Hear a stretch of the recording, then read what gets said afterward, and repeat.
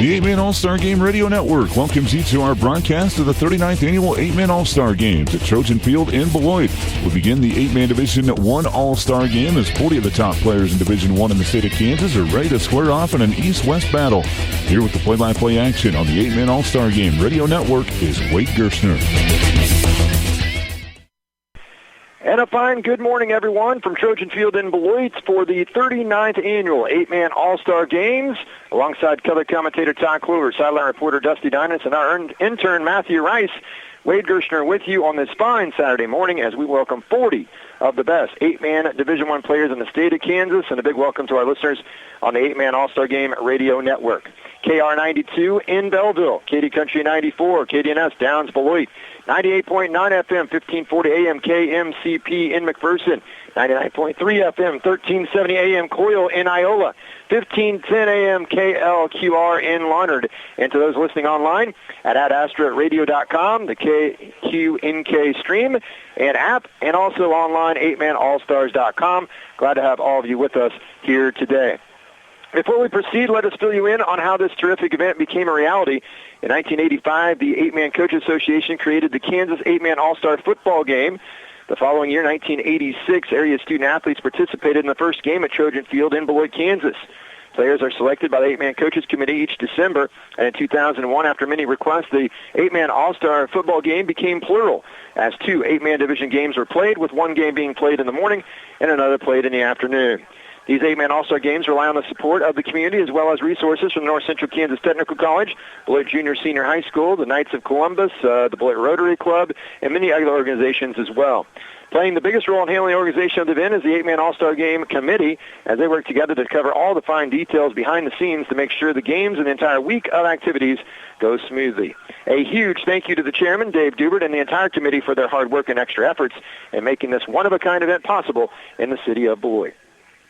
The entire week of fun began for the 88-Man All-Stars on Tuesday as they checked into NCK Tech, went through team meetings and, of course, practice. Off the field, there were other things to do as well for the players as they went to the movies, attended a Tech college tour, attended the 8-Man pep rally at Chautauqua Park in Beloit yesterday, participated in Friday Night Lights last night, plus they enjoyed a players' banquet meal last night at the Student Union. Now, for many of these players, this will be the last time they will play competitive football, while others will be taking their talent to the next level, college. And judging by our conversations with the players, they are ready to showcase their talents today in the 39th Annual 8-Man All-Star Games here at Trojan Field in Beloit. When we return on the 8-Man All-Star Game pregame show, we will profile a few of our All-Star participants. We'll be back in 2 minutes. This is the 8-Man All-Star Game Radio Network.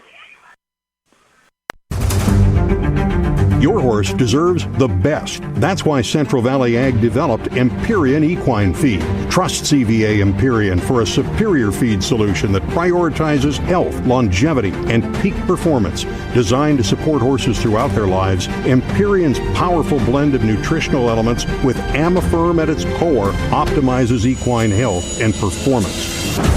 Try Empyrean today. Visit cvacoop.com. The Brush Art Corporation of Downs, Kansas would like to wish all of the 8-Man All-Star Game participants the best luck in today's games in Beloit. And they're proud to support all area athletes and athletic programs. At Brush Art Corporation, they pride themselves on long-term personalized customer relationships with a variety of companies. Where do great brands turn to find solutions at work? Brush Art Corporation of Downs, Kansas. Proud to be a sponsor of today's 8-Man All-Star Games. Hey there, Internet user. Ready to upgrade your online experience? At Cunningham Fiber, we're not just about fast speeds. We're about personal connection. With local offices right in your neighborhood and live customer support, help is always just around the corner. Say goodbye to long waits and automated messages. Our friendly, knowledgeable team is here to assist you with any questions or concerns you may have. Experience the difference with Cunningham Fiber, where fast internet meets local support. Visit ctcfiber.net. Call now to join the family. Cunningham Fiber. Connect with us. The Schooler Company in Downs can handle your grain in a timely fashion and tailors risk management solutions for their customers by buying, selling, storing, and transporting grain and ingredients for use in feed, food, and renewable fuel markets worldwide. Call them today with any questions you may have at 785-620-1133. The Schooler Company in Downs, wishing all of the 8-man All-Star participants the best of luck in today's games.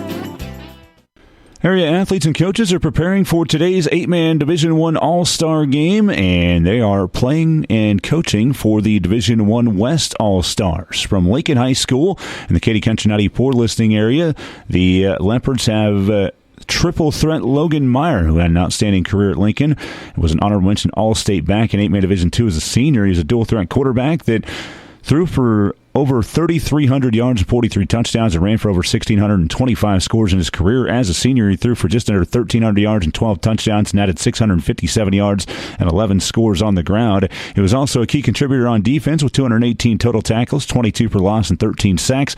He had 76 tackles with 8 for loss and 8 sacks this past season. Through the first 3 years of his career, Meyer was coached by Dustin Petit. However, Petit left for another opportunity, and Colby Hamill took over as the head coach in 2023. Hamill and Meyer teamed to lead Lincoln to a 5-4 record this past season, their first winning record since 2020. Battled in their playoff opener against Rawlins County, but came up just short by 4 in a cross-district game. Meyer discussed the transition to Coach Hamill and what stood out over his 4 years with the Leopards. I really learned a lot about how he coaches. He tried to not change as much as possible.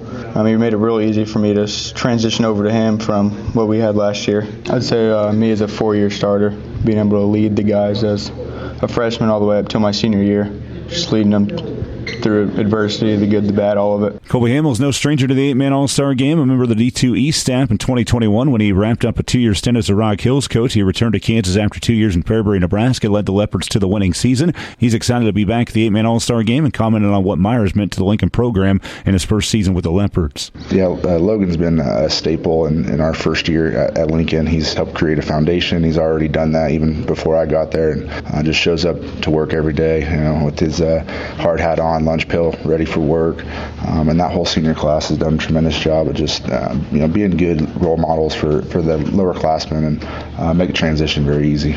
A team that the Lincoln Leopards saw in the district this season was Clifton Clyde, and they're well represented with Trent Long making an appearance for the Division I West All-Stars.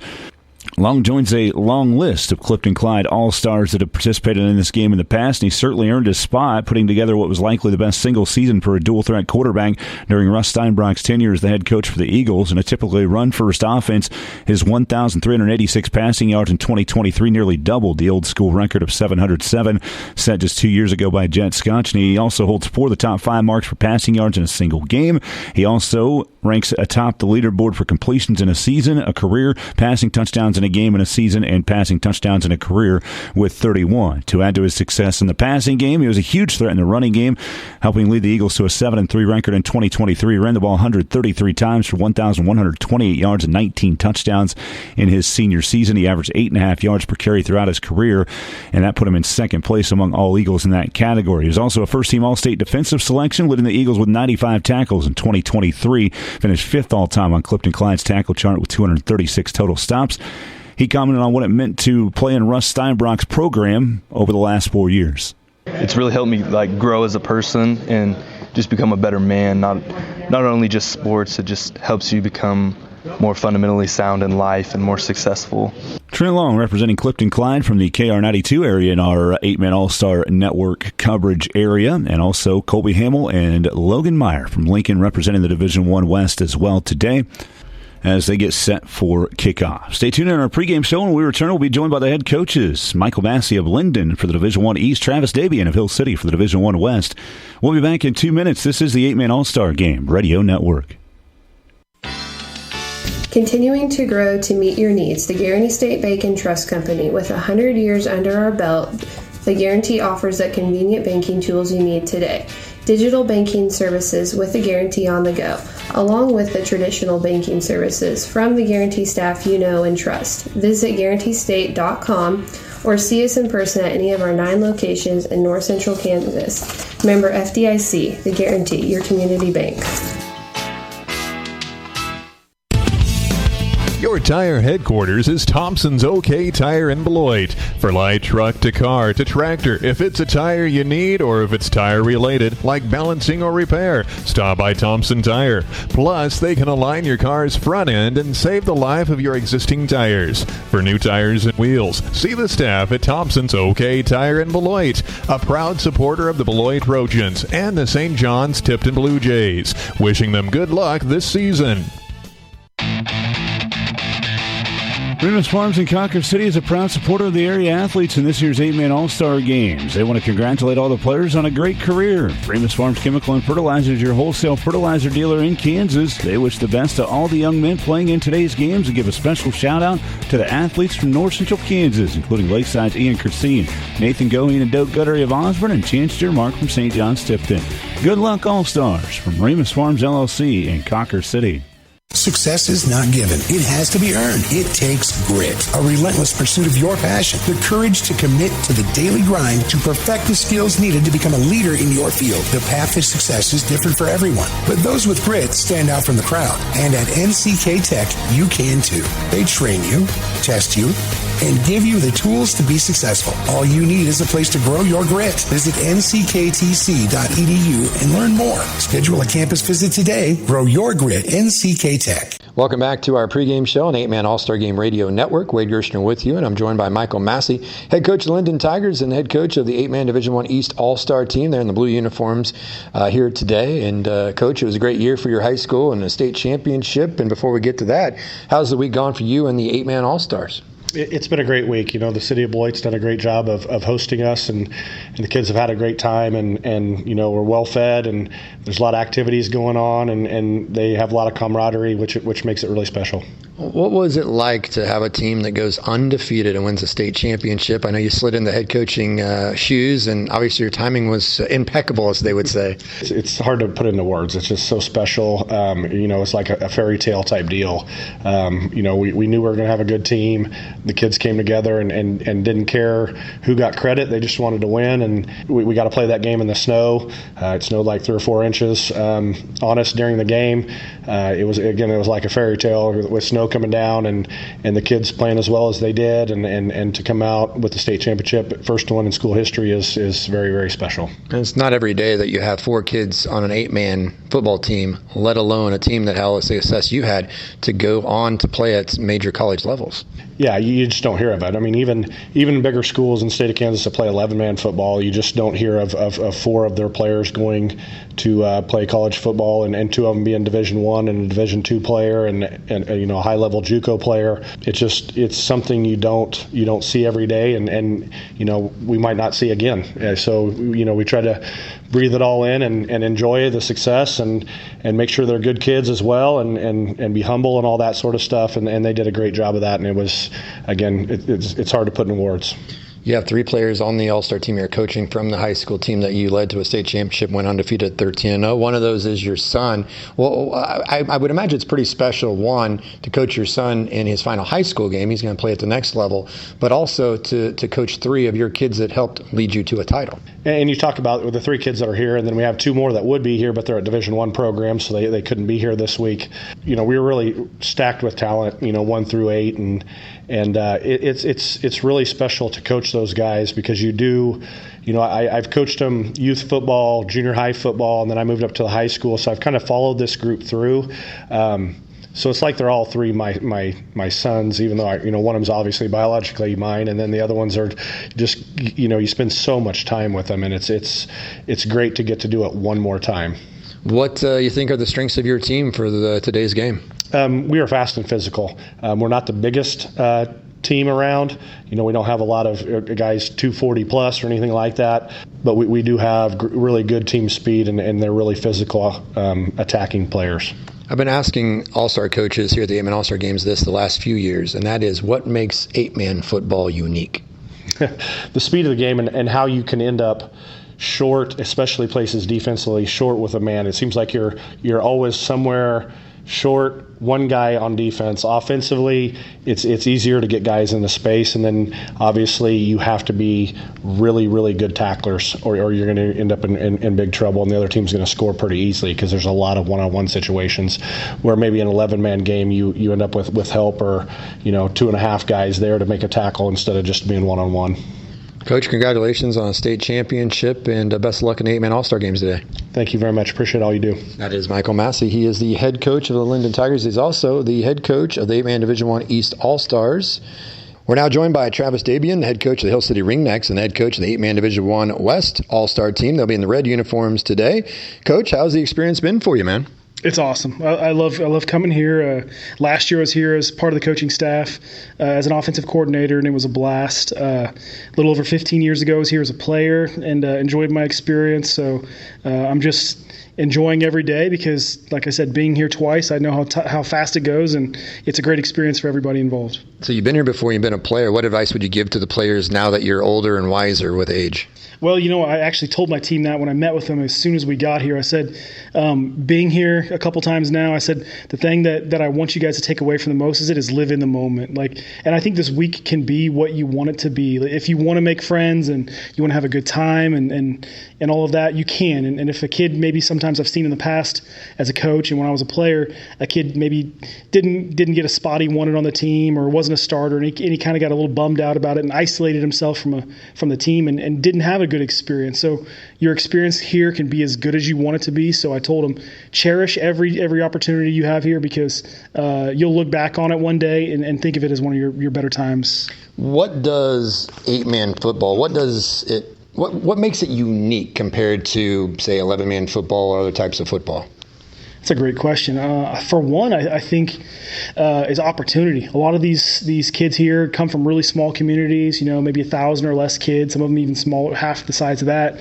And a lot of those kids would never have an opportunity to play football if they weren't, if they went to a school of 1,000 kids. So opportunity is a huge thing for them, exposure, because a lot of these kids, like I said, had they gone to a school of 1,000 kids, may never got an opportunity to play. And when you've got an opportunity in 8-man football to play and get seen, it's a great thing. And a lot of these kids have small town values that are really important and good for young men to grow by, I think, is another thing that I think is really great about it. All right, so help us a little bit to understand your team. What do you think are some of your strengths and areas where you can really exploit some things coming up later today? I don't know that in these games there's necessarily huge strengths and weaknesses because all the kids that are here are good in their own right. So unlike a normal game on a Friday where us coaches game plan for teams that do have those weaknesses, when everybody's good, it's tough to single out and find weaknesses. So what we're going to do is we spent the whole week here trying to figure out what our kids' strengths were and play to those strengths, and hopefully our strengths outweigh our opponents. Coach, thanks for the time. Best of luck today, and welcome back to 8-man All-Star Games as a coach after being a player. Thank you very much. That was Travis Dabian, head coach of the Division I West Red All-Star team. Stay tuned for more of our pregame show as we'll hear from all of today's players with our player introductions after this timeout. This is the 8-man All-Star Game Radio Network. Attention all farmers, truckers, and haulers. Miller Welding of Downs is proud to be a distributor of Sherco's top-of-the-line tarp and hopper openers. Not only do they sell, but they can also install and service your Sherco electric tarp and hopper openers. Sherco offers a wide range of tarping solutions for the agriculture industry for everything from grain trailers, grain trucks, grain carts, wagons, and more. Their advanced technology allows you to cover and uncover loads effortlessly, saving you time and hassle on every job. Visit Miller Welding on Highway 24 just west of Downs or call 785-454-3425 to find out more. For the latest news, standings, and schedules for your favorite high school teams, visit ncksports.com, your home on the web for high school sports involving the North Central Activities Association, Northern Plains League, plus Smith Center and Concordia. Visit ncksports.com today. A big thanks to our sponsors, Thompson OK Tire in Beloit, Mankato Professional Pharmacy, S&S Drug and Home Health, Brush Art Corporation and the Brush Group, Cunningham Telephone and Cable, and by Farm Bureau Financial Services, Todd Clover, Sales Associate. Your horse deserves the best. That's why Central Valley Ag developed Empyrean Equine Feed. Trust CVA Empyrean for a superior feed solution that prioritizes health, longevity, and peak performance. Designed to support horses throughout their lives, Empyrean's powerful blend of nutritional elements with Amifirm at its core optimizes equine health and performance. Try Empyrean today. Visit cvacoop.com. The Brush Art Corporation of Downs, Kansas would like to wish all of the 8-man All-Star Game participants the best luck in today's games in Beloit. And they're proud to support all area athletes and athletic programs. At Brush Art Corporation, they pride themselves on long-term personalized customer relationships with a variety of companies. Where do great brands turn to find solutions at work? Brush Art Corporation of Downs, Kansas. Proud to be a sponsor of today's 8-man All-Star Games. We now introduce the Division I East All-Stars, coached by Michael Massey of Linden and assisted by Derek Bunke of Chase County and Tyler O'Connor from Mound Ridge. Jace Wonderlick, quarterback, Central Burden.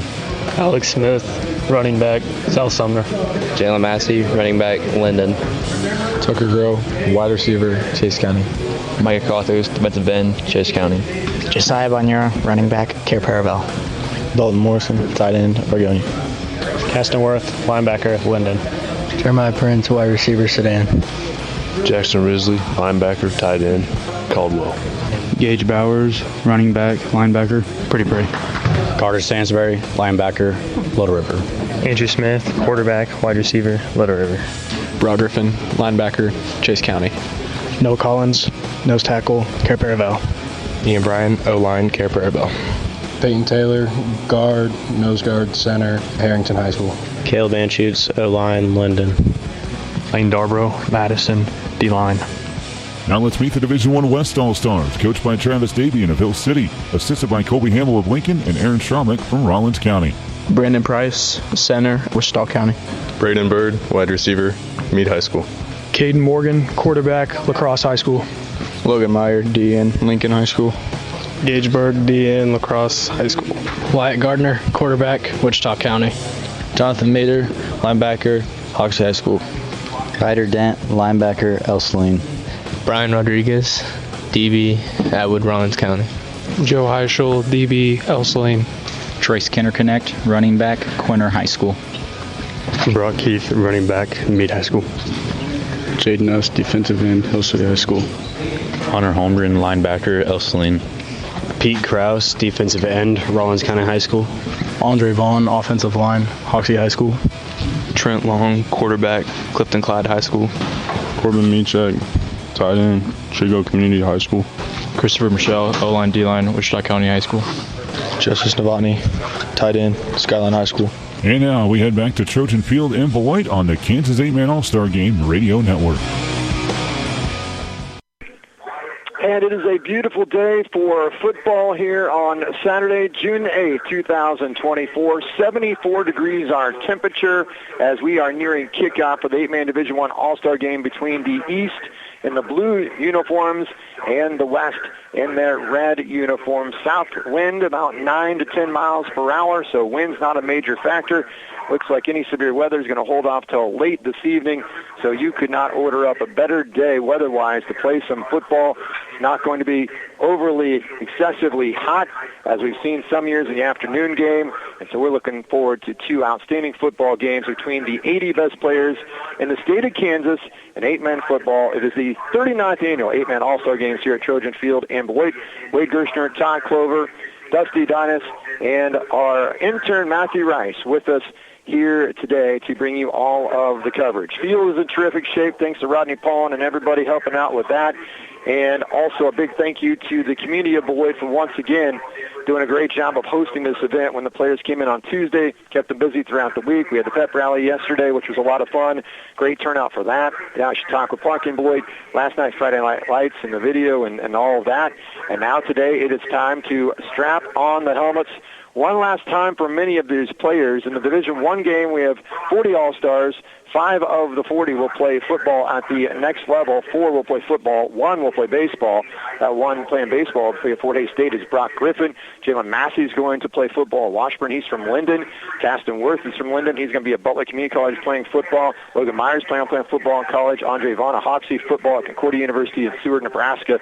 And it's going to be fun to see how these players are condition-wise, Todd, because they haven't played football in a long time, but They've made some great relationships, bonded during the week, and you know that they're itching to get out there and hit somebody. Well, they are, and the first quarter is always so important in a game like this because to kind of get into the rhythm of the game, sometimes you can lose a game. We talk about that in basketball when you go to state in the first quarter. Sometimes you can lose it in the first quarter. So the athletes are going to perform. We're going to see big plays, probably a lot of passing. We've seen that lately, especially in the morning games that go about 3 hours long. So I'm anxious to see who up front can give their quarterbacks and their receivers time to make plays because, you know, you can talk about the athletes all you want. The guys up front have to give them the opportunity to have space, to have time so that they can use their athleticism and just make some of the big plays that we're used to seeing in this game. Dusty Dinas is on the sideline for us here today for the Game 1. Game 2, I'll be on the sideline. Dusty will be in the booth to do play-by-play. Once again, the Division 2 game will be at 1:30 today. Pre-game at 1 o'clock here on KD Country 94 and 8-Man All-Star Game Radio Network. And all these teams are going to have some type of spread or multiple spread formation. It's the way football is becoming. It spreads you out, and especially in 8-man, you utilize your speed the best you can because that's the big thing people talk about. What makes 8-man football so unique? It's usually the speed. It's the speed, and it's coaches knowing who their athletes are and putting them in space. And if you have one person miss a tackle, that's when you have the touchdown because they're just, obviously, it's a math thing. There's 3 less players out there, and that's the reason they go to the spread. It makes it a one-on-one situation for those defensive players. So a lot of times we see the difference in this game is who has the best secondary, who has that defensive end that can put pressure on the quarterback. So, yeah, it's an 8-man game. It's about offense. But guys in the secondary, guys that can get the pass rush quite often are the big players in these type of games.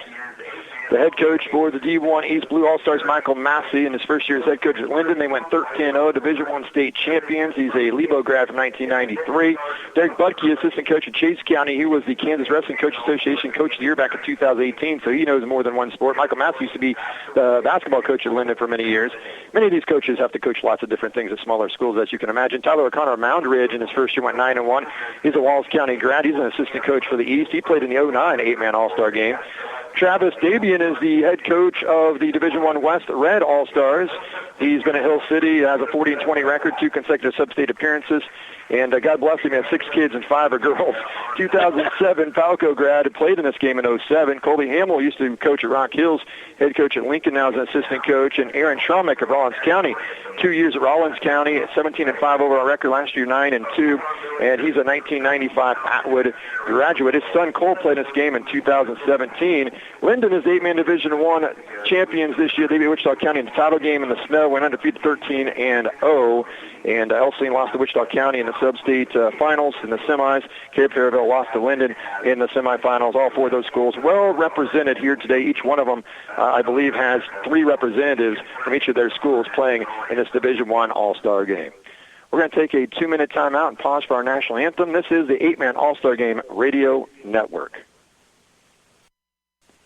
Ready to supercharge your online experience? Switch to Cunningham Fiber today. Say goodbye to frustrating lag and hello to lightning-fast gigabit speeds that will keep you ahead of the game. With Cunningham Fiber, enjoy seamless streaming, rapid downloads, and crystal-clear video calls that bring you closer to loved ones. Plus, with our reliable connection, you can count on staying connected when it matters most. Don't settle for mediocre internet. Call today to get on the list for Cunningham's Fiber Gig Broadband and unlock a world of possibilities. Visit us at ctcfiber.net or call now to make the switch. Cunningham Fiber. Connect with us. The Schooler Company in Downs can handle your grain in a timely fashion and tailors risk management solutions for their customers by buying, selling, storing, and transporting grain and ingredients for use in feed, food, and renewable fuel markets worldwide. Call them today with any questions you may have at 785-620-1133. The Schooler Company in Downs, wishing all of the 8-man All-Star participants the best of luck in today's games. The Guaranty State Bank and Trust Company Insurance Agency is here to assist you with your insurance or fixed annuity needs. Are you turning 65 and needing a Medicare supplement? Do you have enough life insurance to provide for your family? Have you considered long-term care insurance? Or do you have a question on adding a fixed annuity to your investment strategy? Give us a call toll-free at 888-738-4429 or see us in person at the Guaranty State Bank and Trust Company, your community bank, member FDIC. FDIC. Your tire headquarters is Thompson's OK Tire in Beloit. For light truck to car to tractor, if it's a tire you need or if it's tire related, like balancing or repair, stop by Thompson Tire. Plus, they can align your car's front end and save the life of your existing tires. For new tires and wheels, see the staff at Thompson's OK Tire in Beloit, a proud supporter of the Beloit Trojans and the St. John's Tipton Blue Jays. Wishing them good luck this season. And welcome back to all those listening on the 8-Man All-Star Game Radio Network. 8manallstars.com is a site to check out. There are the rosters, previous records, and so much more at your disposal. A lot of profiles that Dusty did throughout the week on athletes from North Central Kansas. And so we appreciate everything that Dusty did all week long covering the 8-Man All-Stars as we get ready for the Division I All-Star Game between the East in the blue uniforms with white numerals and lettering, and the gray pants, and the Division I West All-Stars in the red jerseys with the white numerals and lettering in the gray pants. And then all the teams, the individual players, have their helmet from the high school that they played for. Of course, all these players are seniors, or now no longer seniors. They've actually graduated and will move on to the next level of their lives. Let's go down to the field and Dusty. Yeah, we're just getting ready for the coin toss here between the Division I West and Division I East. You'll hear the official here.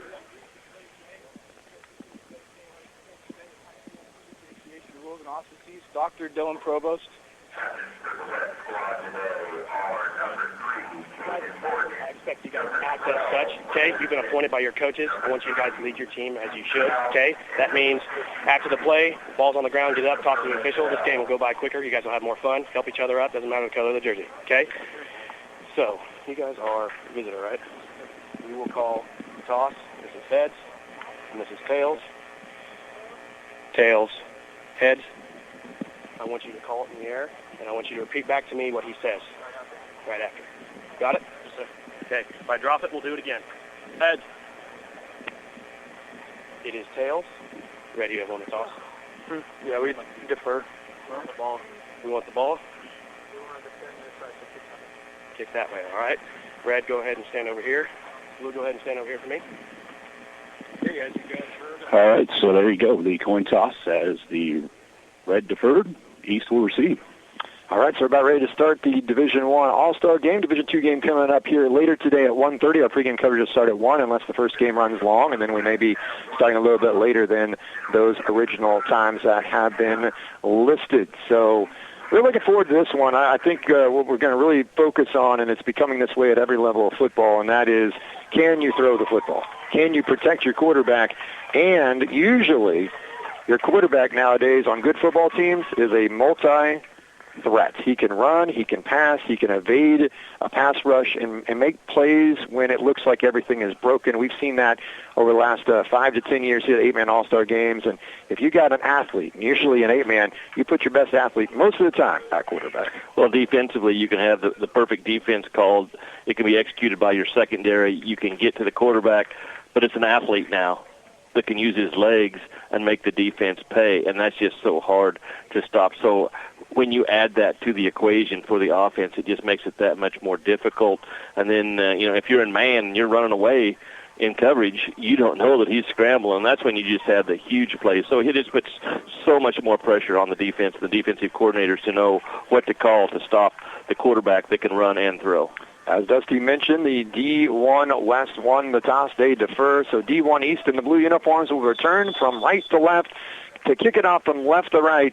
Here are the D1 West, and it's a little onside squib kick to the left side, angling out of bounds, and no one touched it. It is a penalty with the ball going out of bounds. So the Division I West All-Stars trying to pull a surprise with the squib onside kick to the far side, and it looked initially like the D1 East was backpedaling, and it would have had opportunity. The problem is ran out of real estate, ball goes out of bounds. So the penalty, and D1 East certainly will take the football on where it went out of bounds at the 34. It is an 80-yard field and 8-man football. The 40 is the midfield stripe. The quarterback is Jace Wunderlich of Central Burton, running back Jalen Massey of Linden, Tucker Grow, wide receiver Chase County, Michael Cawthers is a tight end from Chase County, slot back Brock Griffin from Chase County.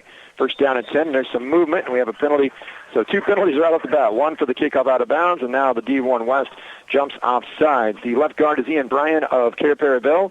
Peyton Taylor, the center from Harrington. Caleb Anschutz of Linden is the right guard. For the D1 West, when it comes to defense, Wyatt Gardner, Wichita County is the left outside backer. Jonathan Mader-Huxley is the right outside backer. Ryder Dent is the middle backer for El Saline. Right corner is Brian Rodriguez of Rollins County. Joseph Heischel is the kicker and left cornerback for El Saline. The right defensive end, Jaden Nuss of Hill City. Hunter Holmgren, the nose guard from El Saline. Left defensive end, Peter Krause of Rollins County. So first down and 10, the ball at the 39, pass over the middle. It is caught, making the catch and hauling in, and finally taken down to 15 is Brock Griffin.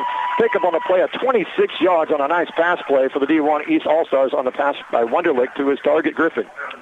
Yeah, and the key to that play was a nice skinny post, but plenty of time to throw the football, and that's a good indicator of what I think we're going to see if they're going to have that much time to throw. So first down and 10 for the D1 East in the blue uniforms. One receiver left. The wingback on the left side is Griffin. Here's the handoff, Wunderlich to Jalen Massey of Linden, and he is swarmed under, taken down after a gain of just a yard, maybe two for Massey. In there for the D1 West All-Stars, Ryder Dent from El Saline along with a couple of his teammates. Yeah, and then a couple more after that. There was 5 guys in the pursuit, and you can see how fired up they are. And what a shocker. We start the game with a pre-snap penalty. That's why the first quarter sometimes there isn't as much scoring, because you have the penalties, and when they settle in, the scoreboard lights up. Second down and 8 at the 13 for the D1 East in the blue. Moving to our left. Griffin in motion. They hand it to him going in motion, and he has nowhere to go. Man, the D1 West was there with the penetration. It was led by Peter Krause, the left defensive end, Rollins County. He stayed home. It's a loss of 5. Well, he got penetration, and you hear people talk about setting the edge. What that means is you get across and you get upfield, and when that happens, the reverse, or in this play, the trying to get to the outside, can't get to the outside because you got penetration and you set that edge. There's absolutely nowhere to go, and you have the loss. So third down and 14, facing the D1 East All-Stars, moving to our left towards the east end zone. The field sets from east to west or west to east, depending how you want to look at it. Great day for football, temperature 75 degrees, 2 tights. And out of the shotgun is Wunderlich on a false start on the D1 Blue All-Stars. So third penalty of the game in the early going. 10:20 to go first quarter. The D1 East with the football driving on their first possession of the game. Well, it was third and long, and you had the split end on the right side, or I should say the tight end, was off in a pass pattern, and he wanted to get out quick to get open and make a big play, and he just went a little bit early. You could see him flinch right before the ball was snapped. So backed it up even more, but you got 2 downs to get this, so you don't have to throw it up to 25 yards downfield into the end zone. Get part of it and go on forward. Third down and 19, the ball resting at the 24 in D1 West territory. Massey in motion, Wunderlich hit as he throws, and it is intercepted. Picked off at the 6, and on the return, here comes the D1 West, and finally stumbling out of bounds, angling far side out of the boundary at 25-yard line, a return about 19 yards. Is Brian Rodriguez of Rollins County coming up with the INT to stop the D1 East drive. And Jaden Nuss out of Hill City is the one that caused the errant pass, because he nailed the quarterback as he was throwing it, which that is why it was underthrown, and Rodriguez is able to pick it off. So, as I said, as the game was getting started, the key to stopping these offenses is defensive ends that can get pressure on the quarterback, and that's exactly what Nuss just did. So the D1 West will take over. Their quarterback is Caden Morgan of La Crosse, 6'4", 180. Center is Brandon Price of Wichita County. Wide receiver Gage Burke of La Crosse. We'll set the rest here in a moment. Play action. Morgan airs it out near side on the money, making the catch. Novotny from Pratt Skyline at the D1 East 35-yard line. Gain on the play of 18 and a first down on a perfectly thrown ball by Caden Morgan. The slot back, Trace Skinner Connect of Quinter. Running back, Brock Heath of Meade. Left guard, Corbin Michek of Trigo. Christopher Michelle is the right guard, Wichita County. And Novotny, the tight end, Skyline, made that catch. He had 29 catches a year ago. Here's a screen out to the left side. Quick pass and a short gain for Skinner Connect of Quinter. A gain of a couple. The defense for the D1 East, Alex Smith of South Sumner, a safety. Corner, Josiah Bonura of Cape Paravel.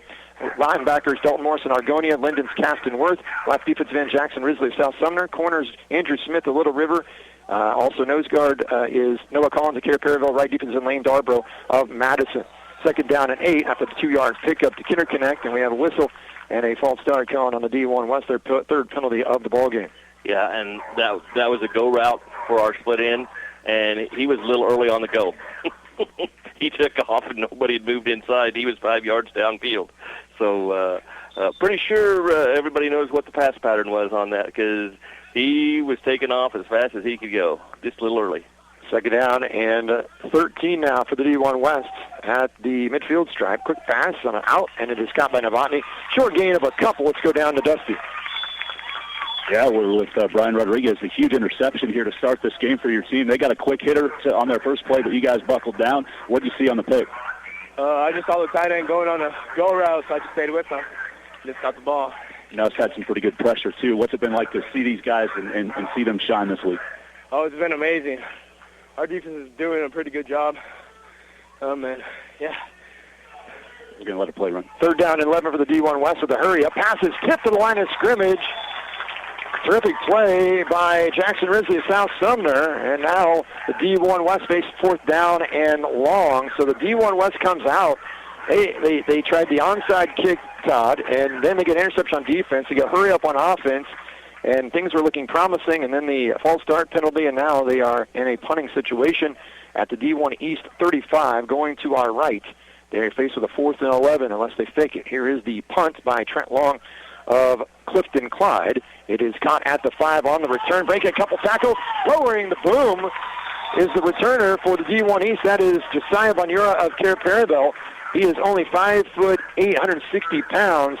But he had a nice return of about 20 and then marked the ball at the 24, and that's where the D1 East will start. No score, both teams in one possession. 8:13 to go, first quarter D1 All-Star game here at Trojan Field in Beloit. And Wade, you've already seen the key to stop getting stops as the defensive ends. Third down, you knock down a pass. The interception was caused by a defensive end putting pressure. Defensive ends are key in this game because you're going to be throwing the football. Somebody's got to get to the quarterback or you're going to see a lot of points. Yeah, so far the D ends have stayed home. They have caused some problems.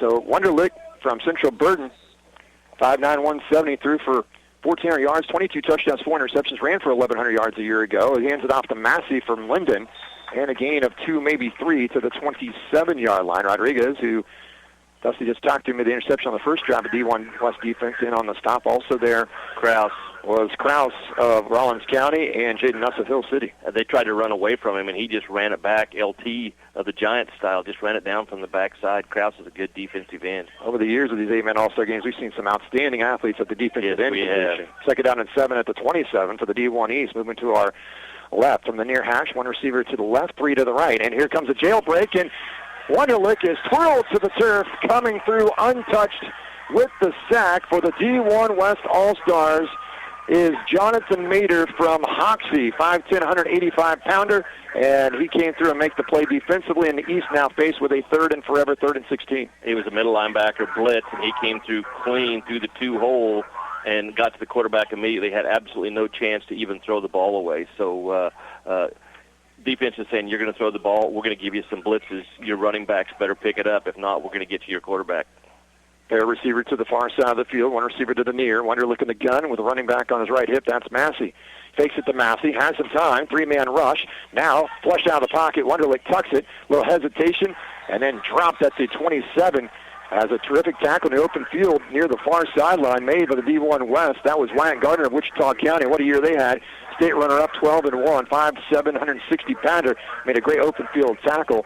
Gain on the play of about 6, and so it's a 4th down and 8. And that you saw the defense in zone when the quarterback scrambled, just what we talked about 5 minutes ago. Quarterback scrambled. You had guys looking at the quarterback to come up and make the play instead of being in man and running away from the quarterback. So good defensive call. Lane Darbro of Madison is the kicker and the punter for the D1 East All-Stars. He stands at his own 15. It is a high snap and over the head of Darbro. And he's pretty tall. Darbro goes back to the 1, has it knocked free. He recovers it in the end zone, and that should be a safety, shouldn't it? It'll be a safety.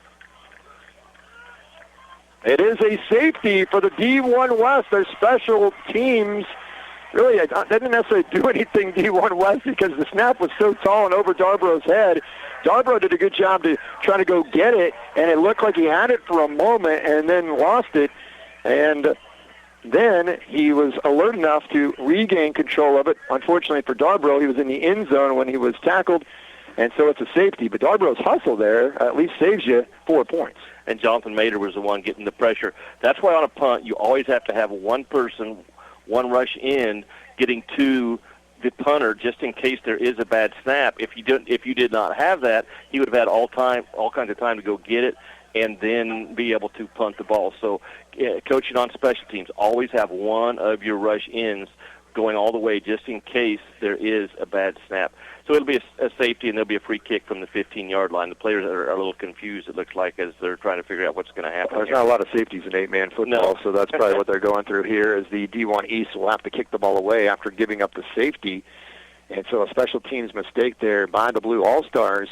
And remember that these players come in on Tuesday, and they have so much practice time, but you don't have a lot of time to really focus on special teams and this, and that. I mean, they do. There's a focus on, don't get me wrong, but you only have so much time. And so sometimes we see in these games where there could be a breakdown in special teams or in regards to coverage, because what happens in 8-man football, and even 11-man too, is you're putting one of your faster, more athletic guys back to return a kick. And how many times have we seen teams over the years in high school football say, you know what, we're just going to kick it out of bounds. We don't even care. You can have it at the 30 or the 40, wherever it is.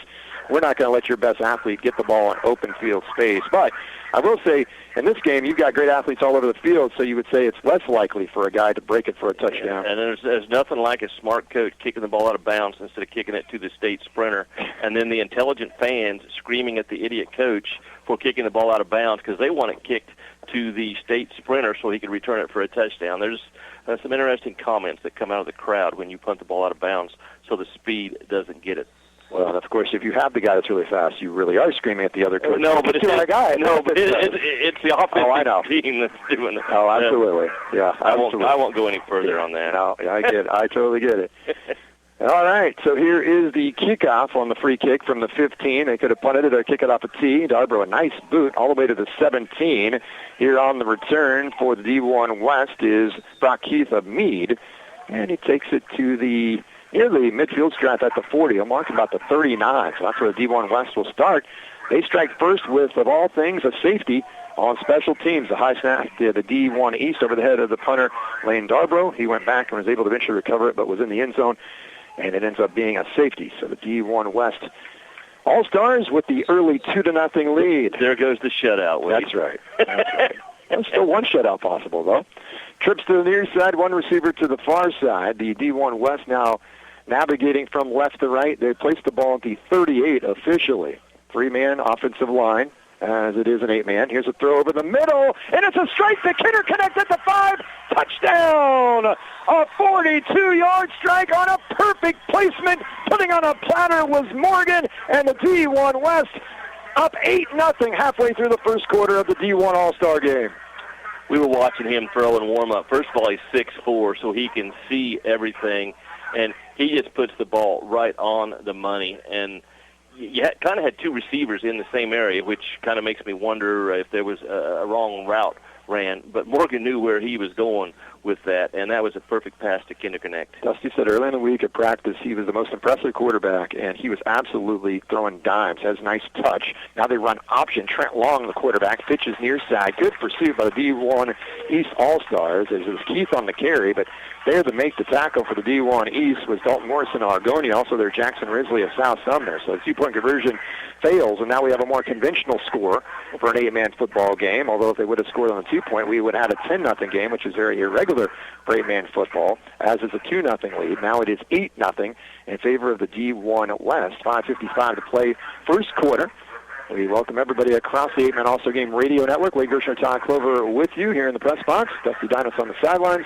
Matthew Rice, our intern, learning the business so he can take over for us when we get old and fragile and retire and go to the home. All right, let's go over to Dusty, far side. Cade Morgan with us, the quarterback from the Division I West squad. I saw you in practice dropping dimes this week, and that was one to Kinderconnect. What do you see on the play there and getting the big one? Our coach, he's got a great offense set up for us. It's really simple. It's just we're putting guys in positions that they don't want to be in on defense and just hitting whoever's open. A lot of guys you've had to play against in high school that you get to play with. What's this experience been like for you, and especially the start here getting up 6-8-0? It's been great. This whole week it's been great. Great practices, great time hanging out in the dorms with the guys, the rec room, everything that they provided for us. we all had a bunch of fun this week, and we couldn't ask for a better start to this game, getting a safety, and then just that touchdown right there to go up 8-0. Jaden Morgan from La Crosse, thanks for the time, man. You're welcome. Jaden Morgan at La Crosse. La Crosse went 6-4 this year. Todd mentioned 6'4". He could survey the field. Here is the kickoff, and on the return, and a little bit of daylight, then it's bouncing like a pinball on the return for the D1 East is Josiah Bonura. He's had 2 nice returns, so the D1 East will take over the ball at about the 30, maybe the 31-yard line. But back to Morgan. This year, Morgan threw 27 touchdowns, 9 interceptions, 1,300 yards passing, 700 yards rushing, 8 touchdown runs. He'll be going to Kansas Wesleyan to further his educational career, but that was a very nice pass right over the middle to Kinner-Connect. Hit him in stride on the hands. Nice catch by Kinner-Connect from Quinter. He's a 5'9", 160-pounder. Quinter lost in the first round of the playoffs this past year. So first down and 10 at the 31 for the D1 East, moving from right to left on your radio dial. Here is the handoff. It's quarterback Reed, and Wonderlick gives it to Massey. Massey just hasn't had any real estate to work with so far. Great job of the D1 West. Rodriguez is in there also, and on the stop was Mater. And also there was Ryder Dent, a gain of a yard, maybe 2. Mater made the tackle on that kickoff return when it looked like maybe he was going to pop open and have a longer run, and then he made the initial hit on that play. So he is very active making tackles. So second down and 9 for the D1 East. They trail 8-0, 5-12 and ticking. First quarter D1 8-man All-Star game at Trojan Field and Beloit. 2 receivers right, 1 receiver left. Wonderlick is by himself in the backfield.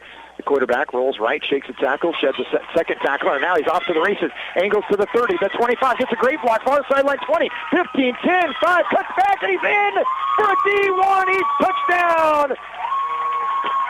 What a run by Wonderlick from Central Burton. And he's able to navigate his way crisscross on the far side, get a couple great blocks at the touchdown run of 48 yards. And there was 5 guys that looked like in the backfield or close to the line of scrimmage that had the ability to tackle him. And, Wade, that's what you said to start the game. That's the difference now in football at pretty much all levels. Even the NFL now is you got the quarterback that can make the defense pay with their leg, because that play was defended extremely well. There was nobody open. You had a pass rush, but the quarterback's just too athletic. D1 East down 8-6 after the 48-yard scamper there by Wonderlick. East goes for 2. Brock Griffin in motion on the near side. They hand it off to Massey, and Jalen Massey is stopped. Now he just tried to pitch it forward because he knew he was toast, and he stopped shy of the goal line. 2-point conversion fails. D1 East is on the board. Much-needed score in a very quickly manner as they scored very quickly after that touchdown by the D1 West on the pass to Kinner-Connect from Caden Morgan, and now Wonderlick showing good patience there on the far side. Broke a couple tackles and then waited for a block, and then it's just great vision downfield. And so D1 East avoids a shutout as well, Todd. So there will be no shutout here in this first game. There ain't going to be a shutout. Now you got those first couple drives out of the way, and now we've had a 7-second drive and a 51-second drive for a touchdown. So game on now. Yes, game on. Well, we saw a couple penalties early in the game, and you're going to have to knock off some rust, no question. These kids haven't played for a long time. Let's go to Dusty on the sideline. Jace Wonderlick with us, the quarterback from Central Burton for the East. Man, it was you hit that quick hitter on offense on your first play, and then you kind of stalled a little bit, but had that big touchdown run. What do you see on the edge there on that play? They did a good job covering up our receivers, and just scrambled drill and just had to make a play. You kind of been scrambling a lot so far here in this game. What does it take to have the intellect to be able to make those plays in that quick moment? Just know that your teammates have your back when you start to run the ball, and that they're coming back to get someone. What's been your favorite part of this week so far, man? Probably just conjoining with all these boys and having a great time in the dorms at practice. It's just been a great week overall. Jace, thanks for the time, and happy you had the chance here. Best of luck. Thank you. That was Jace Wonderlick. He's a little bit out of breath after making that long run, and rightfully so. And he's from Central Burton, and he had quite a year where he threw for over 1,400 yards, ran for 1,100 yards, 22 passing touchdowns, 22 rushing touchdowns. I like his future plans. Yeah, he's going to be cybersecurity. I'll tell you what, we need people from cybersecurity, no doubt about that. Is that why he sounded so good in the interview? It sounds like he could talk. Yes, he definitely did a nice job on the field and then on the sideline talking to Dusty. So 8-6, the D1 West All-Stars. There's a kickoff by Darbro, and he went out of bounds at about the 2 So the penalty on the kickoff, second penalty on a kickoff we've seen so far here today, going out of bounds. This one further down the field than we had on the opening kickoff, which was an attempted onside kick by the D1 West All-Stars. So this, in 2001, is when we ended up having the two games. The West leads the all-time series 12-10. The West won the D1 game last year 28-22. There have been 2,640 players that participate in 8-man All-Star games over the course of the 39 years, and 38 of 40 of these players were on winning teams, and they made the playoffs. So these guys are used to some success, and now they're playing with the best of the best, and we've got a good one so far. Well, the best athletes are probably why they're on winning teams. Yes. When you are one of the best athletes in the state, your team's probably going to be pretty good. Yeah, Linden was a bit stacked this year. We'll talk about that when we get the opportunity. They are the state champs in D1 and went undefeated. Only had one close game all year long, and to Chase County, 38-34. Here's Kinnerconnect, reverses field against the grain. Now let's see if he can turn the corner near side. He cannot. Outstanding tackle applied there by Carter Stansbury of Little River, 6 foot, 190-pounder, 87 tackles last year. Carter's going to be a farmer here coming out of high school, and there's no... we need people to provide food on our plate, no doubt about that. And I've always admired farmers. My dad's a farmer, and that was a nice tackle. It looked like a guy that could rope a steer and take him down. That's exactly what it looked like. Yeah, I'm a rancher as well, farmer, rancher, rodeo man. 1st and 10 for the D1 West. They lead 8-6, 4:47 to go first quarter. One receiver to the far side, Novotny from Skyline had a couple catches on the first drive. One receiver to the near side. That looks like it's Braden Bird of Meade. Morgan in the gun. Quick pass, swing pass to Kinnerconnect. Kinnerconnect breaks one tackle and now goes forward and nearly picked up a first down. A gain of 9 on a very short and safe pass from Morgan to Kinnerconnect, second short. Kinnerconnect is pretty slippery out there. He has some juke moves, very hard to get a hold of for those guys in the secondary. He is really good at making the first guy miss. That's why they just snap the ball and throw it to him and say, hey, see if you can tackle him. Kinnerconnect and Bird split to the near side. Novotny to the far side. 3 receivers set. Morgan, short drop, fires a laser. It's caught by Bird. Bird cuts back on the near side at the 38 in East Territory. Has a first down, a gain of about 4. That's all they needed. They keep the chains moving. Keep the chains moving, and with the first 2 play calls of this drive, you don't have to worry about a pass rush. That's because right. It's a shotgun snap, and the quarterback immediately is getting the ball out of his hands, and then yet the last drive, they run the deep post pattern. So they are attacking all levels of the field against this defense. 1st down and 10 for the D1 West in the red uniforms, moving from left to right here at Trojan Field in Beloit. 3 receivers to the near side of the field, 1 to the far boundary. From the near hash mark at the 38, set to snap it is Brandon Price wearing 0. Don't see a center wearing 0 very often, or any football player wearing 0. Here's the snap. Morgan, quick pass, and is caught again on the far side. This time, hauling it in and it's going nowhere is Braden Bird. Gain of maybe half a yard. What happens is that starts sucking that defense up. That secondary starts attacking those passes, and then instead of the screen and the guy that's doing the blocking, he's going to fake like he's blocking and go deep. So somebody has to stay disciplined in that secondary and stay back because the play is coming where they fake that screen and the blocker goes deep. Jeremiah Prince and Micah Cawthor's in on that stop. 2nd down and 9 for the D1 West. In motion, Kinnerconnect, they fake it to him, little counter play, and it is read immediately. And being brought down the backfield, another outstanding play by Jackson Risley of South Sumner as he drops the running back in the backfield for a loss, as carrying the football was Brock Keith Meade. He had no chance, a loss of 3. Yeah, the running game, other than the quarterback scrambles, has been pretty much non-existent at this point because the defensive ends for both teams are getting into the backfield, and maybe the quarterback probably could have kept that and had good yards. Todd, that was the first run by the West in this game. 7 passes. That was their first run. So they've been pass happy, but they've been throwing short passes, which is a lot of people tell you nowadays that's just an extension of the running game. It's in essence the running game. The short passes that are safe and quick. You don't have to worry about getting hit as a quarterback because you unleash it so quickly. So a timeout has been called by the D1 West All-Stars to talk some things over. as the D1 Red, the West leads the D1 East, the Blue, 8-6, 2:32 to go here in the first quarter of play. Coming up later, it will be the Division II game at 1:30, pregame at 1 o'clock on the 8-Man All-Star Game Radio Network. We were talking about Linden and how great they were this year, 13-0, undefeated state champions. Oh, let's see. So they have Jalen Massey, that's head coach's son. He's going to play football at Washburn. Caston Worth, he is going to play football at Butler Community College. He is on this team. Gil Anschutz is an 8-Man All-Star as well. And there's two guys for Linden that aren't 8-Man All-Stars because they're not allowed to play in this game.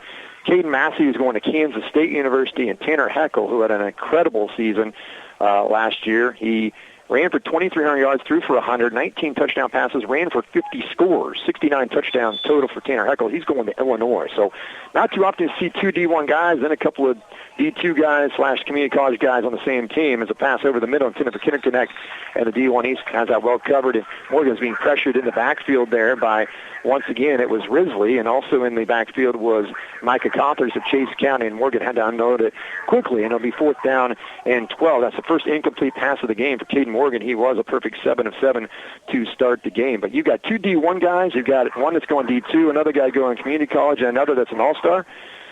Coach Massey said first year as a head coach, he just moved up from assistant head coach. He said all I had to do was not screw it up and tell them run fast and score. And that's what they did a lot this past year. Here's the punt is taken by Von Ura, breaks the first tackle, and then dives forward to the 16. Boy, he has been a spark plug in the return game for the D1 East. That was a great punt inside the 5, and Von Ura decided to field it. Almost got dropped right there and would have had his team pinned back, but broke that initial tackle. And the D1 East will start this possession at their own 16-yard line from the near hash mark, moving to our left. Yeah, Heckel had quite the year, but he had quite the guys in the front blocking for him. I know Massey was, it was quite the recruiting process. I know the family extremely well, and there was a lot of great programs that wanted him to come in and be an offensive tackle. 3 receivers to the far side, 1 to the near boundary. Wunderlich alone in the gun on 1st down and 10. Low snap being chased, gets away from the rusher on the edge, and Wunderlich is chopped down low at the knees. A gain of 3 to the 19. Man, Wunderlich did a great job of avoiding the pass rush off the left end. Peter Krause of Rollins County nearly had a sack. Yeah, and Wyatt Gardner out of Wichita County makes an open field tackle. So, yeah, immediate pressure on the quarterback so that nobody designed to block the defensive end, and that's a really good defensive end that you're turning free in Krause because he's been in the backfield since the game started. And look at him out there. He's just walking around. He can't wait for the ball to be snapped. Look at him. He is chomping at the bit. 2nd down and 7 at the 19. Middle of the field, the ball was placed by the official. D1 East in the blue uniforms, trailing 8-6. Twins to the far side, 1 receiver to the near. Wunderlich, once again, alone in the backfield. Massey in motion to the near. It is Wunderlich being chased, throws off his back foot across the middle of the field. That's a dangerous pass. You know, Mahomes and some guys can get away with that. Don't know about this level, and it's incomplete. Lucky it wasn't intercepted. Once again, there was pressure as the pass fell incomplete at the 35. Yeah, that's the one difference I'm seeing in these two teams right now. The West team is able to get pressure on the quarterback. We haven't really seen that go the other way, where you can get pressure on the quarterback, and a lot of times that can determine who wins these ball games. So going to have to do a better job of picking up some of these blitzes, and sometimes the 2 plays ago there was nobody to block Krause on the play because the running back goes out and the guard on that side is occupied with somebody to block. So it's just the play is designed to have to get the ball out quick. 3rd down and 7, D1 East, minute 17 to go first quarter. D1 West leading 8-6. 1 receiver flanked to the far side, twins to the near. Empty backfield, Wunderlich in the gun, has some time. Fires across the field, a short pattern to the receiver, making the catch for a short pickup is Micah Cothers of Chase County, the tight end. A gain on the play of 4. Gardner again with the tackle, and this is going to be a little bit different. You know, if you were keeping track of tackles, you're going to be like, well, where's your defensive linemen and linebackers making tackles? Well, the tackles are going to be made by the secondary. Why? Because every play is a pass play. So it's the guys in the secondary that are around the ball once it's caught to make the tackle. So if you're a middle linebacker in this game, you're like, yeah, man, that wasn't a whole lot of fun. I'm in pass coverage the whole game. All I'm doing is running around the field. Don't have anybody to hit or tackle. D1 East run the ball 8 times, 4 passes. The D1 West 8 passes, only 1 run. And that 1 run was a pretty big loss, so we probably saw our 1 run. We're going to see this. Could be. 4th down and 3, the D1 East goes for it, and jumping is Cothers. They were going on a long count, and it got their own guy. Cothers takes off before everybody else. Pretty easy call for the official to make. And so instead of 4th and 3, it's 4th and 8. They were trying to draw them off sides, and now more than likely they'll punt, but we shall see. Yeah, going out there is Madison Darbro, number 88, 6'2", 210. He is the punter for D1 East, and for the D1 East's sake, you hope this snap is better than the first one today that went over his head. That is a good one. Here is the punt. Line drive kick. That is very returnable at the 31-yard line. With it for the D1 Red is Rock Keith, and now he reverses field to the near side. Tries to turn the corner, tight ropes the near sideline, and is taken out of bounds at the 29. There is a flag on the far side at the 31, more than likely an illegal block on the return, especially when it was designed to go left, and then the returner cuts back to the other side of the field. How many times you see changes those angles? Yeah. Yep. Yep. You saw the same thing, and the crazy thing about it is it's clear on the opposite side of the field behind the play.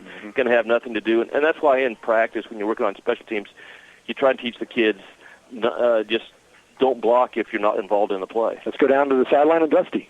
Hill City's Jaden Nuss with us here. Jaden, you're off to a good start. You know, the defense is 2 big plays for their team, but otherwise you've been able to get a lot of pressure on the quarterback. What are you seeing on the line and being able to get back there? I've had a little bit of trouble with the grass is slick. But Brian's interception, I was really pleased with that. I was able to get back there, get some pressure on the quarterback, and I know he tried to get that out pretty fast because he saw me coming up there, and Brian was able to get to the ball and intercept it, so that was a big momentum boost, and that was pretty nice. You listened to Coach Ayers last night, lifting up your teammates, right? How fun has it been to play with these guys? It is absolutely amazing to be on the field with 20 passionate guys, and everybody cares about the game just as much as I do. How cool is it to have Coach Davian here with you?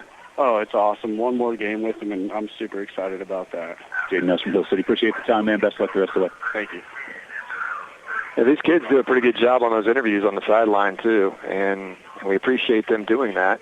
1st down and 10 for the D1 West after the penalty on the return moves them back. So they will start at their own 33 from the near hash mark. And little shovel, that should be a pass. That should count as a pass and not a run.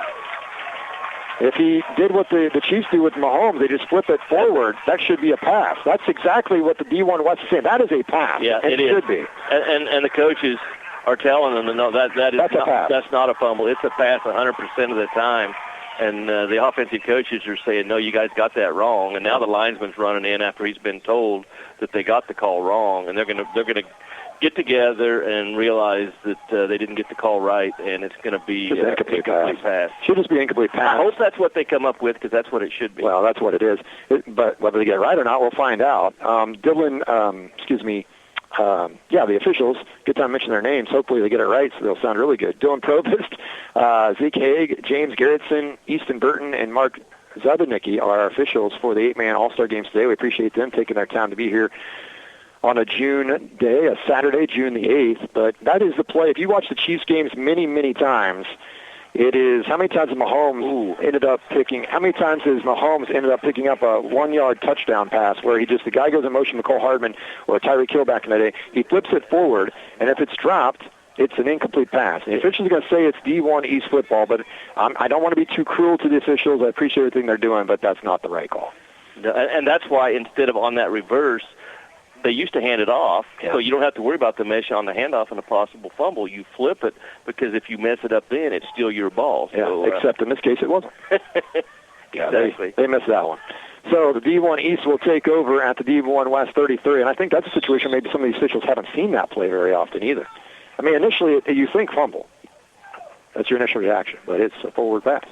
But that's not what the officials called, and now Wunderlich, quarterback keep, takes it to the running back, right up the middle. Wunderlich at the 5, angling, and inside the pylon for the touchdown. The D1 East takes advantage of the call by the officials.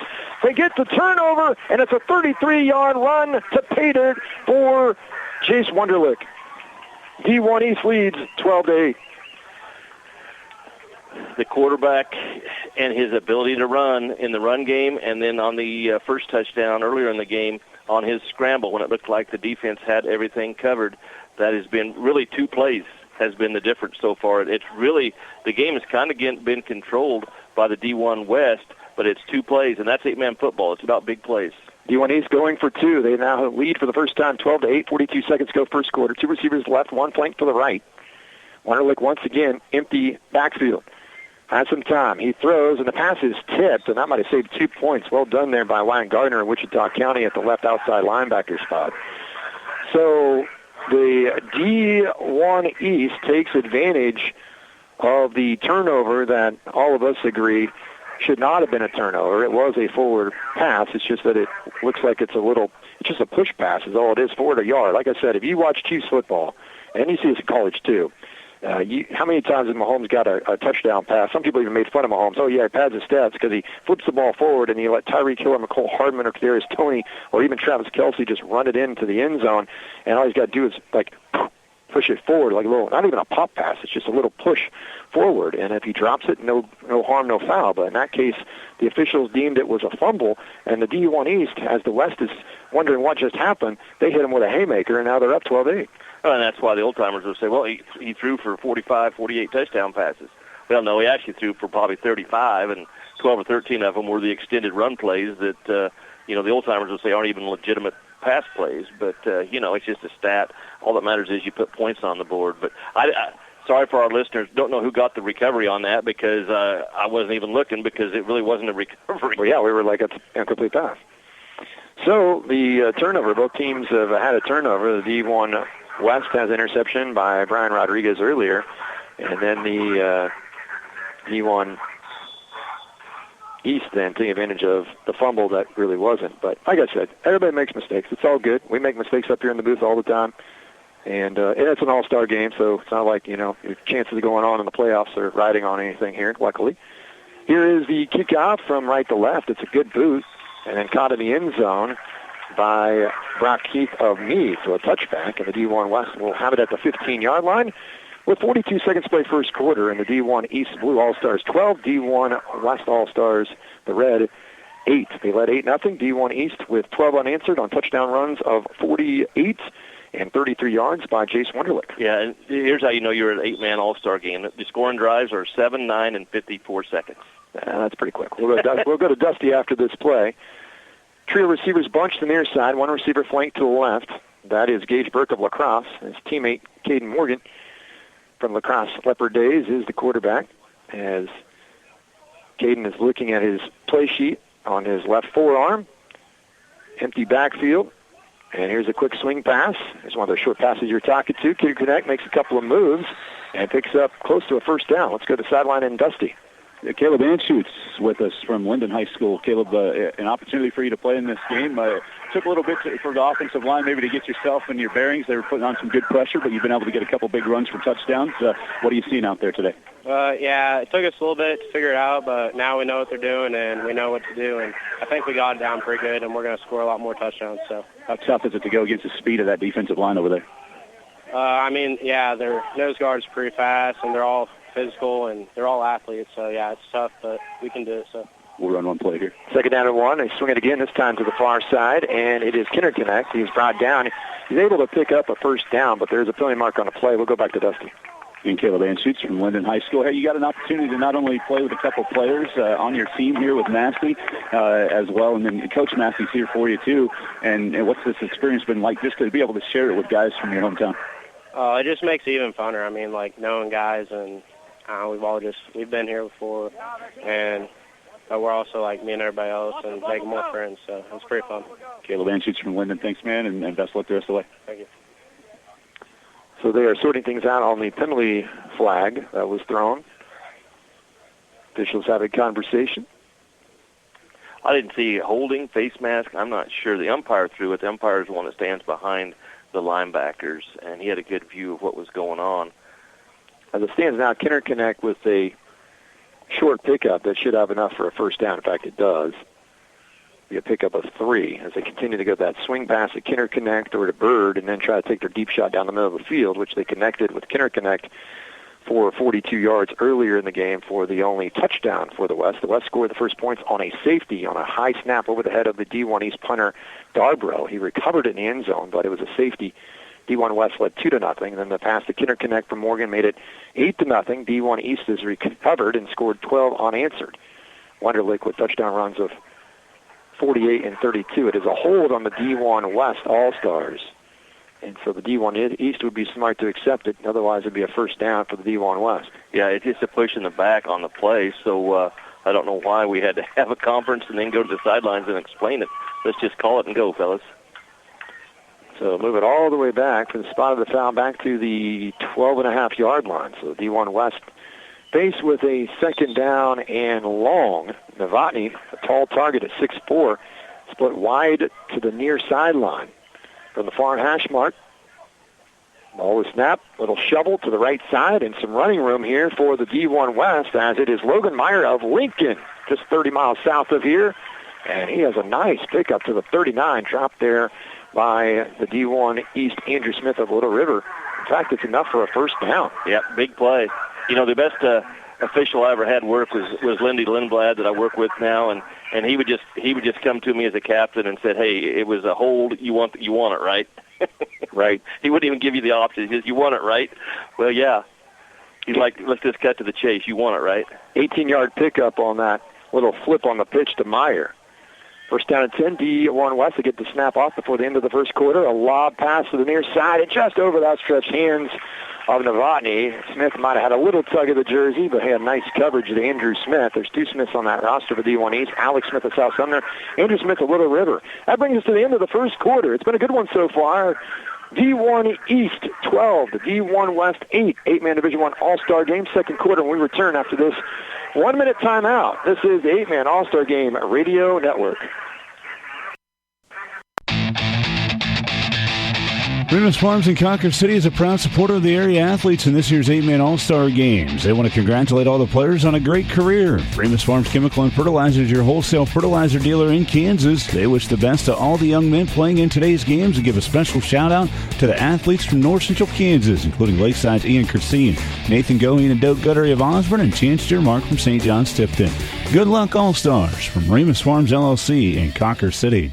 Success is not given. It has to be earned. It takes grit, a relentless pursuit of your passion, the courage to commit to the daily grind to perfect the skills needed to become a leader in your field. The path to success is different for everyone, but those with grit stand out from the crowd. And at NCK Tech, you can too.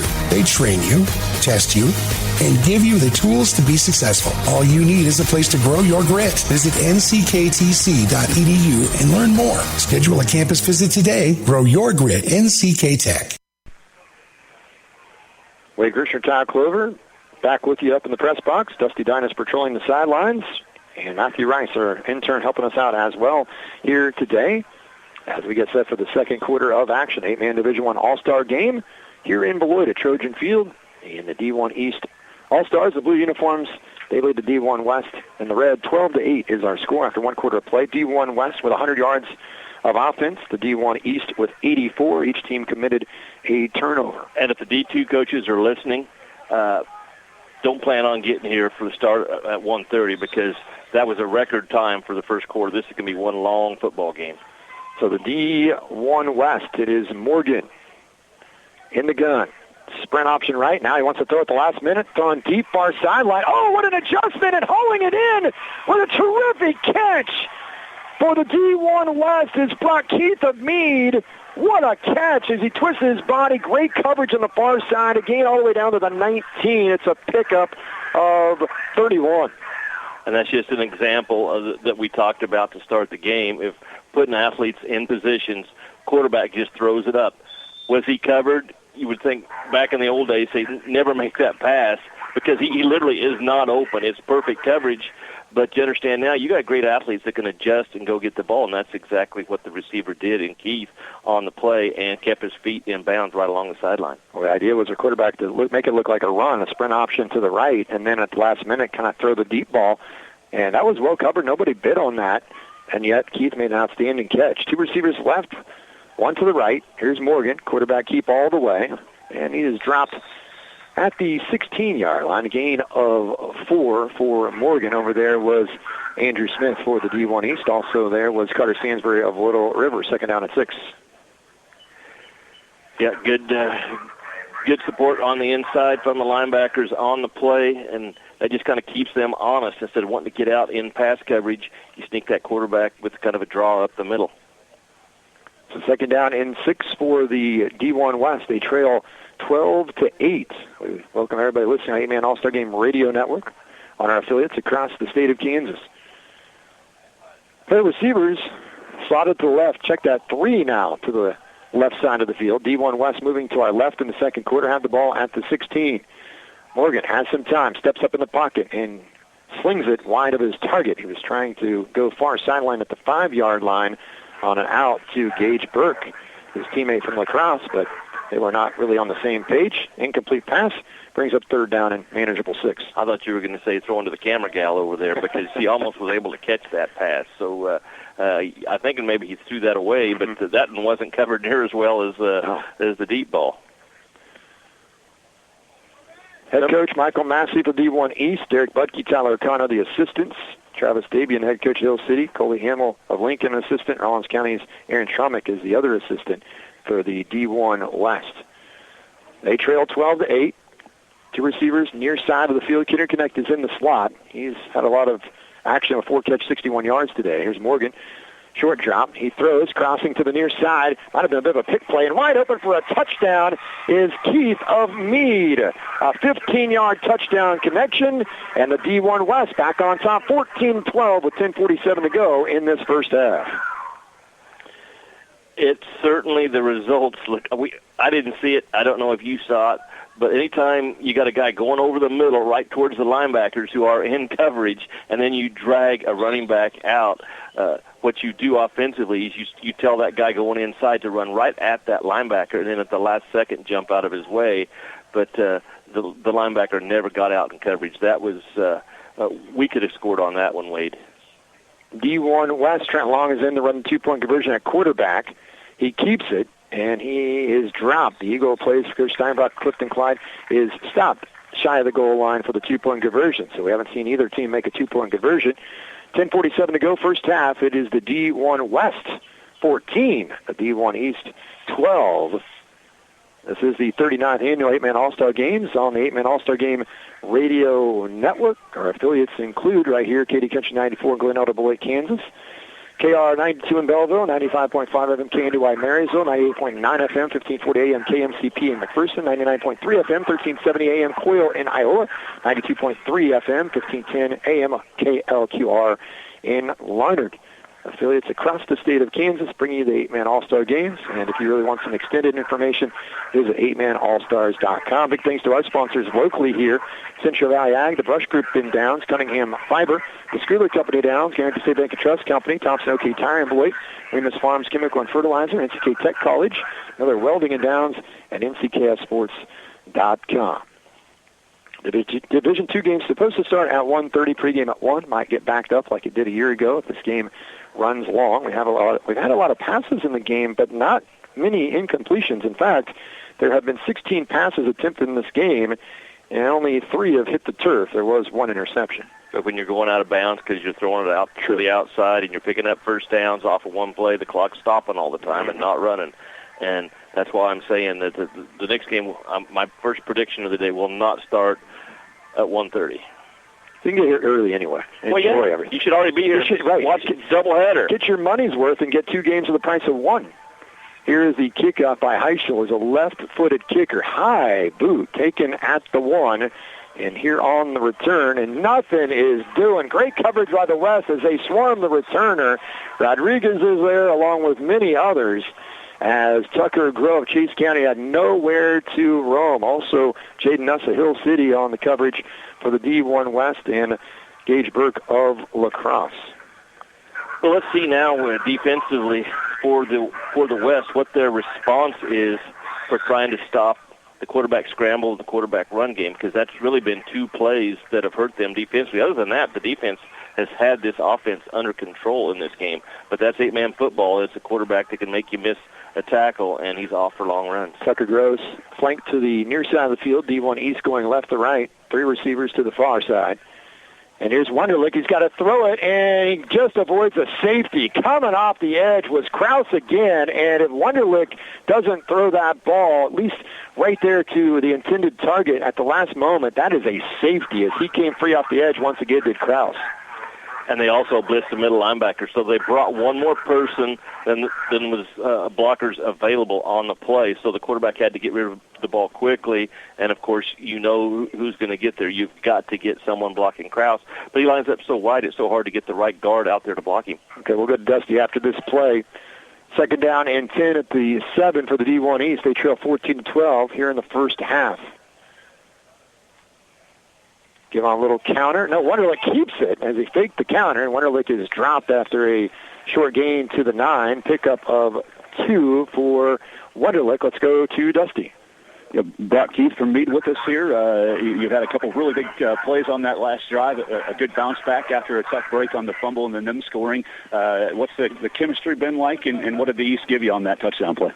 Oh, I mean, our chemistry is amazing. I mean, we've all of us go into the same room. You know, we play games. We've been doing some shenanigans, and the East. I got to give credit to my line and wide receivers on those blocks because they're in a good position, and they just let me score, and they give me the.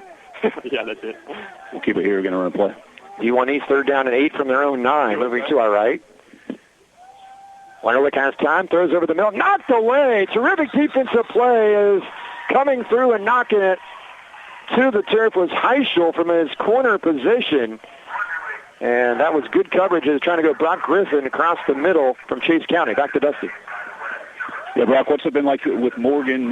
You play against these guys all through your career, but actually to have him on your team, and obviously he's got a gun, doesn't he? He does, definitely. It's been amazing, We've been working on pass plays all week. He just throws dots, right into the pocket. So I appreciate that, and, yeah. I know you're going to have to get back on offense. Appreciate the time. Best luck the rest of the way. Yeah, thank you. Here's Darbro, the punter from Madison. Low line drive kick, had a little bit of pressure, but got it away. Picked up on a bounce by Kinnerneck from Quinter. He angles far side, and then is met and dropped by Cothers at the 35. So the D1 West will have prime real estate at the D1 East in their territory at the 35-yard line with 9:27 to go first half. And the D1 West leading D1 East 14-12. Heischel on that coverage played that extremely intelligent on that. And when I look to see what his future plans are, aerospace engineer. That sounds difficult for me, so I'll let him handle that. So I don't think he's going to get beat in coverage from knowing what he's supposed to be doing. Yes, there's some smart kids out here, no doubt about it. Formation. First down and 10. 3 receivers, trips to the near side. Morgan, empty backfield again. Has time. Now he throws and puts it on the money. There's the dot. And guess who? Brock Keith is the recipient. Touchdown for the D1 West, a 36-yard strike. Yeah, I was looking and saw both the receivers split out over here. We're on the line of scrimmage, so I thought a flag was going to come out. That's why I said formation before the play, but evidently the officials saw it differently than I did, and if they're checking, they were okay. So a 36-yard touchdown strike, and Morgan just stepped up in the pocket, kind of lunged forward, and we're just hearing from one of his teammates about how accurate he is, and he puts the ball, he called them dots. That was a dot. Man, that kid is very accurate throwing the football. So it is 20-12 now in favor of the D1 West, and they will go for 2, place the football at the far hash mark. Trent Long is the 2-point quarterback, apparently. He is from Clifton Clyde. Here comes a blitz. Long rolls right. Now he wants to throw, and incomplete. It went right through the hands of Kinderconnect. He should have caught that. He knows it. Long put it on his hands and through his hands and intercepted there in the back, but it doesn't matter because it's just a 2-point. You can't return it. And once again, 2-point conversion fails, and it's still a one-possession game. D1 West 20 to D1 East 12. So a touchdown 2-point conversion would knock this thing up. Well, for a Saturday in June, sometimes it can be very, very hot. It is a little bit muggy and humid. I totally get that. But still only 77 degrees, and we're expecting a high of about 84. We've had years where it's about 95 to 100 for that second game. Yeah, we don't need that. No, we do not. We do not. Well, we thank everybody for all of their help in putting the 8-man All-Star games together. It takes a village of people, as they say, to put things and organize things and handle different duties and to delegate. And that's true of our radio station, but also it's true of those that are putting on the 8-man All-Star games here in Beloit. Beloit's hosted these games since 1986, the first year. Then eventually they went to 2 games in 2001, and the young men have had a great time again this week, and certainly they will remember if they won or lost the game, but they remember the memories even more so. We talked about Travis Dabian. He played this game in 2007. Tyler O'Connor Moundridge, assistant coach on the East, he played in this game in 2009, and they've been telling us, we remember those relationships, still have relationships with some of those people I played with. Sometimes it's your rival you can't stand during the season. And here's the kickoff, and it's off the helmet there, misjudging it, and then going out of bounds, but in the end zone, so it'll be a touchback, as it was Tucker Groh just misjudged that fly ball, as you could say, there on the kickoff. So D1 East will have the football trailing 20-12. Aaron Schramek of Rollins County, his son played in this game in 2017.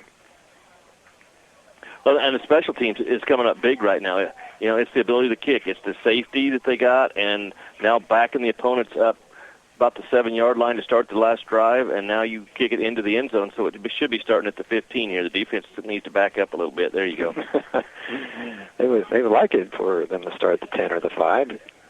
Cut along the Clifton Clyde out of linebacker position. Ryder Den Elsleen, another middle backer.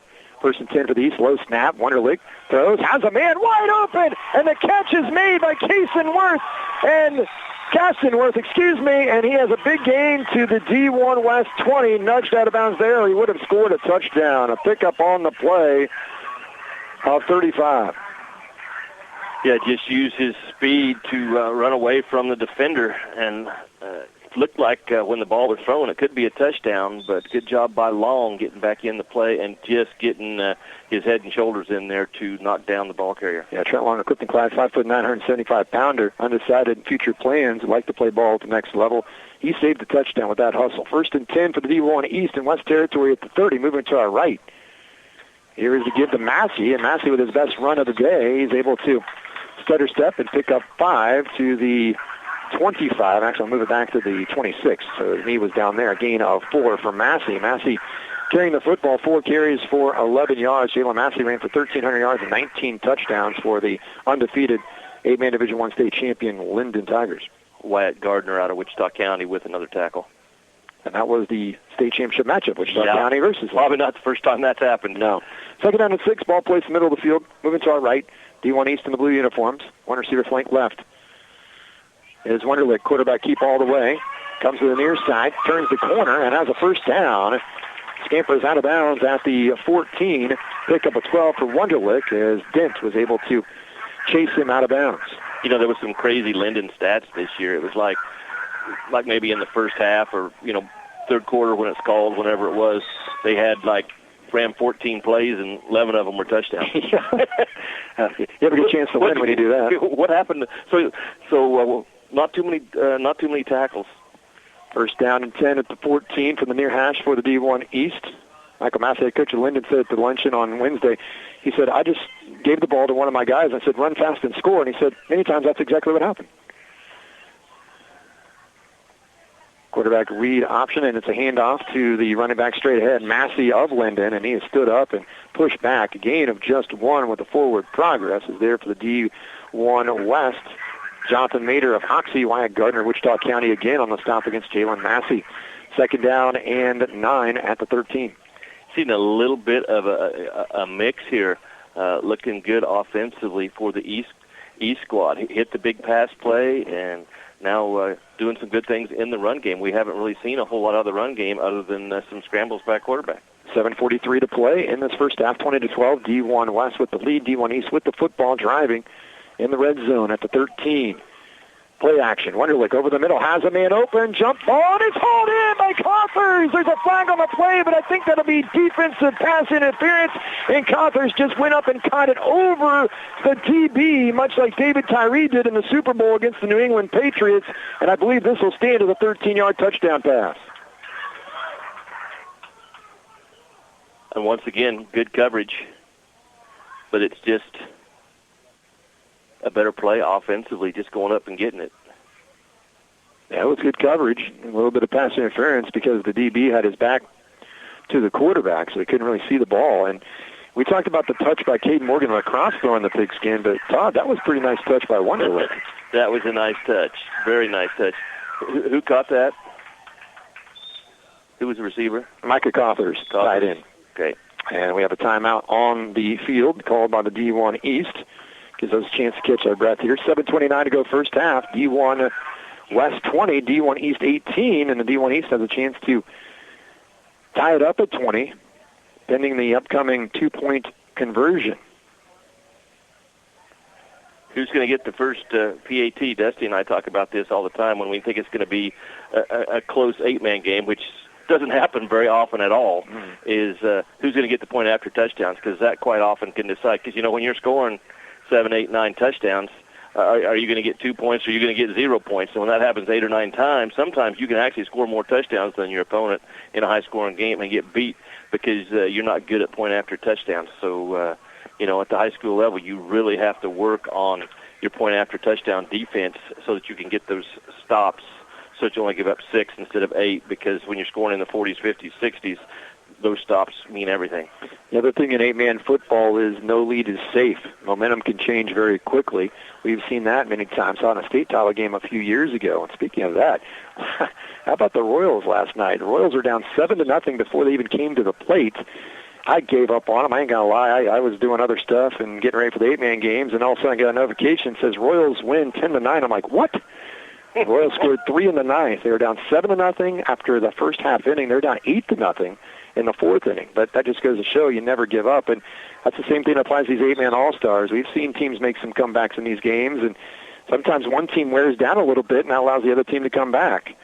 Because remember, this is our first football game since November or October for many of these guys.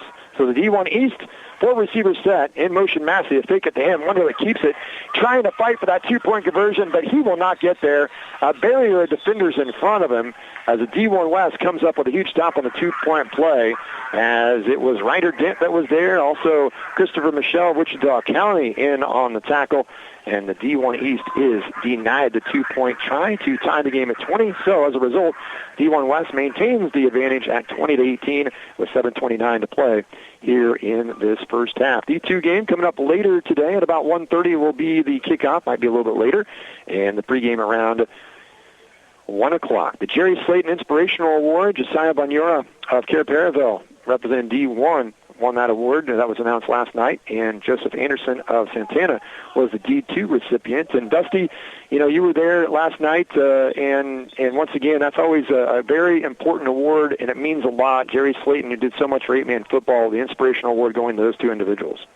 Yeah, it's always interesting to see that get handed out and see the respect that the teammates have for those guys that do win those awards. Jerry Slayton was he was very instrumental in starting these games back in 1986 and had just an unreal program at Hanston and had a lot of guys that played on these teams and was always a major supporter of every kid that played in these 8-man all-star games. So it is a true honor to win that award, and I think the kids understand that based on, Don Melby always talks about them at the banquet and makes sure they understand what that means.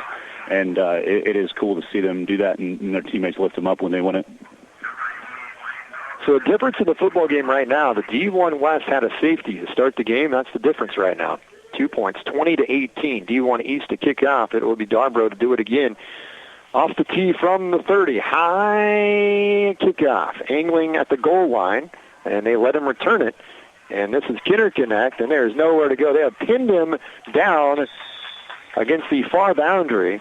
And so the D1 West will have poorer field position inside their own 10 as Darbro, the kicker, actually hustling down, helped to make that tackle. Also Cothers and Rod Griffin in on coverage as well. So the D1 West will start at their own 9, their worst field position of the game so far, leading by 2. And the key to that coverage, Wade, was what you said, high kick, and that gives you time to get down there and cover the kick. And he also placed it pretty well, angling it to the far side. Yep, so you didn't have much field to have to cover.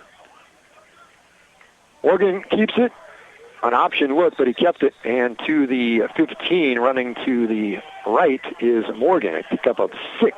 And on the tackle for the D1 East was Jalen Massey. Also over there for the D1 East was Carter Stansbury of Little River.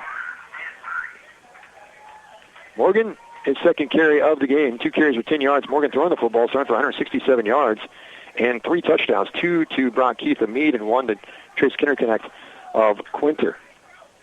Second down and 4, rolling right, Morgan. looking to heave it deep down the field, far side, has a man, and it's just over the outstretched arms of his high school teammate, Gage Burke, at the 25. Pretty good coverage applied there by Tucker Grove of Chase County. Burke did a good job of continuing to run the route. A lot of times when you see it's overthrown by a yard, it's actually an accurate pass, but the receiver quits running on the play. He gets his arms up too early, and he loses all his speed, and that was really a good job on the play, on the route, just a little bit overthrown. So 3rd down and 4 for the D1 West at their own 15, moving from right to left, a 3-by-1 look. And now in motion is Keith. Keeping it is Morgan. Morgan bounces, gets a block on the edge to seal it by Kinderconnect, and Morgan has a first down at the 27. A gain of 12 on 3rd and 4, but Kinderconnect created that seal block that allowed Morgan to turn upfield. And did a good job of moving his feet laterally just a little bit so he was squared up on the block as he's cracking back on the play. Now let's go down to Dusty. Mike Cother's with us from Chase County. You had a big touchdown there to get your team back within 2 here. What are you seeing from that defense that's getting you open? I mean, they're really low in that box, which leaves nobody back there at a safety. So we run deep and we got the right matchup, and it seems like that will happen for us. Here's a screen pass over here to Keith. Keith makes the catch and just does get pushed out of bounds, saving a touchdown. D1 East, Carter Stansbury shoves him out at the 38. A gain on the play of 15. Let's go back to Dusty. Yeah, so Micah Cother, Chase County. You got 2 teammates, Tucker Grove and Brock Griffin here, as well as your head coach. Coach Budke's an assistant. How cool is it to be able to share this experience? It's amazing. We played all 4 years of high school. We played elementary school, junior high. And my coach has been with me ever since, playing 10 years. With me ever since then. It's just amazing to have your teammates here. It's somewhat familiar faces that you know when you come in here. But, obviously you make more friends as you go along in the camp with people on your team and other teams, really. Here's a pass by Morgan, deep sideline, and it is caught. What a catch again by the D1 West as Kinderconnect, the recipient, makes a fantastic adjustment all the way down inside the 5. We can talk a lot about Morgan. Mike, just what's been your favorite part of this week? Just making friends with people that you never would have thought you would make friends with. Your enemies on the field early in the year, and you come here and your best friend, your lifelong friends after that. Mike Cother from Chase County. Appreciate the time. Best of luck the rest of the way. Thanks so much. Unofficially a 34-yard pass from Morgan to Kinderconnect. Kinderconnect now closing in on a 100-yard day receiving. D1 West leading 20-18, looking for more. They have it at the 5 of the East. Morgan keeps it, and he has no chance. He is devoured as Stansbury over there on the far side to string out the play. Also there was Caston Worth of Linden, and a loss back to the 9 for Caden Morgan. Yeah, these receivers, and we've talked about it multiple times, doing such a good job of going up and getting the ball, and probably more than that is adjusting to the ball in the air. And quarterbacks love that. When you're an accurate passer and you have receivers that adjust to the ball to look like it's thrown right on the money, that just makes the quarterback look that much better. So it's a combination of the good blocking up front and the accurate passer and guys that can go get the ball as receivers.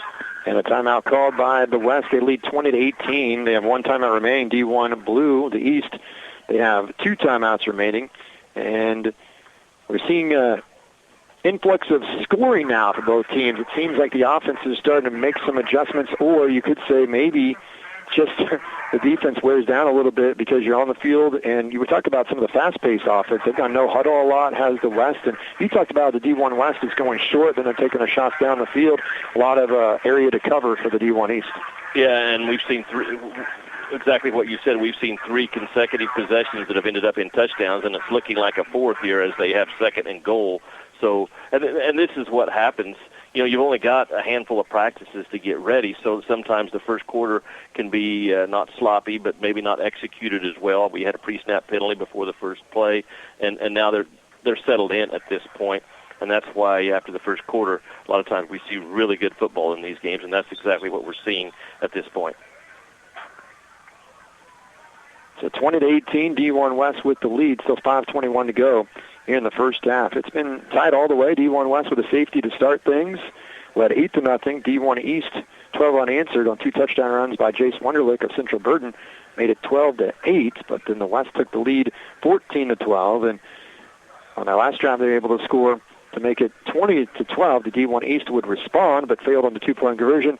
And now the D1 West is in position to score yet again. And a couple of big pass plays, and a 15-yarder to Keith and a 34-yarder to Kinderconnect to get this ball to the 5. Here's Morgan being blitzed. Now he throws. Oh, intercepted through behind Novotny. It's picked off. On the return is Andrew Smith. A huge turnover. Morgan and his receiver not on the same page. And Novotny was open, but Morgan threw it behind him. Picked off and returned to about the 15. Actually going to mark it to 12. So a huge interception, Andrew Smith, and a big mistake by the West.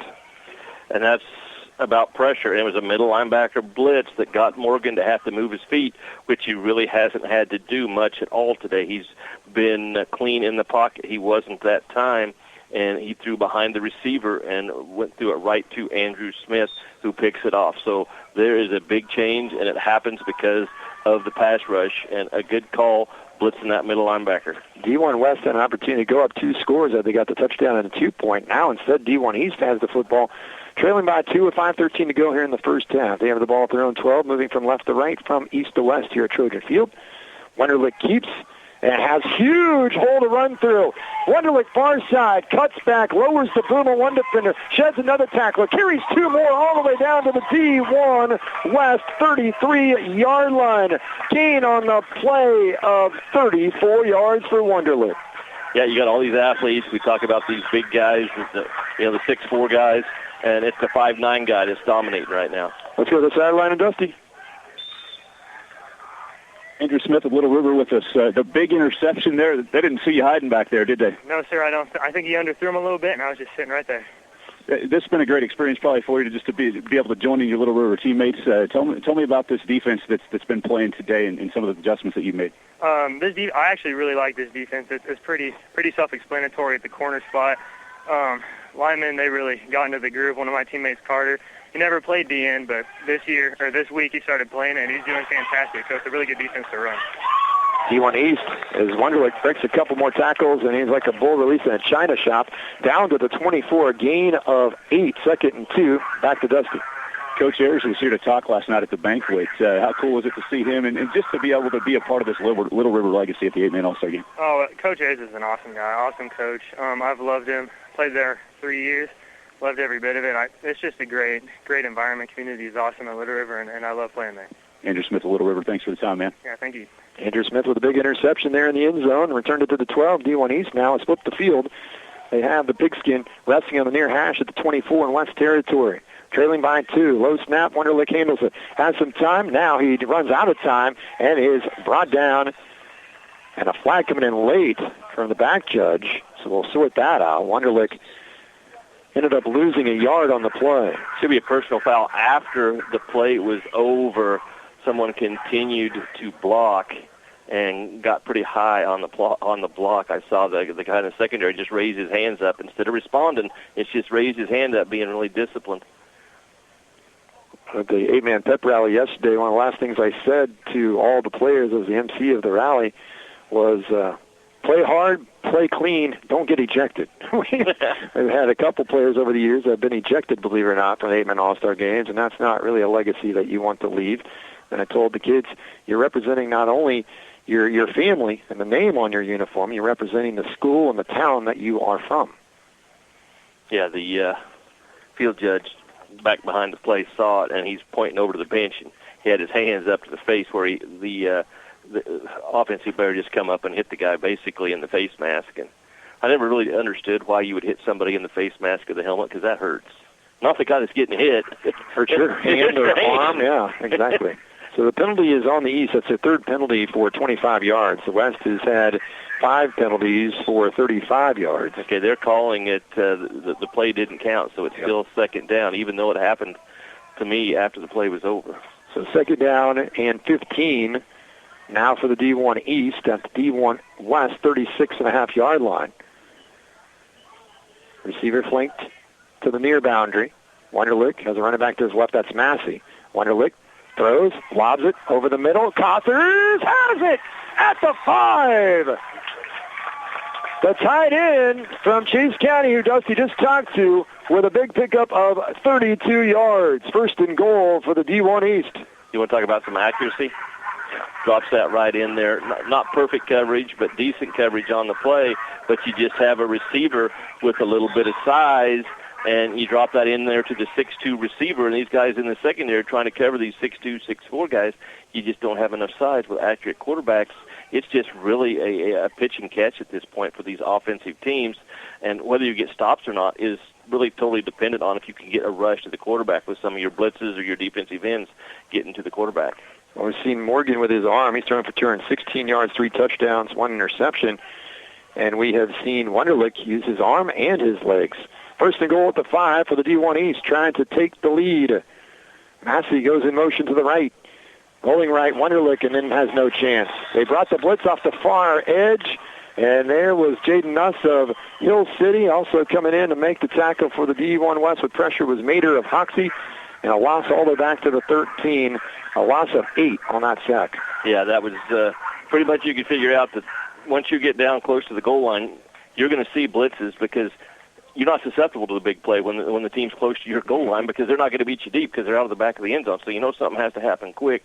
So you're going to do some blitzing, you're going to get to the quarterback, and that's where you look for one missed tackle and it's going to be a touchdown, or you get somebody out in the flat real quick that's supposed to be covered by that linebacker, and it's a walk into the end zone. So second goal from the 13, ball resting in the middle of the field as the D1 East going towards the west end zone to our right, and the D1 East is calling a timeout to discuss things here, and it's a pretty big play that's coming up, second down and goal with 2:12 to go here before halftime. There's so many people to thank that make this event possible. The Kansas 8-Man Association, Dave Dubert, 8-Man All-Star Game Committee, Hannah Bowers, the Beloit Area Chamber of Commerce, Mandy Fincham with Mitchell County Convention Tourism. We're here for her during halftime. The Beloit Rotary Club, the Beloit Odyssey Club, used to be called the Lions Club, Knights of Columbus, Beloit Junior Senior High School, the City of Beloit, Rodney Paul and the staff taking care of the field. NCK Tech College, who hosts the kids on the dorms and campus. Gary Pauls helps us with the wireless mic we have on the sideline and the pep rally setup entertainment-wise at Beloit Entertainment Center.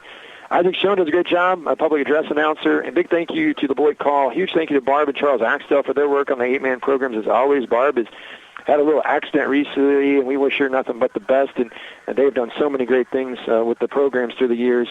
And we appreciate all the affiliates who are carrying the game today. Without them, we wouldn't be able to spread this game across the state of Kansas, so we hope you're enjoying the coverage. Big thank you to our webmaster, Derek Nestor, who helps put together the 8manallstar.com website. Thanks to Dusty and also to Todd for being here for color commentary.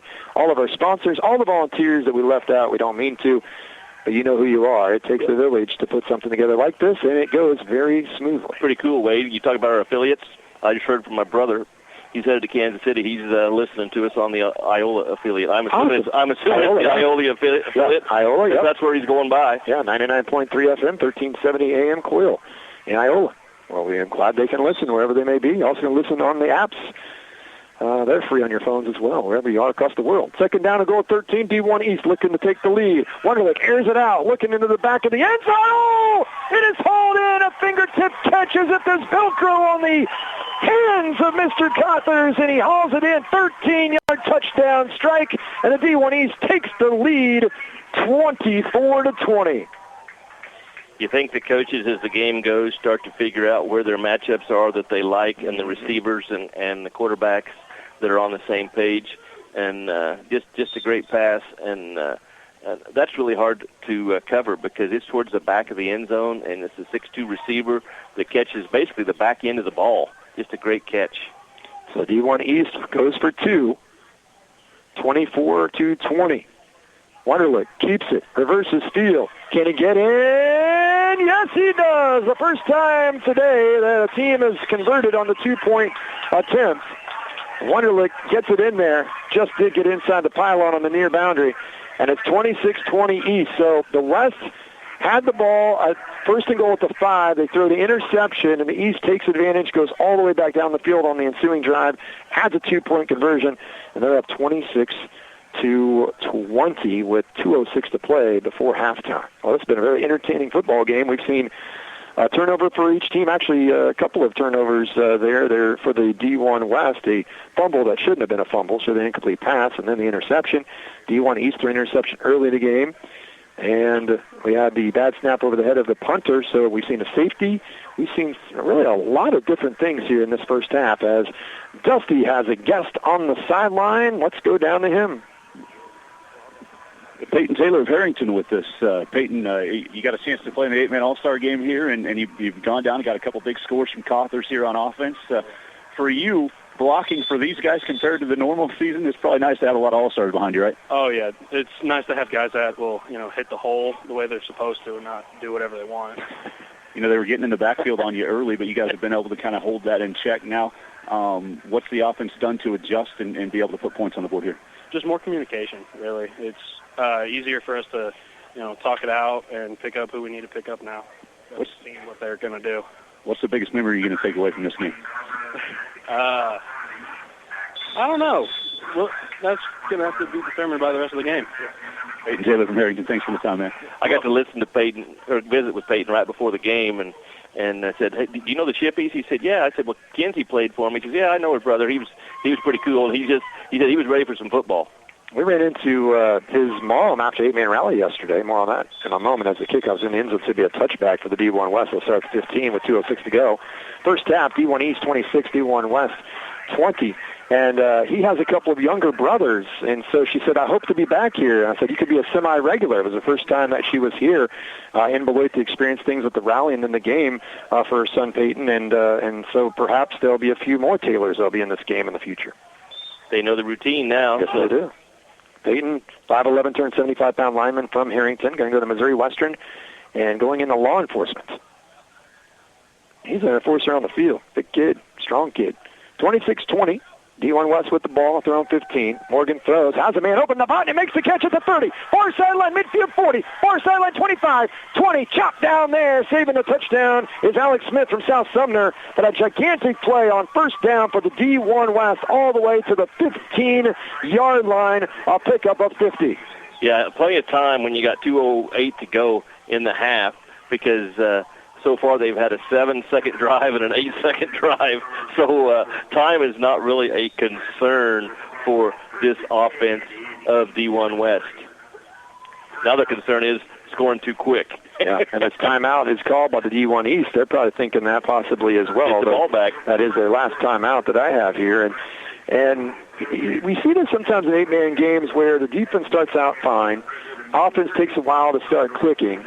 And then the second half, sometimes it'll be maybe during the third quarter, maybe it's the fourth quarter, where all of a sudden it's the defense kind of wears out, and the offenses start scoring at will. At will. We're starting to see that a little bit earlier here, I think, in this first half in the second quarter, where the offense is starting to figure some things out. And about the only way you're going to stop anybody right now is a couple of big penalties or turnover.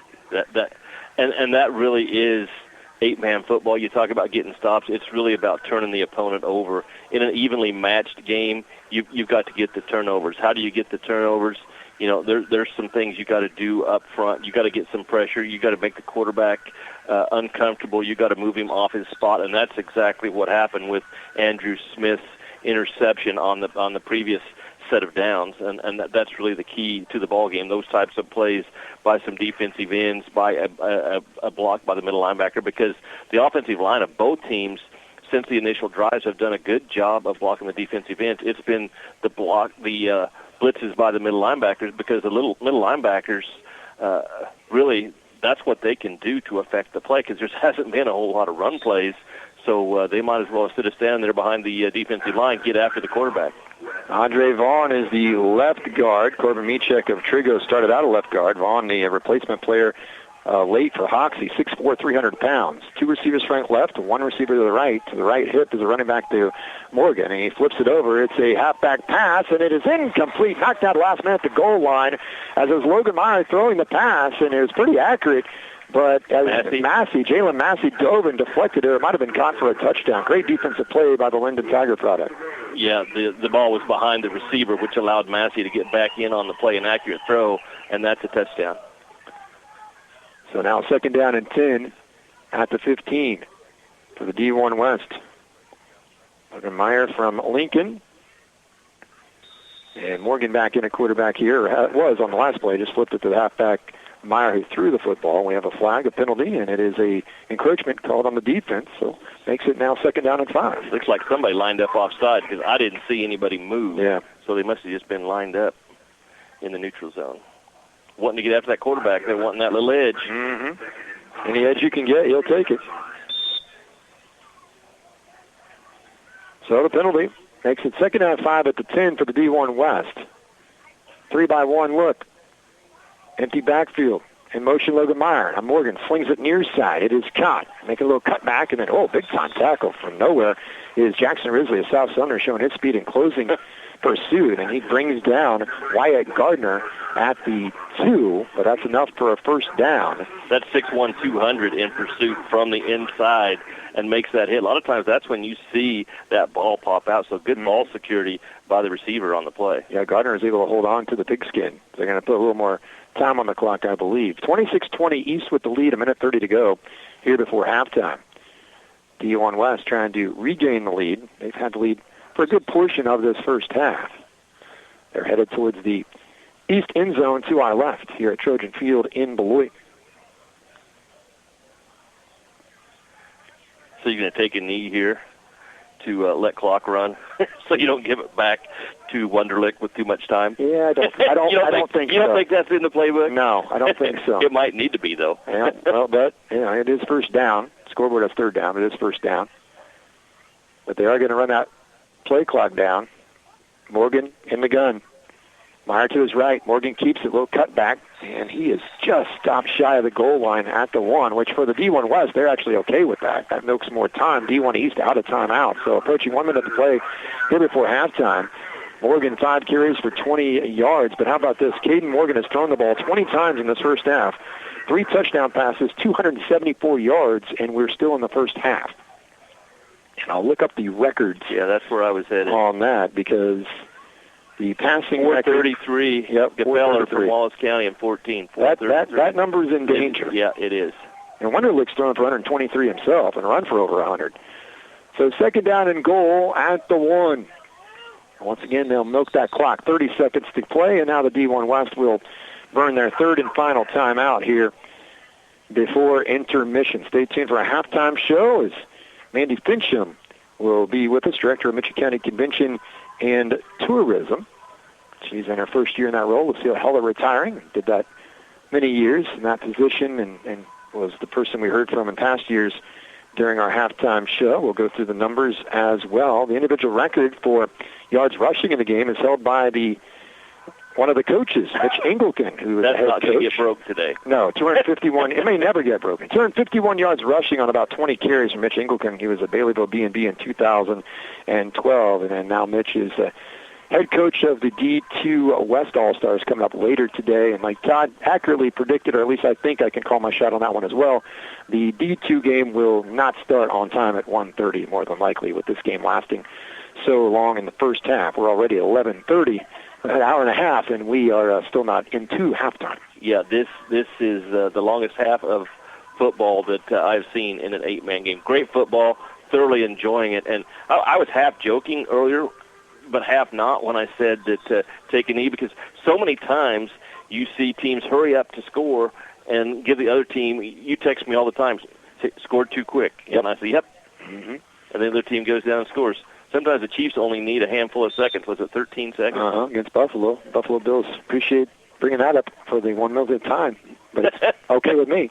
So 2nd down and goal. Here is Morgan. It's just the snap to the quarterback. He plows his way in behind his offensive line and in for the touchdown. Goes down as a 1.5-yard plunge for Morgan. And the D1 West has tied the game at 26. Oh, wow, 26 are wild. It's 26-26 with 26 seconds to go in the first half. Somebody take a picture of that. That's weird. You know, if you're playing the lottery, maybe 26 is the number. There you go. At least one of them. A few other numbers actually win the jackpot, I've been told. I don't play. I just hope to win without buying a ticket. Two receivers right, two receivers flank left. Morgan in the gun on the two-point shot. D1 West has not been successful on the two-point conversion yet. If they are here, they take the lead. Morgan, a little pop pass over the middle, going up and whipping it down and making the catch. Oh, it's one of the big guys for the D1 West. Big-time play. I believe that was Christopher Michelle of Wichita County. It was. He makes the catch, and the D1 West has a 28-26 lead.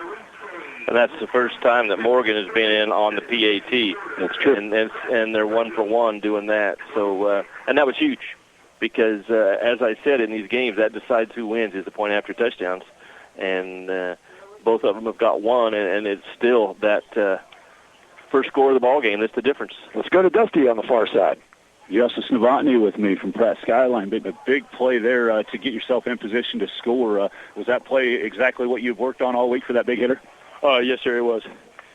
How big is it to get this score right before half, get this lead, you get a two-point conversion, and you got to enjoy playing with Morgan, don't you? Yeah. Oh, yes, sir. I mean, the score was huge. It was really huge, and that was executed perfectly by our teammates. I mean, we are doing a fantastic job on offense. I mean, and defense is picking it up. I mean, we're playing some great football. And then Caden Morgan, man, that kid is a beast. I mean, I played against him during regular season, and he is a handful for sure. I mean, he was our main focus for defense in the regular season when we played them. What's the biggest thing you've taken away from this week? Biggest thing I've taken away from this week is that football builds so many relationships with your peers. I mean, some of these guys, I didn't even know them, and it was kind of hard to get to know them, start talking to them at first. But, man, those guys, some of my best friends for sure. I love these guys. They are going to be friends for forever for sure. Justice Novotny from Pratt Skyline. Thanks. Thank you, sir. Peter Krause, Rawlins County with a big-time stick on the returner, Tucker Groh. The kickoff by Heischel was one of those ugly slices that Todd applies when he golfs, and that somehow a little out of spin. Looked like he was going to go out of bounds, just stopped on a dime, but it pinned the returner, and he had nowhere to go. That stayed in the field of play. My golf shots don't stay in the fairway. So thanks for the compliment. Yeah, you betcha. You bet. Oh, that thing was going. I thought it was going to go out of bounds. I was anticipating it to, and then all of a sudden it just hit and spun back. So the D1 East has to be careful here. They have the football at their own 5. They'd probably be wise to just take a knee. Neither team has a timeout left. Unless they want to have a 75-yard trick play they want to run here. 28-26, West with the lead as we close in on halftime. And Wunderlich will keep it. Running left. And then is drilled by Krause again from the backside at the 15. Wunderlich with a gain of 10. Wunderlich a pretty good first half. 11 carries, 140 yards, 2 touchdown runs. Threw for 123, 2 touchdown passes. Caden Morgan, 274 yards passing, 3 touchdown throws, and a touchdown run. And the D1 East, clock stopped to move the chains, and they will get off one more play. At least that's the plan from their own 15. Josiah Banyora is in at running back. Wunderlich being chased. Better hold on the football. Now he just throws it forward.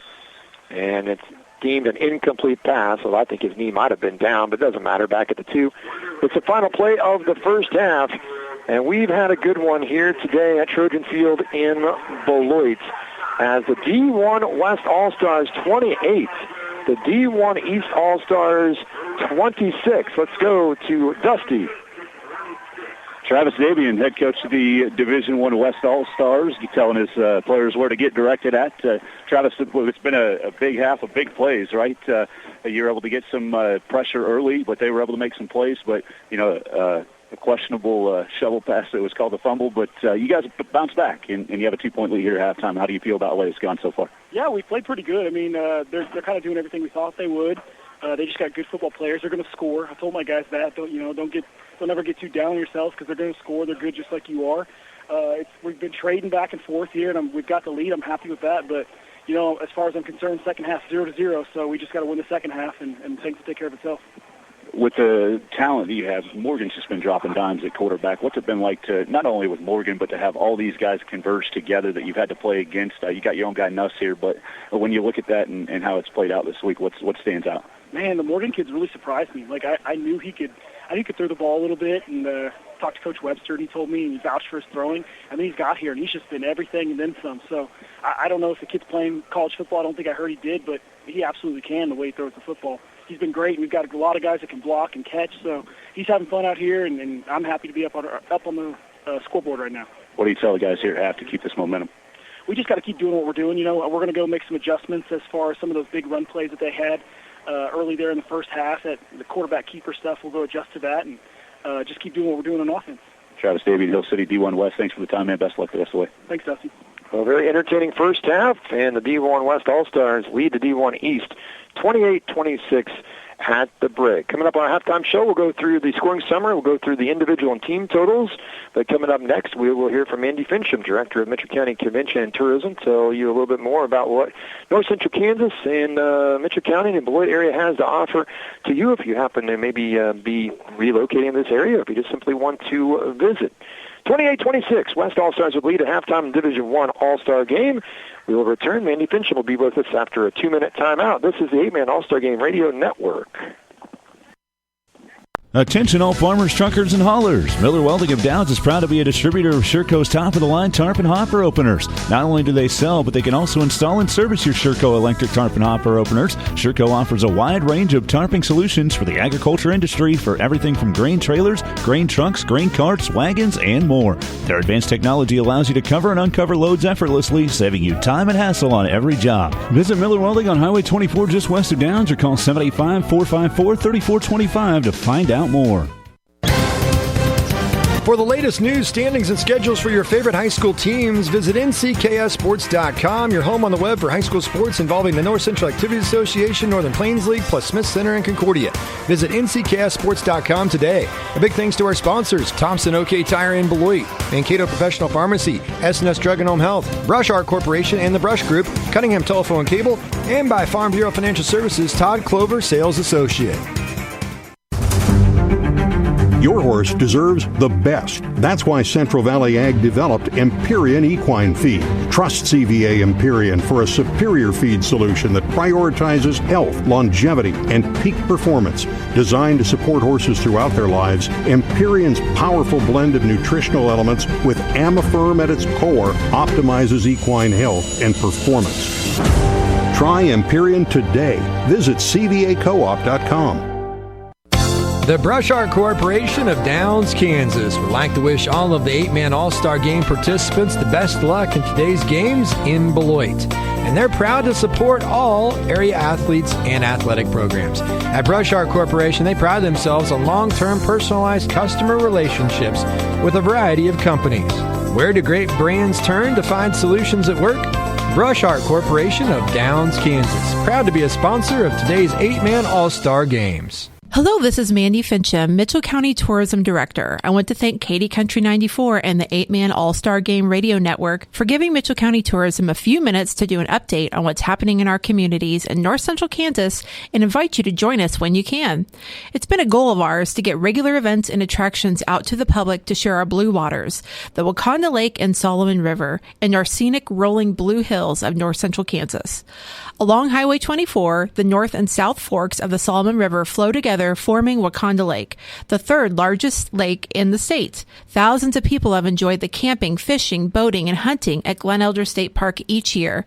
Our big annual Lake Fest event will be Saturday, July 6. Live music will be from 5 to 11. We'll have a beer garden, food trucks, and much more at Osage Campground.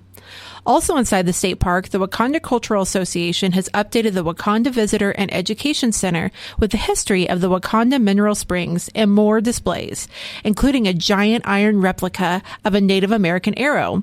New signage and stories about the mineral springs can be found at another location in the park by walking the short hike to the restored Wakanda Springs replica, or you could try out the Kanza Playground or archery range near the park office in the fully stocked marina.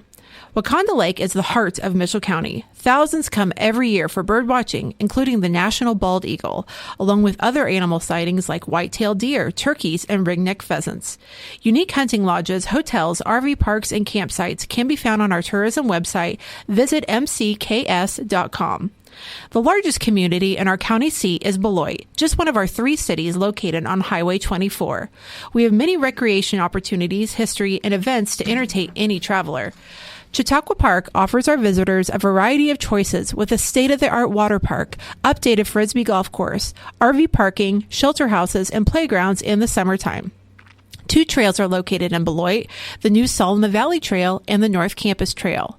In winter, Chautauqua Park is the home of the Isle of Lights with over 240 displays. It is visited by thousands of people each holiday season. There are even horse-drawn wagon rides on special weekends. The newest festival in Beloit is Millapalooza, located along Mill Street in downtown Beloit. Join in the fun runs, car show, flea market, wine tasting, or street dance. A full day of activities is on Saturday, September 28th. If you're interested in history and architecture, we have our native limestone buildings unique to post-rock country. Take a look at the Purdue House, St. John's Church, Mitchell County Courthouse, and even Trojan Stadium, where the 8-man games are hosted. For more limestone history, pick up a walking tour brochure downtown at Kettle Coffee, S&S Drugstore, or the Porter Hotel, where the Chamber, Tourism, and Economic Development offices are located. For a scenic view of our rolling pasture land, be sure to drive south of Cawker City across the causeway facing the Blue Hills of Mitchell County, traveling to Tipton or Hunter. A scenic biking trail is located at Tipton called Tipton Woods, named for its location rolling over and around shaded creek banks. You can also find beautiful scenery while hitting a golf ball at one of our 3 beautiful golf courses in Beloit, Cawker City, and Tipton. We have some great photo opportunities with the world's largest ball of twine in Cawker City. Named the number 3 roadside attraction in America by USA Today, this is a must-stop attraction. While in Cawker, stop by the many new businesses that have opened in the past few years, including Igor's Curiosities and Monster Museum, the Talent Shop, Cawker City Coffee, and Wisconsin Street Trading Post. In Glen Elder, you can pose with the Statue of Liberty or Peace Pole in their downtown square. And right across the street, you'll find a giant fish bobber outside of Stort's Stop and Shop. Their square features a beautiful and unique park for your kids to stretch their legs while you sit under the park shade trees. When you are looking for a place to stay, a tasty cafe in a small town, or a meeting room for your family reunion or business, the easiest way to locate the right place in town is on our website, visit mcks.com. Parks and playgrounds can be found in every small town in Mitchell County for your family outings. So we do help you discover our Blue Hills and Blue Waters of Mitchell County as you take a drive in north central Kansas. We'd love to have you. Stay tuned for more of our coverage from the 8-man All-Star Games at Trojan Field in Beloit as our halftime show will continue after this 1-minute break. This is the 8-man All-Star Game Radio Network. Hey there, Internet user. Ready to upgrade your online experience? At Cunningham Fiber, we're not just about fast speeds. We're about personal connection. With local offices right in your neighborhood and live customer support, help is always just around the corner. Say goodbye to long waits and automated messages. Our friendly, knowledgeable team is here to assist you with any questions or concerns you may have. Experience the difference with Cunningham Fiber, where fast Internet meets local support. Visit ctcfiber.net. Call now to join the family. Cunningham Fiber. Connect with us. The Schooler Company in Downs can handle your grain in a timely fashion and tailors risk management solutions for their customers by buying, selling, storing, and transporting grain and ingredients for use in feed, food, and renewable fuel markets worldwide. Call them today with any questions you may have at 785-620-1133. The Schooler Company in Downs, wishing all of the 8-man All-Star participants the best of luck in today's games.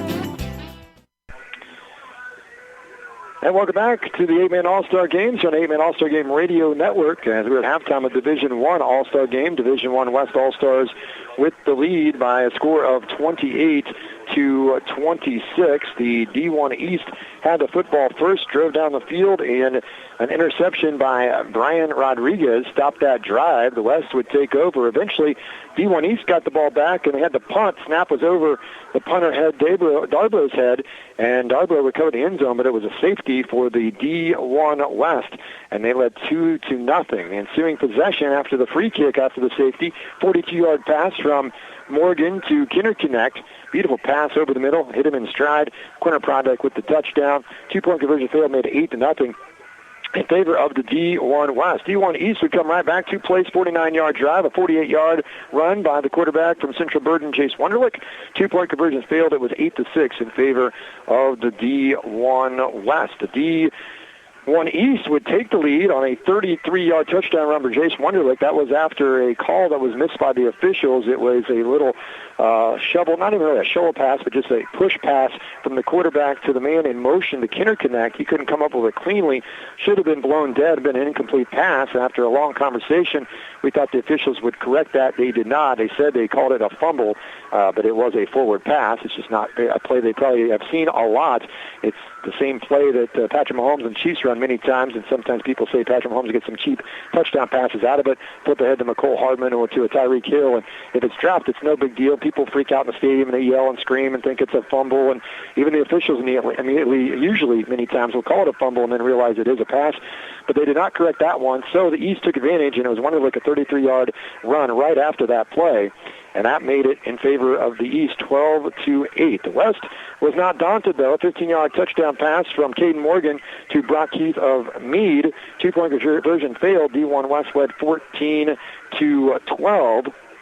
And then it took a 20-12 lead as is Morgan to Keith from 36 yards out on one play. It took 8 seconds to score that time for the D1 West. But they kept missing their two-point conversions most of the time in that first half, and that kept it a one-possession game. D1 East would respond after an interception by Andrew Smith to stop a drive.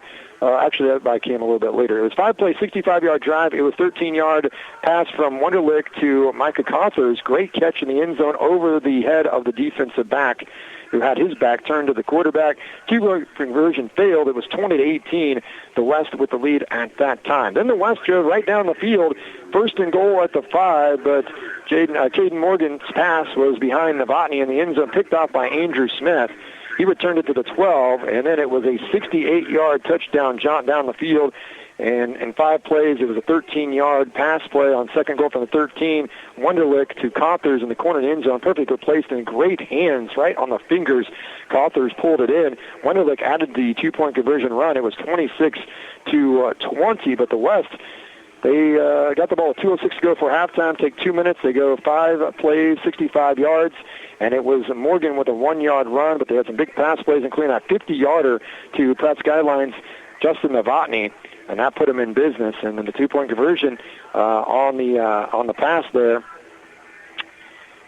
as well. I don't have it with me here, but let's see, who was the pass to? Michelle, that's right. It was the lineman, Christopher Michelle, that got the two-point conversion pass, and that made it 28-26 here before intermission. So we're at halftime. D1 West with the lead, 28-26. Let's go through the totals for you. First for the D1 West Red All-Stars. Caden Morgan, 6 carries, 21 yards. Logan Meyer, a carry from Lincoln for 18. Brock Keith and Meade, a carry for -3. The Westers relied on the passing game in the right arm of Caden Morgan. Morgan was 15 of 20 for 274 yards in that first half. 3 touchdown passes, did throw the 1 interception. Logan Meyer with a halfback pass, but that was incomplete. Braden Bird of Meade with 2 catches for 4 yards. Ryan Gardner, Wichita County, a catch for 8. Trace Kinnerconnect of Quinter, been a favorite target in this first half. 5 catches, 95 yards, including a 42-yard touchdown reception. Brock Keith of Meade with 2 touchdown receptions of 15 and 36 yards. He had 4 catches for 97 yards, and Novotny a 50-yard catch to help set up that final score from Pratt Skyline. He has 3 catches for 70 yards.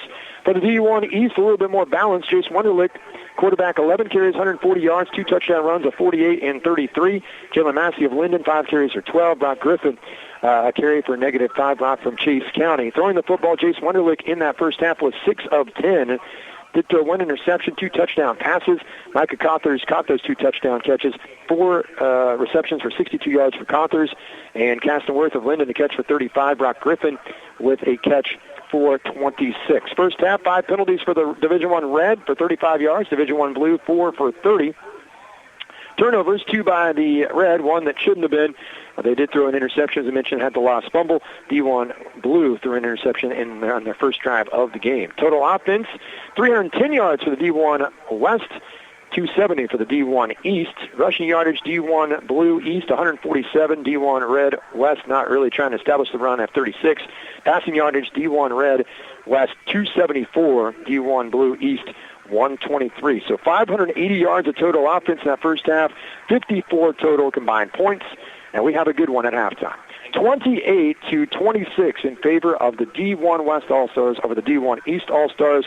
We're about 4.5 minutes away from starting the second half, and that first half was entertaining, but it did seem like the offenses started to really rule the roost there midway through the second quarter. Yeah, it was the 2 turnovers that really cost the West team, or they probably would have a decent lead here at half. And Caden Morgan is on pace at halftime to break the passing record by 115 yards.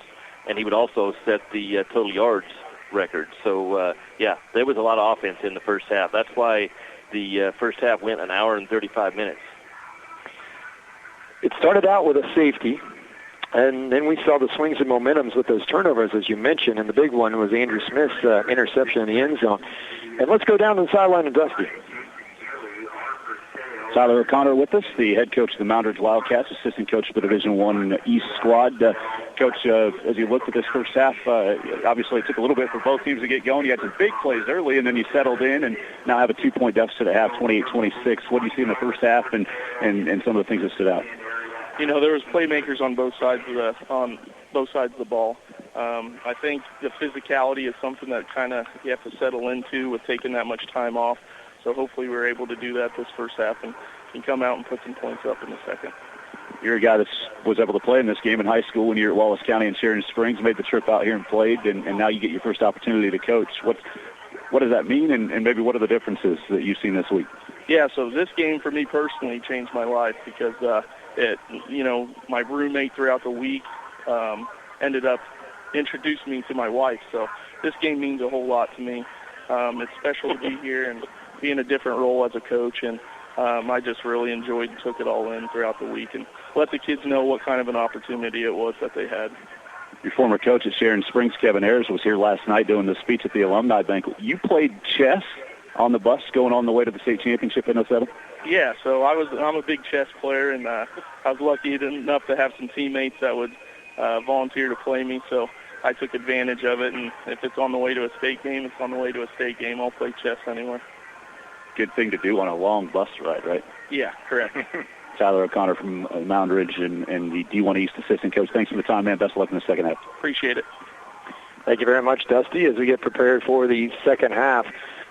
We talk about the All-Stars and how good these guys are. I want to give you an example of how loaded these teams are. I'm going to use Andrew Smith as an example. Andrew Smith made the interception. He's playing on defense. Andrew Smith of Little River, a team that made it to the second round of the playoffs. He's 6'3", 190 pounds. For Little River this year, he ran for 1,900 yards and 36 touchdowns, and he doesn't start on offense in the 8-man All-Star game. And you know what? I'm willing to bet he didn't whine or moan about it. He just said, I just want to play. And he had a big interception there in the first half. There are lots of guys that have lots of really impressive offensive numbers, and then the coach's job in a very short period of time is, where do we plug these guys in to give us the best chance of winning? And you got some guys that play some different positions as well when they get here to the 8-man games that they didn't their whole careers. Well, you want the best athletes on the field, and sometimes you have to put kids in different positions to get your best athletes on the field. And one of the things that you always hear everybody talk about is the relationships and the lifetime relationships. Well, it doesn't get any more than lifetime relationships than Coach O'Connor saying that my roommate introduced me to my wife. Yes. So that pretty much says it all about the relationships that are established in this event. So I would imagine then Coach O'Connor's wife was more than happy to let him get away for a week and do 8-man All-Stars because she benefited, or maybe she didn't benefit. It depends. I'm just kidding. I'm just kidding. But that is a pretty cool story to share, and we love to hear that. And I understand Coach Dabian, by the way, is going to get married, and I think he's going to get married in Jamaica. So I just got to meet Coach Dabian for the first time this week, and him and I have really bonded. And he said that I can be in the wedding and help out on a free trip to Jamaica that he's going to pay for. Oh, wait a minute, that was my dream. That's not going to happen. But wish him the best of luck. And we're talking about marriage. Yeah, and getting reports from our listeners that said we really love the interviews from the sideline. I don't know what that says about you and I, but my brother, who's listening on the way to Kansas City listening on the Iola station, said he loves the well-spoken kids on the interviews. And I think it was last year we had the one team that did so well with whatever skit they put on. I think there was a wedding or something they did. And last year or the year before? It might have been a couple years ago. Yeah. It all starts to run together. But then interviewed some of them, and that was some good interviews. I'm thinking, man, these are some characters. All right, so D1 West with the lead, and they'll get the football to start the second half as they won the toss to start the game, and they deferred. So D1 East, it will be Lane Darbro to kick it away from Madison. And back to return for the D1 West, you have Kinderconnect from Quinter. And also the return for, is that 12? I can't tell if that's Ryder Dent or if that's Braden Bird. It might be Braden Bird, I think, from Meade that is back to return. So it was a very long first half, but entertaining first half. Sometimes you have long halves and it's one-sided game, right? Everybody keeps chucking the ball. No, that was a very entertaining half. Not complaining that was longer because it was fun to watch. Here's the kickoff, taking it to 1. Here's Kinderconnect, and he lowers the boom on the defender. Takes him down in essence and is brought down in the process as Vanura with the tackle at the 20. That's where the D1 West will begin.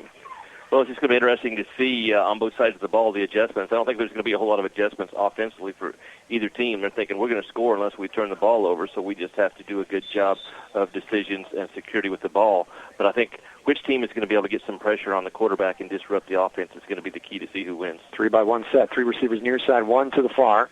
And the gun is Morgan. Going from right to left, red uniforms. Morgan, short drop, throws, and it's a dot, as they said earlier, to his teammate in high school, Gage Burke Lacrosse, and it's a pickup to the 28, gain of 8. And Wade, you hit on this earlier. I don't know what the percentage is on his throws, but it seems like every time he throws, somebody catches it. Yes. and even sometimes it's someone in the blue jersey that's playing defense. The ball never seems to hit the ground. He's very accurate, no question about it. In motion is Kinderconnect.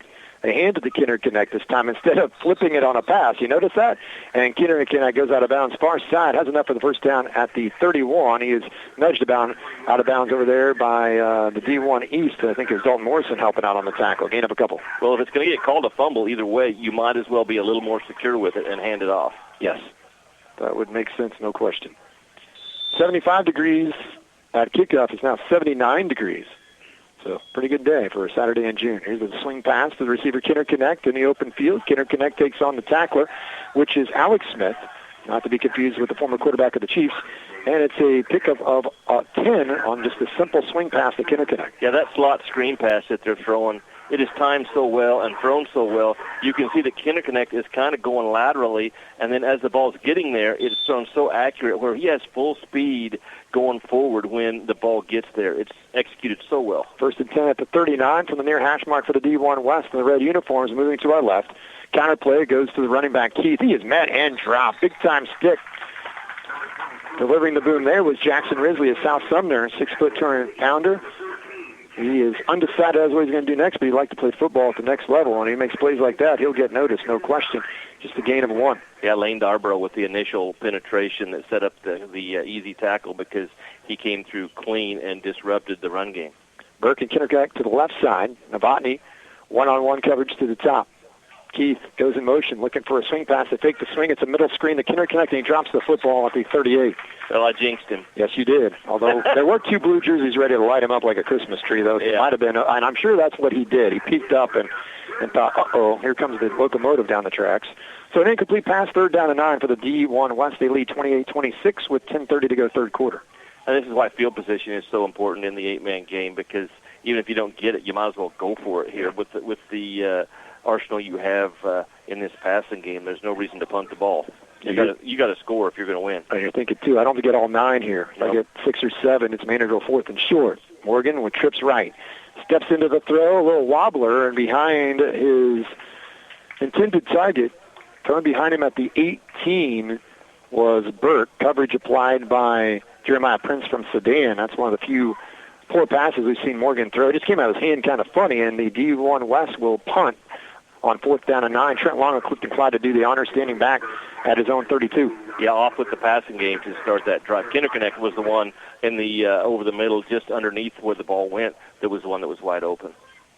So 4th and long. It's a good snap. Here's the punt. Not a good punt. Off the side of the foot. Goes sideways at the 23. And Coach Davian's probably saying, if I'd known that, we would have gone for it. Yeah, that's why you go for it. Yeah, I'm kind of surprised they did punt in that situation. So I was shocked. All they gained is about 12 yards of field position there. I was shocked. They're not going to do that again. No, I don't think so either. So the D1 East will take over, trailing by a deuce, 28-26. The D1 West won this game last year, 28-22, to lead the all-time series 12-10 as they began 2 games back in 2001. First game was back in 1986, and that was north-south, and then went east-west, and games morning and afternoon. Here's the give to Massey, and Massey just hasn't had a lot of running room. Rodriguez, a nice ankle tackle in the open field on a little jump stop by Jalen Massey, and give him a gain of 3, maybe 4. Yeah, that's a great tackle because you miss that tackle. It's a race down the sideline. It probably wasn't going to be a touchdown because the safety on this side was going to get there, but it would have been a huge gain. That's 8-man football. You have to tackle in the open field. Peyton Taylor Harrington, we interviewed earlier. He is the center. The left guard is Ian Bryan of Cape Parabel, and Caleb Anschutz-Linden is the right guard for the D1 East. Set up a screen, right side, pass thrown behind, but a nice catch and adjustment by Massey, but once again, just nowhere to go. Krause is over there for the D1 West, also righted in of El Saline. El Saline had a big season, went to the sub-state finals, and a gain of maybe a yard, and that's it on that pass to Massey. Well, good job by Krause getting that hand up on the pass rush, making Massey have to turn around and slow up to make the catch, which allowed the defense to get there in time to make the tackle. 3rd and 6 for the near hash mark at the 28 for the D1 East as they trail by 2. Approaching 9 minutes to play, third quarter. Receiver left, one receiver to the near side. And the gun is Wunderlich. He's had a good game today. Now tucks it and is brought down, devoured by Jonathan Mader of Hoxie. You've called his name quite a bit. Ends up being a gain of 1 for Wunderlich, so not a sack. As he scrambled, he knew the pocket was breaking down. 4th down and 5, maybe 6 now for the D1 East to navigate, and more than likely they'll punt it away. And that's just coverage. There's nobody open. And I'm seeing in obvious pass situations, you're seeing Morgan come in and play in a safety spot, getting your best athlete out on the field, even on the key 3rd down plays. So here's Lane Darbrough, 6'2", 210-pounder, and he is the punter. Oh, my goodness, almost hit the clouds. High hang time. Short punt, but then goes sideways. So actually the net on that's very good, down to the 20. So the West will start their own 20. They lead by 2, 28-26. Actually, they'll mark it at the 19, 1st and 10. 8:14 to go third quarter, and D1 West with the lead, 28-26. Yeah. D2 game coming up later this afternoon. Good hang time on that punt, but I've seen back in the day Scott Fullhag punt here, and the ball goes above the lights. And I'm like, where'd the ball go when he punted it? And I'm like, whoa, great punter. Scott from Beloit, and of course at K-State, and then DJ followed him to K-State and punted. Scott, of course, with the Cincinnati Bengals, NFL, Atlanta Falcons, played with Deion Sanders. 28-26, 3 receivers right.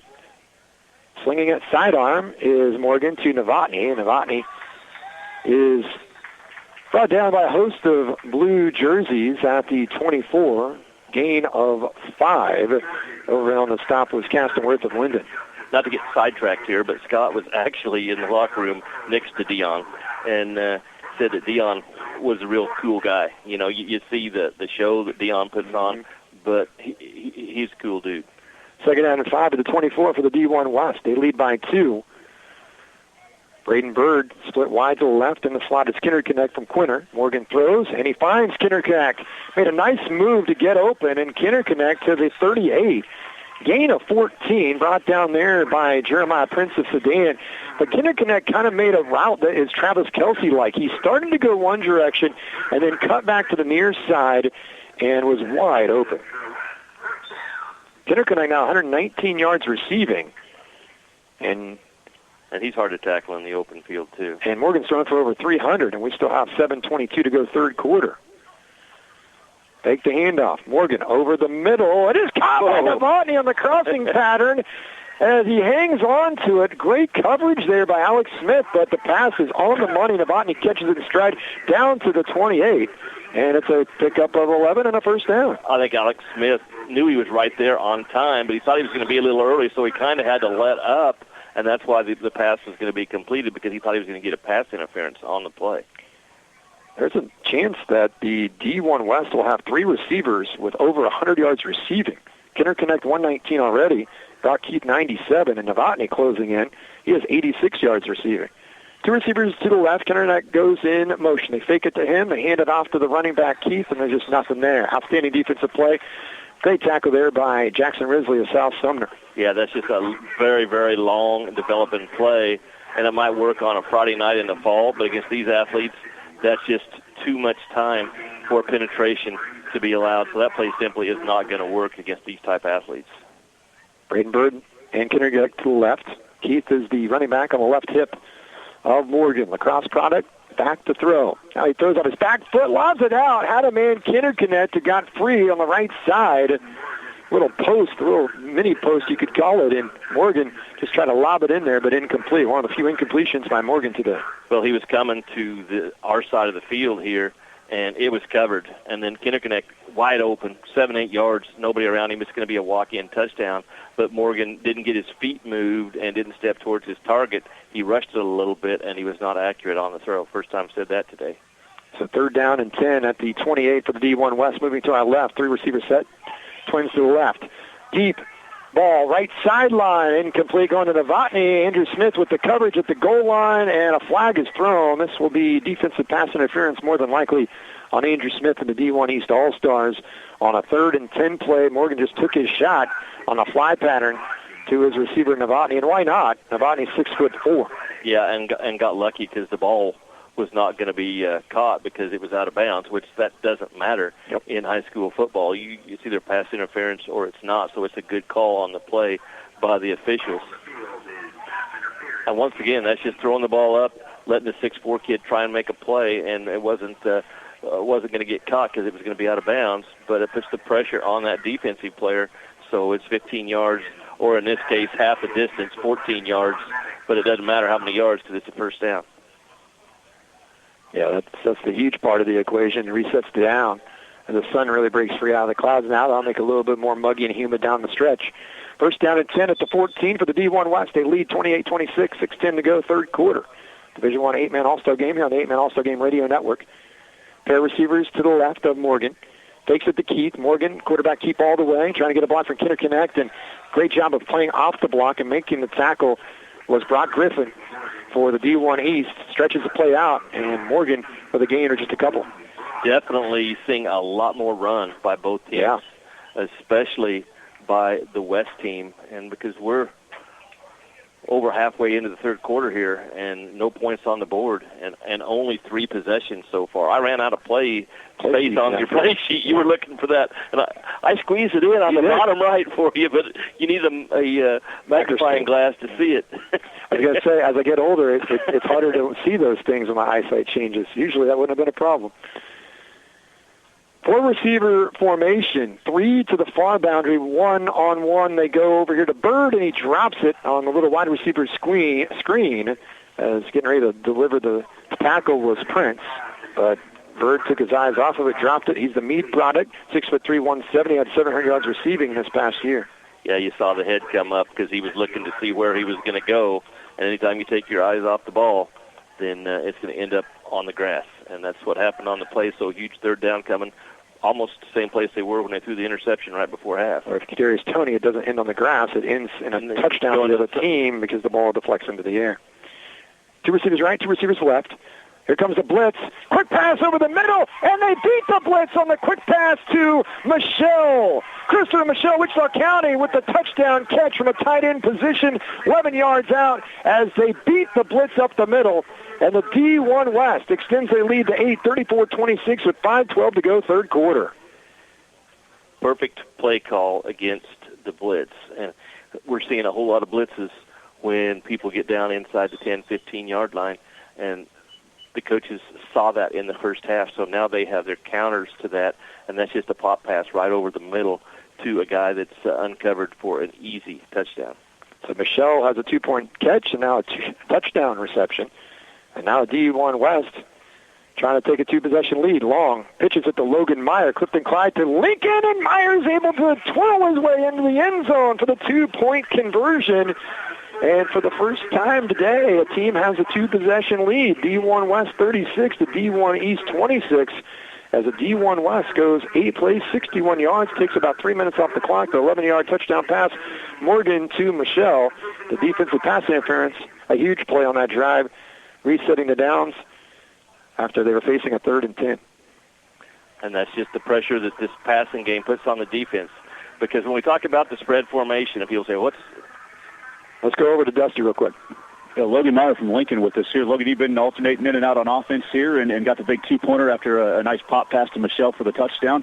What have you been working on, and did that work like you expected it to on that 2-pointer? Yeah, it was really open. Just a backer pulling from the backside. Hit me, that was it. The rest of it was open. Everybody did their jobs there, so we scored.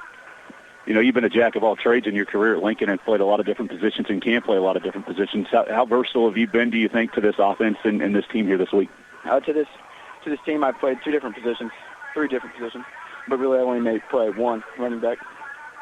Colby Hamill, your head coach, is here as an assistant too. How big is it to have him here? And you know, only had 1 year with him, but it was a great year, wasn't it? Yeah, it was. I really enjoyed having him as a coach, and I really enjoyed having him here. It's a lot of fun. Great time.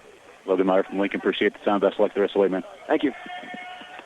Thanks, Dusty. 5:12 to play, 3rd quarter in this Division I All-Star game, the 39th annual All-Star Games here at Beloit. We did not have games, of course, with COVID the 1 year.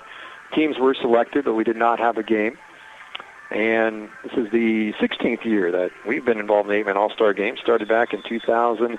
Arguably, it's been that long. Here is the kick by Heischel. Left-footed kicker, a little onside squibber to the near side, and it is covered. Well done there by Gothers. He was alert, ready to go for that one. Second time we've seen the West try that. They tried it to start the ball game. Neither time they've been successful. So the D1 East will start. Excellent field position at their own 39 from the near hash mark, moving left to right. Trailing now by 10, 36-26, but a long way to go in this one. Yeah, these are all-stars, so when you try that squib, it's usually against a lineman with no hands in the fall. Well, this is against a kid that's made great catches in the ball game, so he's going to come up with that onside. Wunderlich, the quarterback in the gun, to his right hip is Massey. Wants to throw, crossing pattern, short gain of about 4 to Cothers, who's kind of turned into his favorite target over the course of the second quarter here into the third.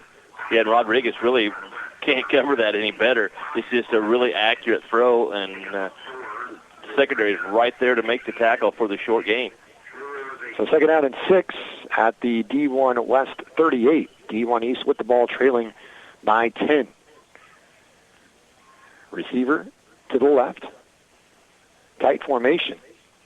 Fake the handoff, and it is Wunderlich on a quarterback keep. Angles left, cuts back, and meanders his way to the 29. Gain of 8 and a first down. And on the stop was Jonathan Mader of Hoxie. We've seen that play a half a dozen times, and every time there's been good yards. They're just getting a good feel on the linebackers because those defensive ends are getting that wide rush, so they're taking themselves out of it, so that the blocker on that just blocks down on the linebacker, and it's an easy run. And that's what the threat of that pass does. You just ignore those rush ends, let them get upfield and run right up underneath them. First down and 10. This time the ball plays at the far hash mark at the 29 in West Territory. East with the football. Trio receivers to the near side, one to the far. Wunderlich under pressure, dumps it off, and that is Bonura crossing over to the far side of the field. And he was just kind of a relief valve, I think, and he was able to pick up 3. That's better than taking a sack. 2nd down and 7. Because both defensive ends were there with the pressure. Krause, and I believe it was, number 23, which is Jaden Nuss out of Hill City, and he was actually grabbing the quarterback as he threw it, but it was still somehow an accurate throw and a catch for good yards on first down. 2nd down and 7 at the 26 for the D1 East in the blue uniforms with the gray pants, and all the players, I should say, both teams wearing their high school helmets here at the All-Star Games. That's been a tradition from the very beginning. Wunderlich, a low snap, goes down to grab it, and then he is wrestled to the turf by Logan Meyer of Lincoln, and a loss back to the 31.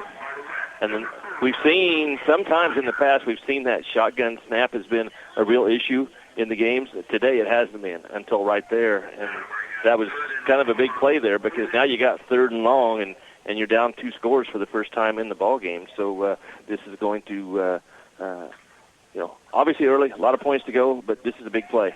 Absolutely. D1 East facing a 3rd and 12 at the D1 West 31, trailing by 10 with 2:47 to go in the third quarter. Wunderlich been in the gun all game long, fakes it to Massey, keeps it. They're thinking 2 downs to get a first down, but didn't get much this time. Wow. Jumping right into the fray and making the tackle for the D1 West. White Gardner was one of them. There was somebody else. And Caden Morgan, who's playing some defense now, came in for a pop, too. Yep.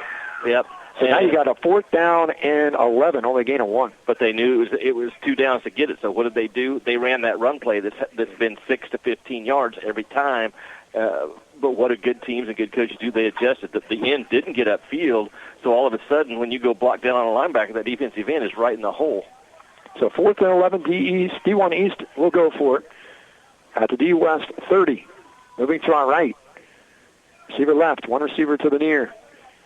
Wunderlich throws, coming out of the backfield is the running back, Massey, and he's hit and dropped by Gardner of Wichita County.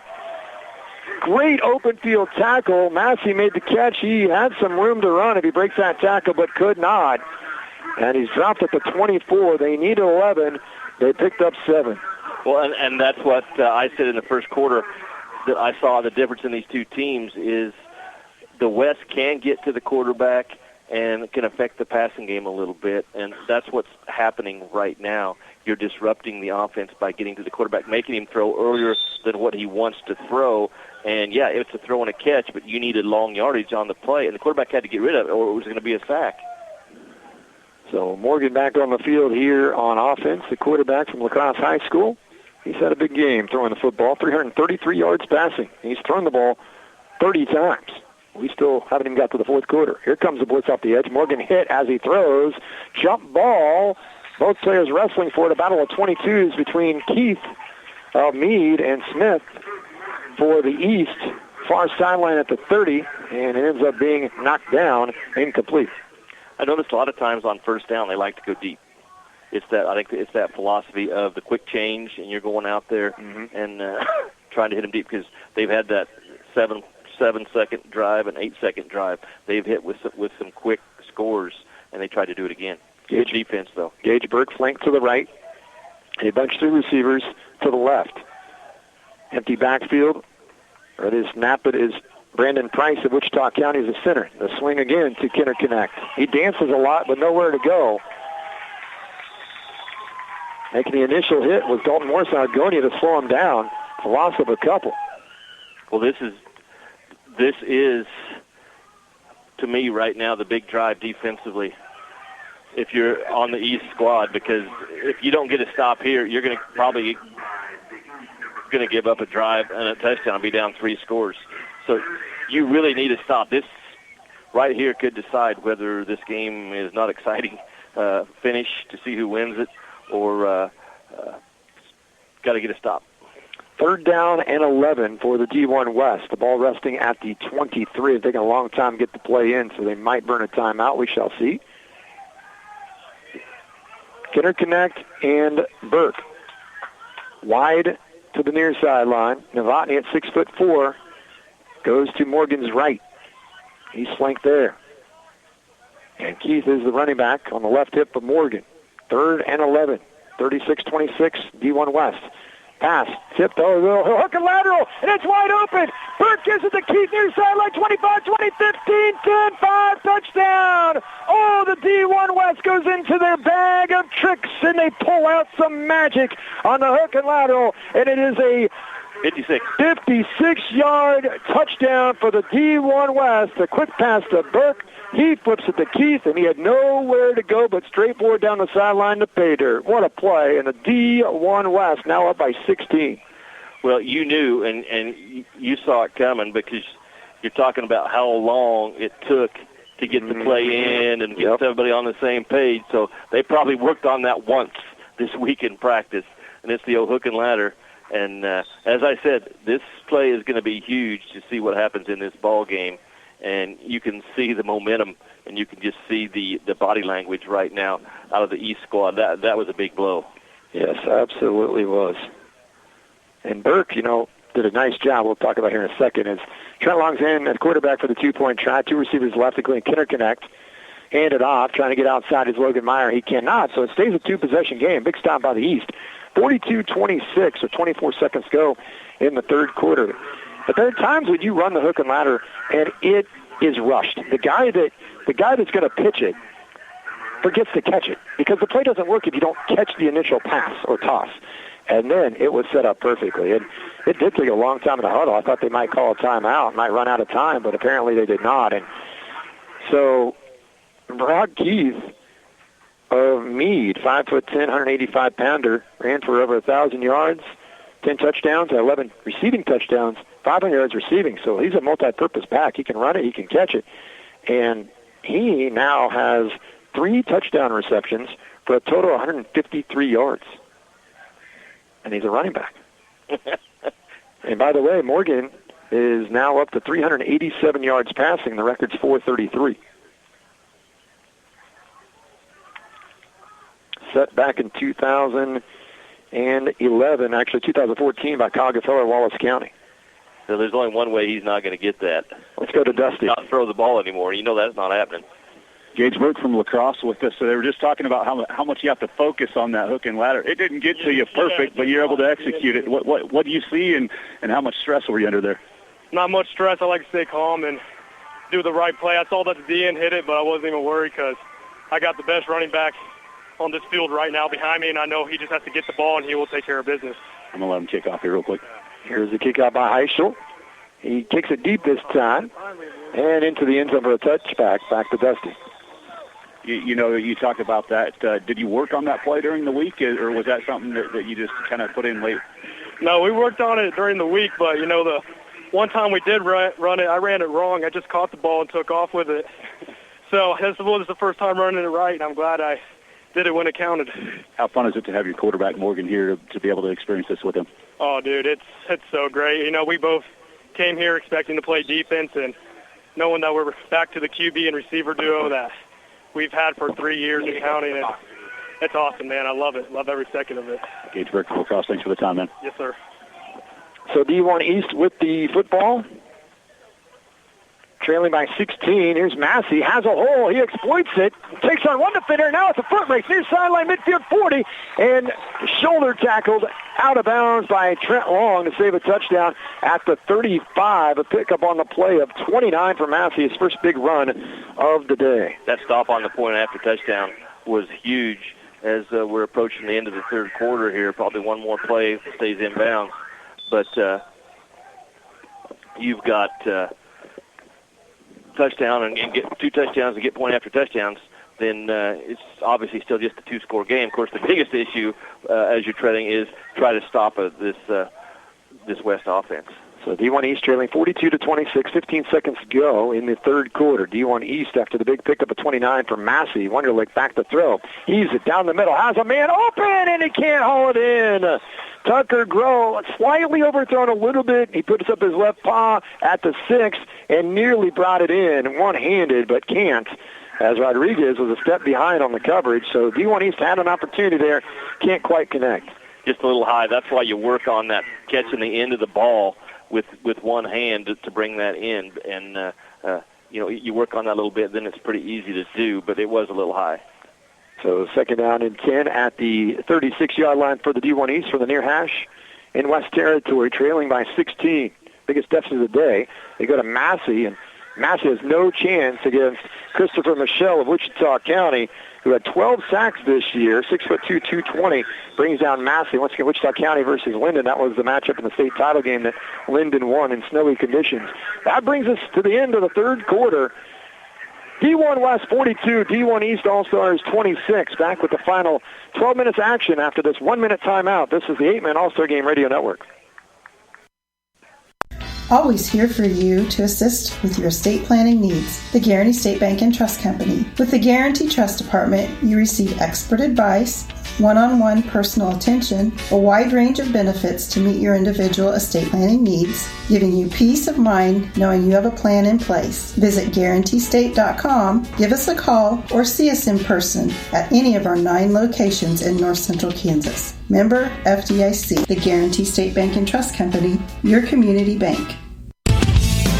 Your tire headquarters is Thompson's OK Tire in Beloit. For light truck to car to tractor, if it's a tire you need or if it's tire related, like balancing or repair, stop by Thompson Tire. Plus, they can align your car's front end and save the life of your existing tires. For new tires and wheels, see the staff at Thompson's OK Tire in Beloit, a proud supporter of the Beloit Trojans and the St. John's Tipton Blue Jays. Wishing them good luck this season. Wade Gersher, Todd Clover, Matthew Rice, Dusty Dias back with you. 8-man Division I All-Star game. We are set to begin the fourth quarter. D1 West leading 42-26. They led 2-0, 8-0, trailed 12-8, led 20-12, then trailed 26-20, and now they have scored the last 22 unanswered, and they lead 42-26. They outscored the East 14-0 in that third stanza. D1 East with the football. We flip ends. They're going to our left on 3rd and 10. Wunderlich hit and dropped. Sack for the D1 West. Coming through is Hunter Holmgren from his nose guard position from El Saline at 5'6", 160. And he drops the boom on Wunderlich for the sack back to the midfield stripe at the 40. Well, we're seeing why El Saline had a really good year, went 10-2 this year. They've had some good plays in this ball game, and just a huge play on 3rd and long, and he had enough time to throw, just nobody was open, and he had to hold it too long because nobody could break free of the good coverage. So chalk that up to great play in the secondary. 4th down and 14 for the Division I East Blue All-Stars. Tucker Groves split wide to the left. 3 receivers right. Wunderlich throws. Oh, what a catch. Made across the middle on a crossing pattern. Josiah Banyora. But unfortunately, he had 14 yards. There was pressure, so Wunderlich had to unload it with the blitz. And Banyora was able to pick up about 6 or 7, half the distance that he needed. An excellent call on that, Wade, because he had to get rid of it or he's going to get hit. And just not enough time. And that is what I see the difference in these two teams is being able to get pressure on the quarterback. One team can and the other can't. Yeah, and you said that early in the contest you spotted that, and it has absolutely been a big key in this game. So the D1 West will take over, and now you expect them to short, safe passes and try to run the ball a little bit, try and milk this clock leading by 16. And that's the thing about their short passing game that they have. You know, they can still pass it with that short passing game, and they did show some signs in that third quarter of being able to execute the run game a little bit. So the D1 West, Andre Vaughn out there on offensive line. Crystal Michelle, Wichita County is the right guard. You've got Braden Bird split wide to the near side. Kinner Connect, Novotny to the left, and Logan Meyer. Morgan wanted to throw, and now he keeps it. Sprint out far side, and he's able to garner a little bit of positive yardage to the 39, a gain of 4, and if you have any doubt right now, don't force anything. Be smart with the football. Yep. If we had a lineman of the game, I think Christopher Michelle probably might be in line. I don't know how well he's blocked today, but they've had good time to throw, but he's been an excellent receiver. Yeah, he's got a 2-point conversion, a touchdown catch. You'll hear that from an offensive lineman very often. Yeah. 6'2", 220, 12 sacks on defense, and he's playing offense for the most part. Here is Morgan running to his left and gets to the sticks. The yard to gain was the 35, and he's very close to that.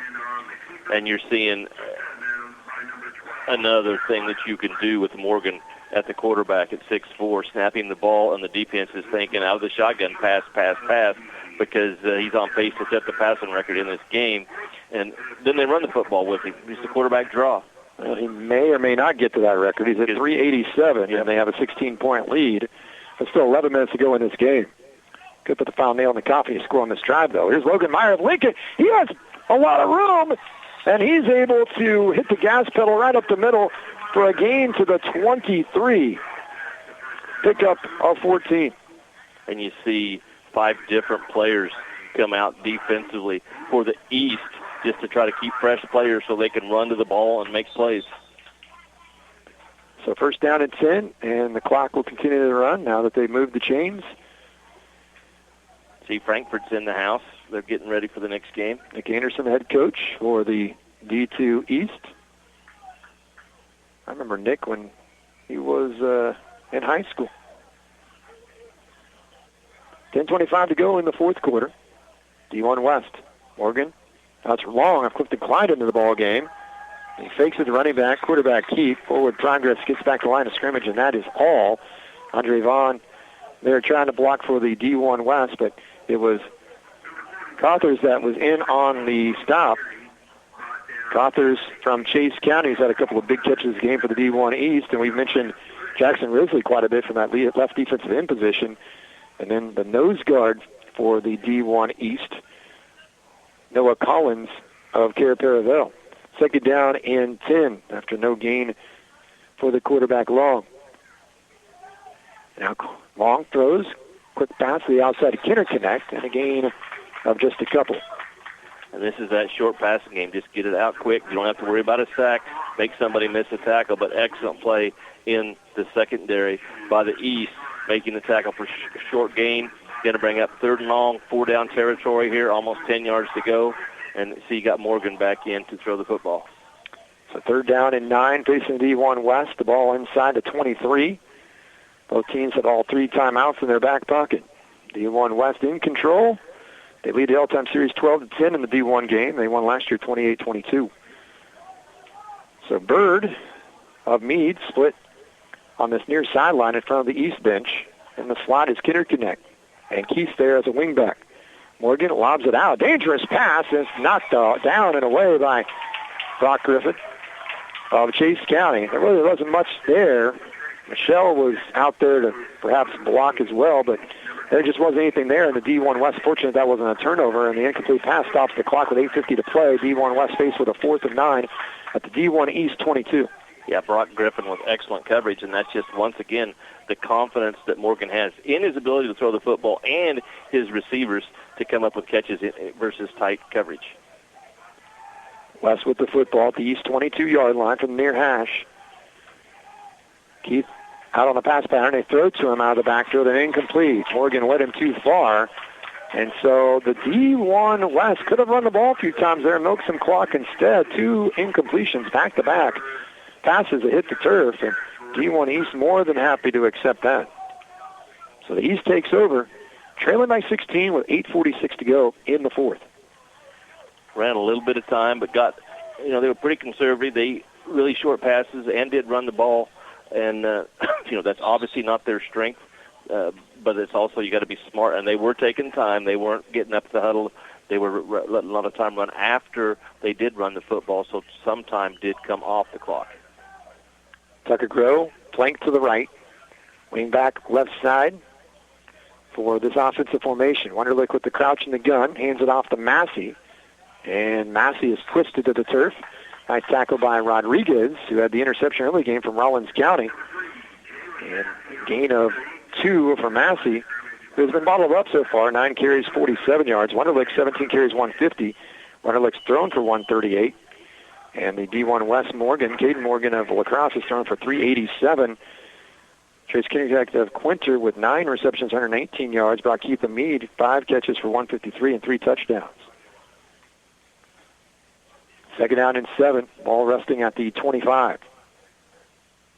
Wunderlich has the football. Heaves it as he gets blitzed. Just throwing it up on a seam pass to the intended target, which is Tucker Groh, and well covered there by Rodriguez and incomplete. And once again, Todd, Wunderlich there did about all he could do, and that is just throw it up and hope my guy can make a play because he had a guy in his midsection. Yeah, excellent call, Wade. He's not able to step forward and throw the football. He's basically just getting rid of it. And when it was thrown, I thought it was thrown to Rodriguez because he had great coverage on the play. It was just overthrown, and Rodriguez probably gets the interception.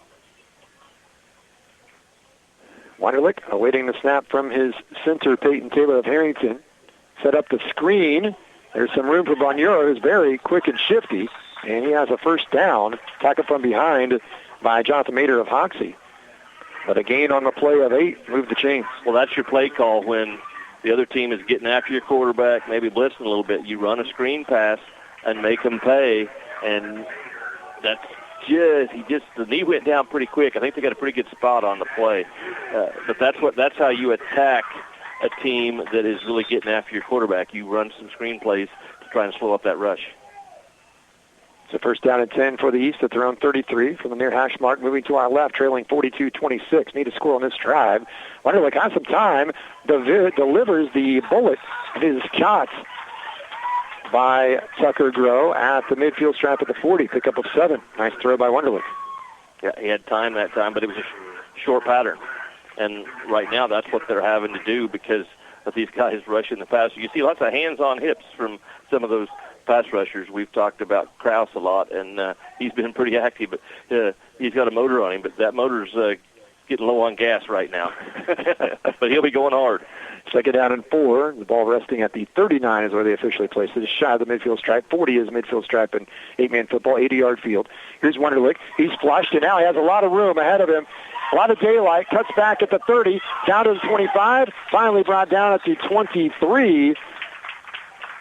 Pickup of 18 for Wonderlic, who has been very patient when he's run the football, as evidenced by his 48 and 33-yard scampers early in the game for touchdowns. And that's what happens when you have 4 guys going after the quarterback. So you're short one guy in the secondary, and you're in man coverage, and everybody's running deep. There was 20 yards of space with everybody running backwards. No idea that Wonderlic had broke free on the run. Under 7 to play here in the fourth quarter, 42-26. West with the lead over the East in the Division I All-Star game. Wonderlic steps into a pass, has a man open. Andrew Smith, touchdown! Perfectly placed football once again by Wonderlic, right into the breadbasket of Andrew Smith. 23-yard connection, and the East within 10, and a very important 2-point conversion pending. Yeah, it hasn't been I'm being kind when I say it hasn't been a strength of either team today offensively with the 2-point conversion. So let's see what the coaches come up here. It's got to be the best play call they've had today to get this to be a one-score game with 6:38 to go. Andrew Smith, an interception, now a touchdown catch. Wonderlic sends Monura to his left. Quarterback draw up the middle, and Wonderlic is in for the 2-point conversion. And the D1 West lead has been shaved in half from 16 to 8 with 6:38 to go in the fourth. 42-34 West with the lead. And now they'll have to get something done and milk some clock on the next possession and kind of go back to throwing the football and incomplete passes, stopping the clock. And East kind of a new lease on life on that drive as they go 6 plays. And they go 57 yards, 23-yard pass from Wonderlic to Andrew Smith, and then the 2-point conversion there by Wonderlic. And they're within one score, 42-34. And you know what I'm doing? If I'm calling plays for the West, I'm going to put the ball in Morgan's hands, and I'm going to let him throw the football, and I'm going to say, we're going to go get a touchdown and win this game. And I think that's the difference in today's style of ball is we're going for the points. That's kind of like the Chiefs if you tell Mahomes to pass with a 7-point lead with 5 minutes to go. Now, just go get a field goal. Or in this case, a touchdown. Because the alternative to that is run the ball, which is not your strength, and there's a lot of time to go. So now if there was 2 minutes to go, I'd say run the ball. But 6:38, there's multiple possessions to go here. And both teams have 3 timeouts, too. Go get points.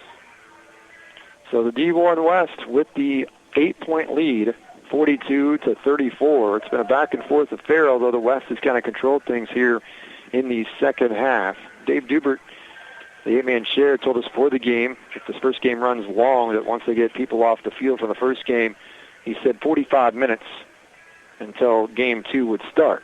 So we'll see if that still holds true, because we will definitely, I say definitely, I guess, I'd say definitely, because we're going to have timeouts and everything else in a one-score game. 6:38 to go in the fourth. This could be a long 6:38. Yeah, right. They got 7 people up for a short kick here. So the East, they could try the onside kick. They could kick it deep. They have a few options here. I would imagine they'll kick it deep. I'd kick it deep.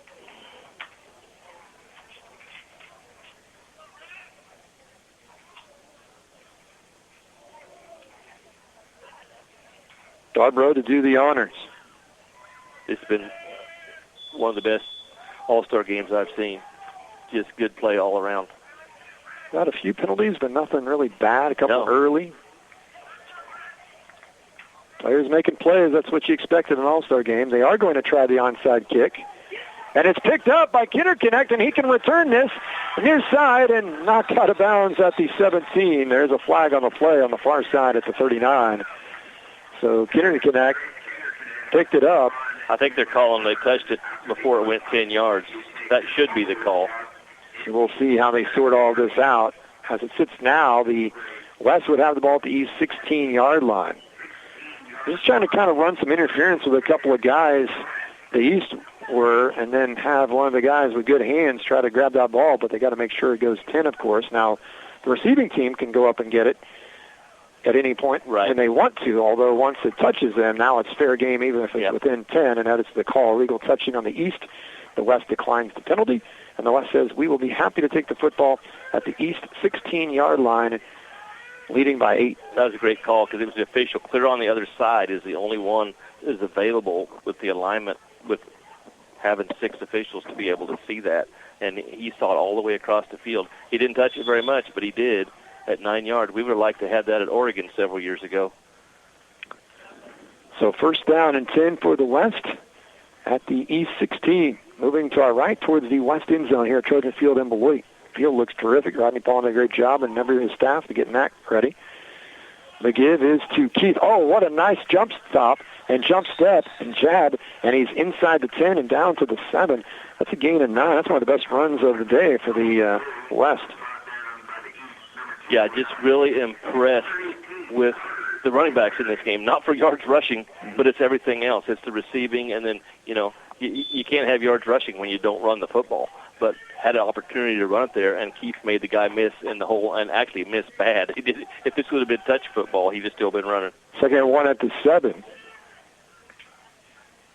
Morgan standing straight up at the 11 in the shotgun formation. To his left hip is Logan Meyer from Lincoln. Kinderconnect and Gage Burke are to the left. Tight end, 3-point stance, Novotny to the right. Give is to Meyer, straight ahead, and Meyer breaks one tackle, trying to force his way in the end zone. What a run by Meyer, into a brick wall, then broke through that wall. He had picked up the first down, they had 1 yard, but then he's able to pick up 5 down to the 2. A lot of times you'll see that because you're going to have some really tired tacklers that are a little bit higher, and you got a fresh running back that is strong. You can see he's been in the weight room, and just a really strong run. And that's when you just hope they don't fight too hard and then get hit and lose possession of the football. So first and goal at the 2 for the West. Trying to milk some clock here with 5:30 and ticking fourth quarter. They lead 42-34. Morgan gets the snap. Hand off to Meyer. Meyer, the Lincoln Leopard, into the end zone for the touchdown, and a D1 West with the response pushes the lead back to 2 scores at 48-34, pending the upcoming 2-point conversion.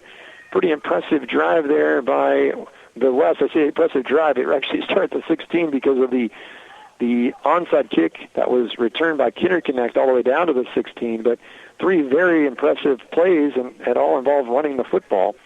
So now they will go for 2. That was the impressive part, was do something they really haven't done, haven't tried to do, and that was just be physical up front and knock people off the ball and run it in from 16 yards on just 3 plays, and really weren't challenged up front on any of the 3 plays. So Morgan has a running back to his right and Kinderconnect to his left, Meyer to his right. Morgan keeps it, and D1 East not fooled by the formation whatsoever. Cothers is there on the tackle against Morgan, and also Worth making the stop for the D1 East. So 5:15 to go. West leads 48-34. Well, the good part about onside kicking and having them run it back to your 16, they only had to run 3 plays before they scored, so there's still a lot of time left. Didn't take a lot of time off the clock. Didn't take a lot of time off the clock because, you kick it deep, they're probably still, so it might have worked out okay, because now you get the ball back, you're going to have at least 2, and if things somehow go your way, 3 possessions when you're only down 2 scores. So it did get more time instead of letting the opponent, because if you're running like they were running the football there, and you're starting at your own 20, 25-yard line, you could run the clock out after timeouts were called. So still lots of time to go. This is 8-man football, and a big play, and you're right back in this. Yeah, 5 minutes, 15 seconds, plus the East has all 3 of their timeouts. But they certainly have to score on this possession, trailing by 14. And this has been one of the differences, too, is you've got a West team that's been able to kick the ball into the end zone, starting the opponent at the 15, making tackles inside the 10. The field position has been won in this ball game with special teams and the 2 points on the safety, which is really important right now. So the special teams has been a big win in this game for the West with the point after touchdown and huge field position advantage for them. Big thank you to the trainers. Steve Schrader's been doing this for 30 years, 8-man All-Star games, and he has a student trainer, Taylor Lepai. Thanks to the officials, Dylan Provis, Zeke Hagee, James Garrettson, Easton Burton, and Mark Zarbanicki for providing their time as the officials and the trainers for the 8-man games here today. It's greatly appreciated. Here's a kickoff by Heischel from the 30. High, deep kick, well done, and into the end zone, and it's a touchback. And that's exactly what you want from your kicker there. Don't have to cover the kick at all, and put the opposing team at their own 15-yard line to start this ensuing drive after the West was able to score 3 plays, 16 yards. A reminder that you can listen to these games on 8manallstars.com, Katy Country 94 here in Glen Elder, and on our affiliates, KR 92 in Belleville, FM 95.5 KNDY Marysville, 98.9, 1540 KMCP in McPherson, 99.3, 1370 Coyle in Iola, 92.3, 1510 KLQR in Larned. First down at 10 for the East, trailing by 14. Wunderlich fires it deep right side, jump ball, and it is caught. Tucker Grove of Chase County with the catch. Far sideline at the 37. Gain of 27. Can't cover the guy any better, but it's a jump ball, and the offense is the guy that reacts to it. The defense, that's just so hard for the defense to know when to turn around, and just goes up and catches the football. So just good execution. Really impressed. Probably the best game I've seen overall with multiple guys that can go catch the football and make plays when the ball is thrown against tight coverage. Wunderlich's thrown for over 200 and ran for 168. Morgan has thrown for 387 for the West. We'll go to the sideline in a moment as Wunderlich breaks one tackle, sheds the second, sidesteps another, and a flag is thrown as forward progress down to the 32. Be a gain of 5 of it stands. Let's go to Dusty. Hey, Trace Kinderknecht from Corner with us. Tracy, a big score there to get the 2-possession lead again at 48-34. You had a touchdown earlier. How fun has it been to play with this group and be a part of this team? Oh, it's amazing. I'm so glad God brought them into my life and gave me a chance to be here this weekend and compete. It's everything that I could have ever dreamed. When you look at the guys that you've been bashing heads against over the last 4 years and being able to kind of come together as a group, how hard was it? Was it quick? Did you click pretty fast? Oh, all the guys are great. I mean, we went from people that we barely knew each other and just hated, but this week has brought us really close together, and I'm so glad I got to be a part of this and get to know them.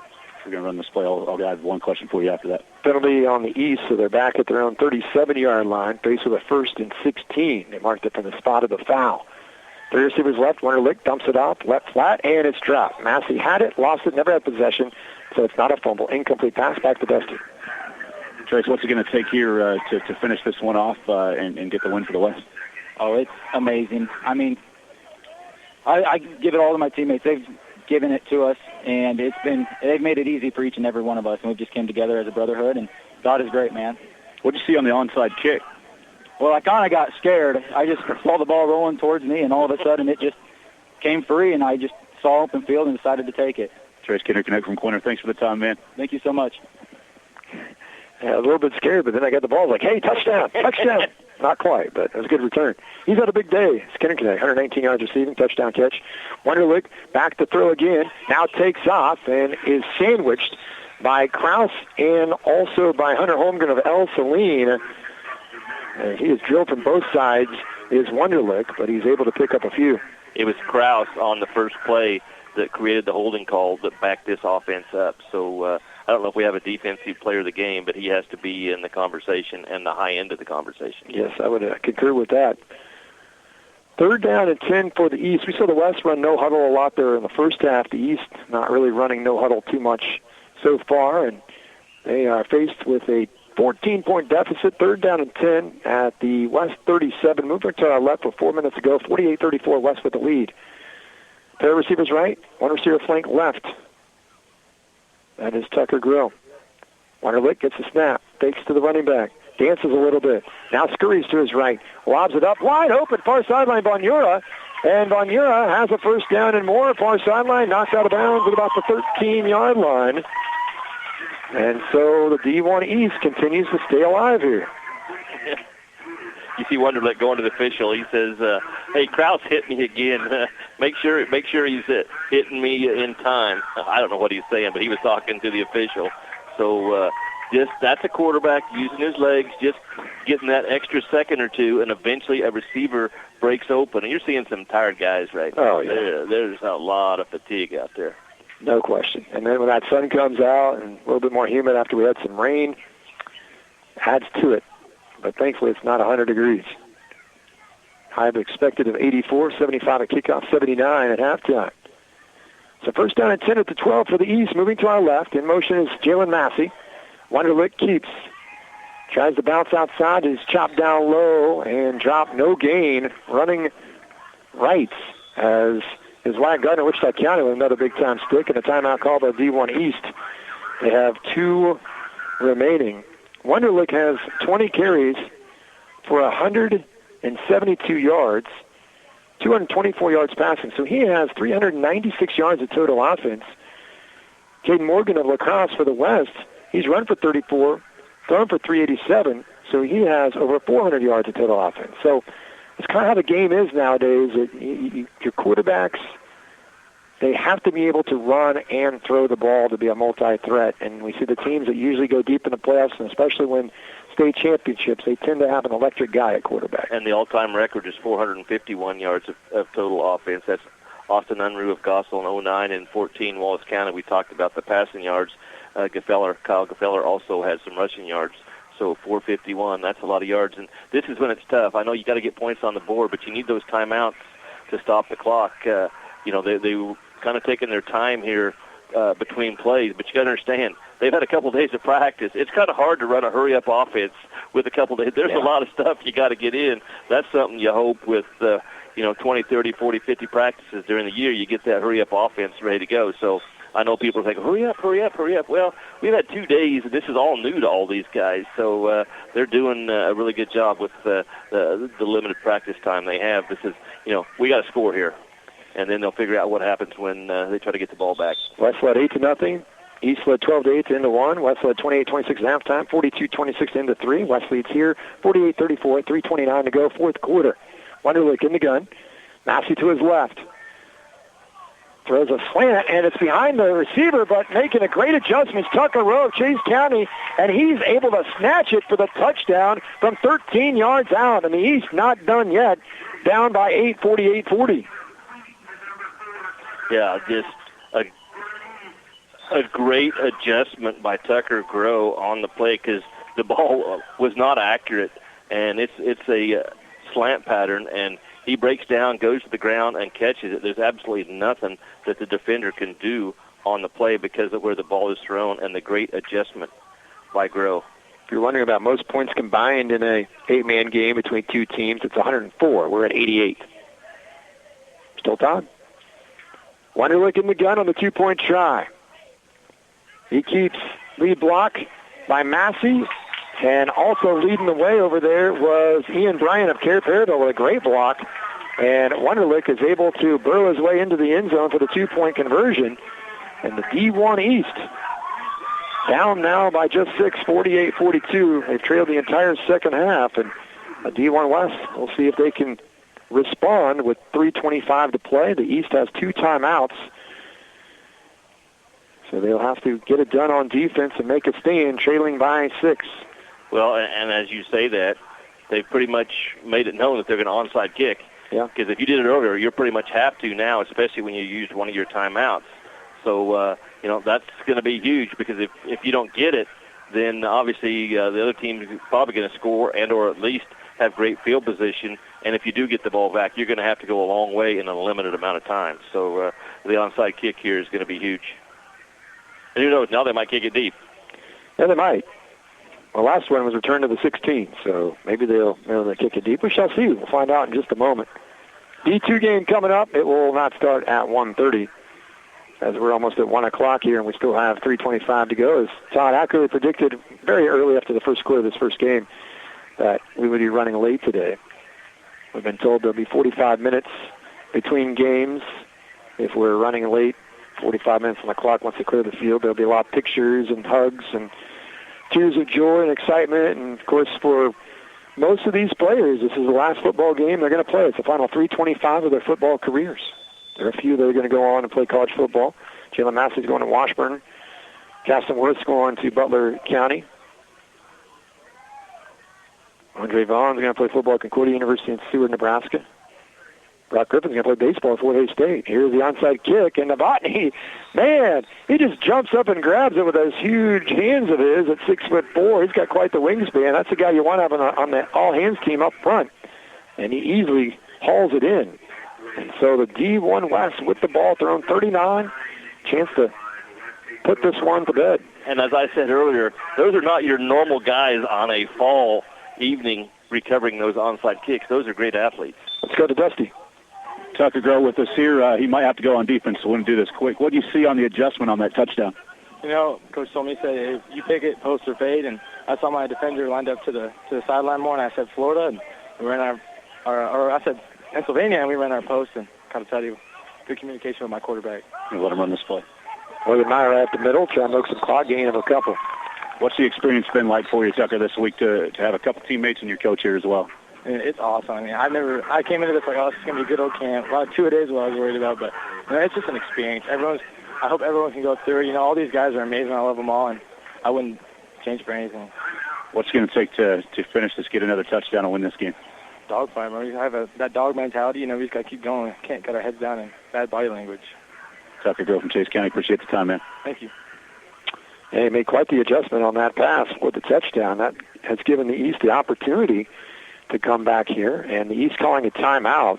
That is their second. They have one remaining. 3:18 to play. West 48, the East 42 in 8-man Division I All-Star game. Some of the plans for some of these players, Jace Wonderlick is going to study cybersecurity in college. Alex Smith of South Sumner is going to be in the Marine Corps. We appreciate him for his service ahead of time. Jalen Massey is going to play football at Washburn.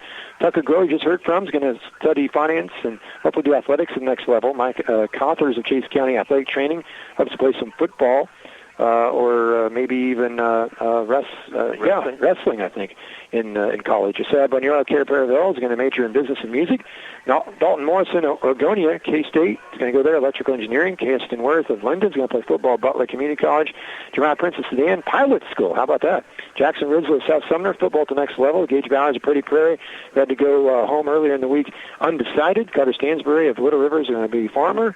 Andrew Smith, Little River, athletic training and physical therapy. Brock Griffin of Chase County is going to go to Fort Hays State to play baseball. Noah Collins of Caraparavel going to Harding, Arkansas to study pre-law. I can already tell you Noah's smarter than me. Ian Bryan of Caraparavel, undecided. Peyton Taylor Harrington going to Missouri Western. He'll be law enforcement. Caleb Anschutz of Linden is going to architecture engineering, and Lane Darby of Madison is going to study ag business. West with the ball, second down at 8. The handoff Logan Meyer. He has stood up and knocked down immediately as it was Dalton Morrison in on the tackle, along with Jackson Risley. Logan Meyer back to the original line of scrimmage, and that is all. And the East, I would imagine, will go ahead and call their final timeout here, and they do. And that gives us the opportunity with 3:13 to play here in the fourth quarter. West up 48-42 to tell you about the West All-Stars, what their plans are. Brandon Price of Wichita County is going to Wichita State, physical therapy. Braden Burton Mead, respiratory therapist. Katie Morgan's going to go to Kansas Wesleyan. I tell you, the way he played today, maybe Kansas Wesleyan put him on a football team. Logan Meyer hopes to play football in college. Gage Burke of lacrosse business. Wyatt Gardner of Wichita County going to Friends for elementary education. Jonathan Mater Hoxie hopes to have track and field or football at the next level. Ryder Dent El Saline, Fort Hays State University, construction management. Brian Rodriguez, Rollins County, wants to be an electrician. Joseph Heischel of El Saline, aerospace engineer. Trace Kenner of Quinter, NCK Tech, to study electrical. Brock Keith of Meade, business. Jaden Nuss of Hill City going to Fort Hays State University, exercise science. Hunter Holmgren of El Saline is going to be a lineman. Peter Krause of Rollins County, electrical. Andre Vaughn of Hoxie going to play football at Concordia University in Seward, Nebraska. Trent Long of Cook to Clyde, undecided. Corey Michek of Trigo, proud sponsors, not sponsors, but have to be proud with the Trigo graduates. Dusty Dinas of Wade Gershner. We're so old, people don't remember us, Todd. Cloud County Community College for Corbin, Win Technology, Christopher Michelle, Wichita County going Wichita State, and Justice Novotny of Skyline undecided on his future plans. So here we go, back to the action after the timeout. Third down and a long 8 for the West. They are checking the play on their wristbands. Logan Meyer, the running back, the left hip of Caden Morgan, who's thrown for 387 yards. Might have to throw it here, and then Meyer stepped forward and didn't continue to go in motion. Thus, it's a procedure call on the D1 West, and that's an important penalty. It makes it that much tougher for the West as they're faced with a 3rd and 14, a 3:13 to go in the fourth quarter. Kind of controlled this ball game, but they're not finishing well, and you're seeing the East squad making a run here. If they get a stop, they're going to have all kinds of time, and they've looked good on their point after touchdowns. They're going to run wonder on the extra points. Wonderlick's going to run the football. So if they get the score, they know what to do on the point after touchdown because they've looked good the last couple of times with him running the ball. Well, you saw hook and lateral for a hook and lateral for 56 yards. That was a trick play that was huge. And see if they got some kind of new trick in their bag here. Get most of it and go on fourth. That's right. And now a timeout call by the West. We'll keep it here. Because right now you can't be very confident that you're going to get a stop with 3 minutes to go. You need to win this with your offense. Now, obviously, you're going to punt it if you don't get anything here. Big thanks to our sponsors here locally, Central Valley Ag, the Brush Group in Downs, Cunningham Fiber, the Schooler Company in Downs, Guarantee State Bank and Trust Company. Also, Thompson OK Tire and Beloit, Remus Farms Chemical and Fertilizer, NCK Tech College, Miller Welding in Downs, and NCKSports.com. I'll tell you what's been open on this is Kidder Connect in the slot and running a post with the split, getting him deep, taking the coverage, and then Kinder Connect out of that slot, going up underneath that. That's what has been open a few times in this ball game. If I'm one of the assistant coaches and I've been watching that, I'm saying, hey, we need to come back to that. It's the skinny post by the slot with running the coverage off with your split in. So that's what I would go to in this situation. And as you said, they could pick up, say, 8 or 9. They'd probably be looking at going for it on a 4th and 4, 4th and 5, 4th and 6. Yep. And we saw them punt earlier, and it went about 10 yards. That was the only time they punted in the game, by the way. So the crowd getting into it here. East fans on our side, West fans on the other side. Caden Morgan in the gun. He's probably got to air it out at least one more time here. He rolls right. He keeps it. He's looking to run, and then he smartly stays in bounds, or did he stay in bounds? They tackled, they shoved him out, and Morgan gave himself up, and they're going to go ahead and let the clock run. He did get down just in time, so Morgan, no gain on the play, so a conservative call there by the West, very conservative, and almost went out of bounds. But they got a good job by the official. He called forward progress because Morgan stopped, and then he got pushed backwards, which got him out of bounds. He stopped so he wouldn't go out of bounds. He got pushed out of bounds, but he got the forward progress that he should have got. Great job by this officiating. Remember, the only time the West punted in this game, it went about 10 or 11 yards. So it's a big punt for Trent Long of Clifton Clyde. And they got all kinds of time to put a touchdown and score the point after touchdown and win this thing. Absolutely. 2:20 on the clock and ticking, fourth quarter. West up 48-42. Good snap. Here's the punt. Oh, Long boots it deep. It's bouncing and is picked up at the 1 by Bonura. He spins out of one tackler, but not a second. Dropped at the 5. Huge tackle made on special teams by Wyatt Gardner of Wichita County. What a play by him. What a senior year he had at Wichita County. Led his team to the state title game.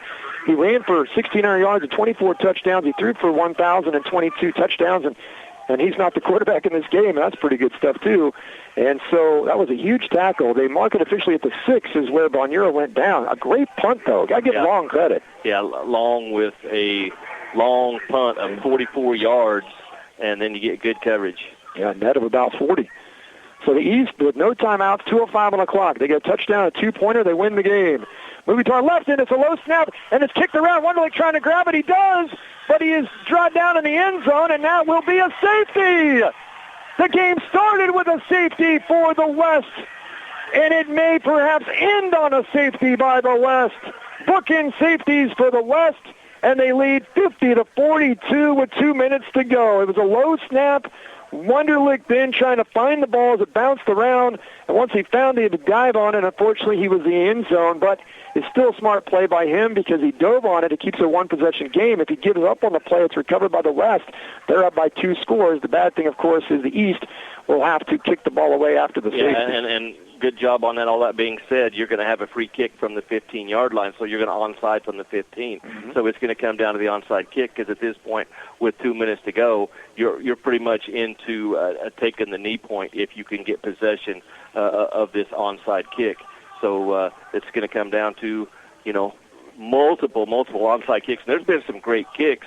It's been some really, really good plays by the receiving team to recover that. So you just need one really good bounce or, a guy to maybe take his eye off of it, or it just doesn't quite have the angle to get to it. And look who's over here where they've been kicking. But you look, I'd say I try the other side, but look at the athletes on the other side. You got Rodriguez on the other side, and I can't see Burke on the other side. So definitely the hands team is out here. So, by 4.5 foot by Wunderlich, you just give up 2 points instead of 6. And as you said, you have the opportunity to onside kick it, even though it's the free kick after the safety.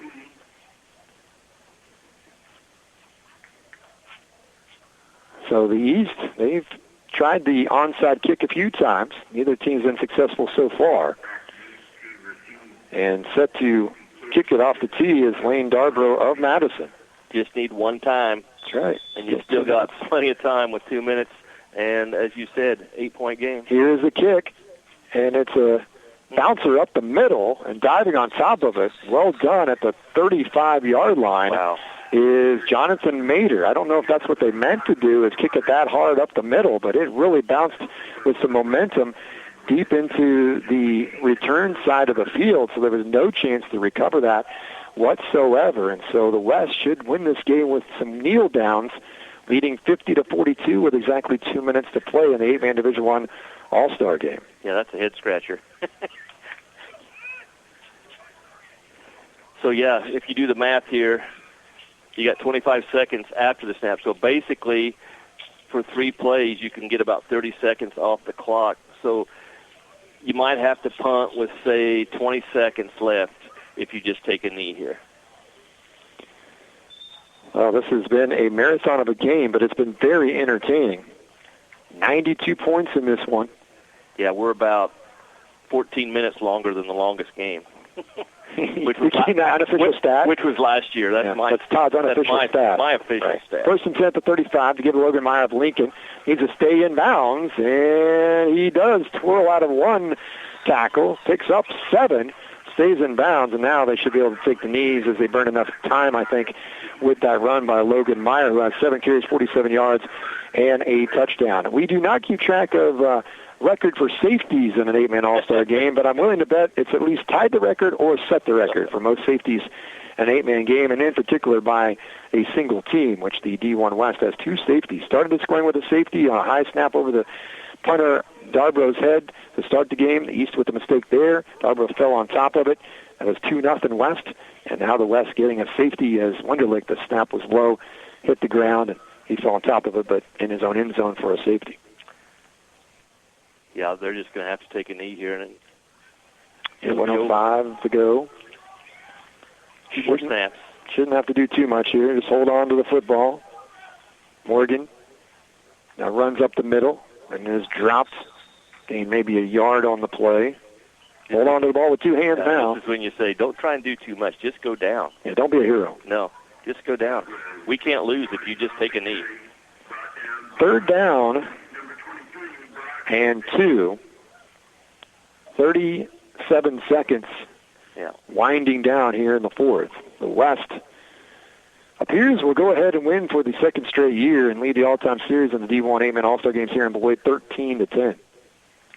And kudos to these kids. They put on quite the show today in this game. They put on a marathon. Yes, they did. But it was a good marathon. It was a really good game. Now taking a knee is Caden Morgan on the 3rd down and 2, and that wraps it up. The 2024 8-man Division I All-Star game is in the books. And the Division I West All-Stars in the red jerseys, winning over the D1 East All-Stars in the blue. Your final score, West 50 and the East 42. The old 3-hour and 11-minute ball game. We'll take a 2-minute timeout, and then we'll talk to the coaches on the field, and we'll go over all the stats and more. Back in 2 minutes. This is the 8-Man All-Star Game Radio Network. Remus Farms in Concord City is a proud supporter of the area athletes in this year's 8-Man All-Star Games. They want to congratulate all the players on a great career. Remus Farms Chemical and Fertilizer is your wholesale fertilizer dealer in Kansas. They wish the best to all the young men playing in today's games and give a special shout-out to the athletes from North Central Kansas, including Lakeside's Ian Kersine, Nathan Goheen and Doak Guttery of Osborne, and Chancellor Mark from St. John's Tipton. Good luck, All-Stars, from Remus Farms LLC in Concord City. Success is not given. It has to be earned. It takes grit, a relentless pursuit of your passion, the courage to commit to the daily grind to perfect the skills needed to become a leader in your field. The path to success is different for everyone, but those with grit stand out from the crowd. And at NCK Tech, you can too. They train you, test you, and give you the tools to be successful. All you need is a place to grow your grit. Visit nckTC.edu and learn more. Schedule a campus visit today. Grow your grit. NCK Tech. Attention all farmers, truckers, and haulers. Miller Welding of Downs is proud to be a distributor of Sherco's top-of-the-line tarp and hopper openers. Not only do they sell, but they can also install and service your Sherco electric tarp and hopper openers. Sherco offers a wide range of tarping solutions for the agriculture industry for everything from grain trailers, grain trucks, grain carts, wagons, and more. Their advanced technology allows you to cover and uncover loads effortlessly, saving you time and hassle on every job. Visit Miller Welding on Highway 24 just west of Downs or call 785-454-3425 to find out more. For the latest news, standings, and schedules for your favorite high school teams, visit ncksports.com, your home on the web for high school sports involving the North Central Activities Association, Northern Plains League, plus Smith Center and Concordia. Visit ncksports.com today. A big thanks to our sponsors, Thompson OK Tire in Beloit, Mankato Professional Pharmacy, S&S Drug and Home Health, Brush Art Corporation and the Brush Group, Cunningham Telephone and Cable, and by Farm Bureau Financial Services, Todd Clover, Sales Associate. Lake Christian, Todd Clover, Dusty Dinas, Matthew Rice back with you here at Trojan Field in Beloit. The 8-man Division I All-Star Game just completed, and it did take 3 hours and 11 minutes. The second game is supposed to start at 1:30, and I think that's the trend we're going to see for a while now. Teams like to throw the ball a lot. We spread the ball around, spread formations, and all 4 teams today running a spread variation.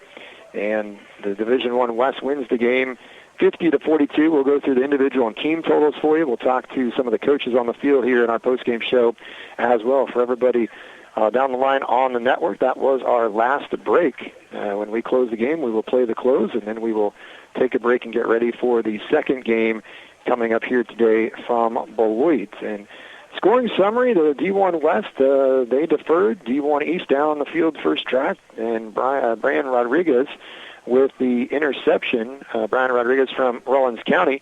D1 West would take advantage because they would eventually get a safety on a snap, on a punt snap over the head of the punter into the end zone, recovered by the punter, but as a safety, West led 2-0. West then scored on a 42-yard pass from Caden Morgan to Trace Kinnerconnect, made it 8-0. East would come right back. 48-yard run by Jace Wunderlich made it 8-6, and then Wunderlich a 33-yard run after a fumble was ruled on what was a forward pass. Officials missed that one. The East took full advantage on the next play, 33-yard run by Wunderlich. That made it 12-8. The West regained the lead on a 15-yard pass from Morgan to Keith of Meade, and two-point conversion failed 14-12, and that was Morgan to Keith for 36 yards and a touchdown.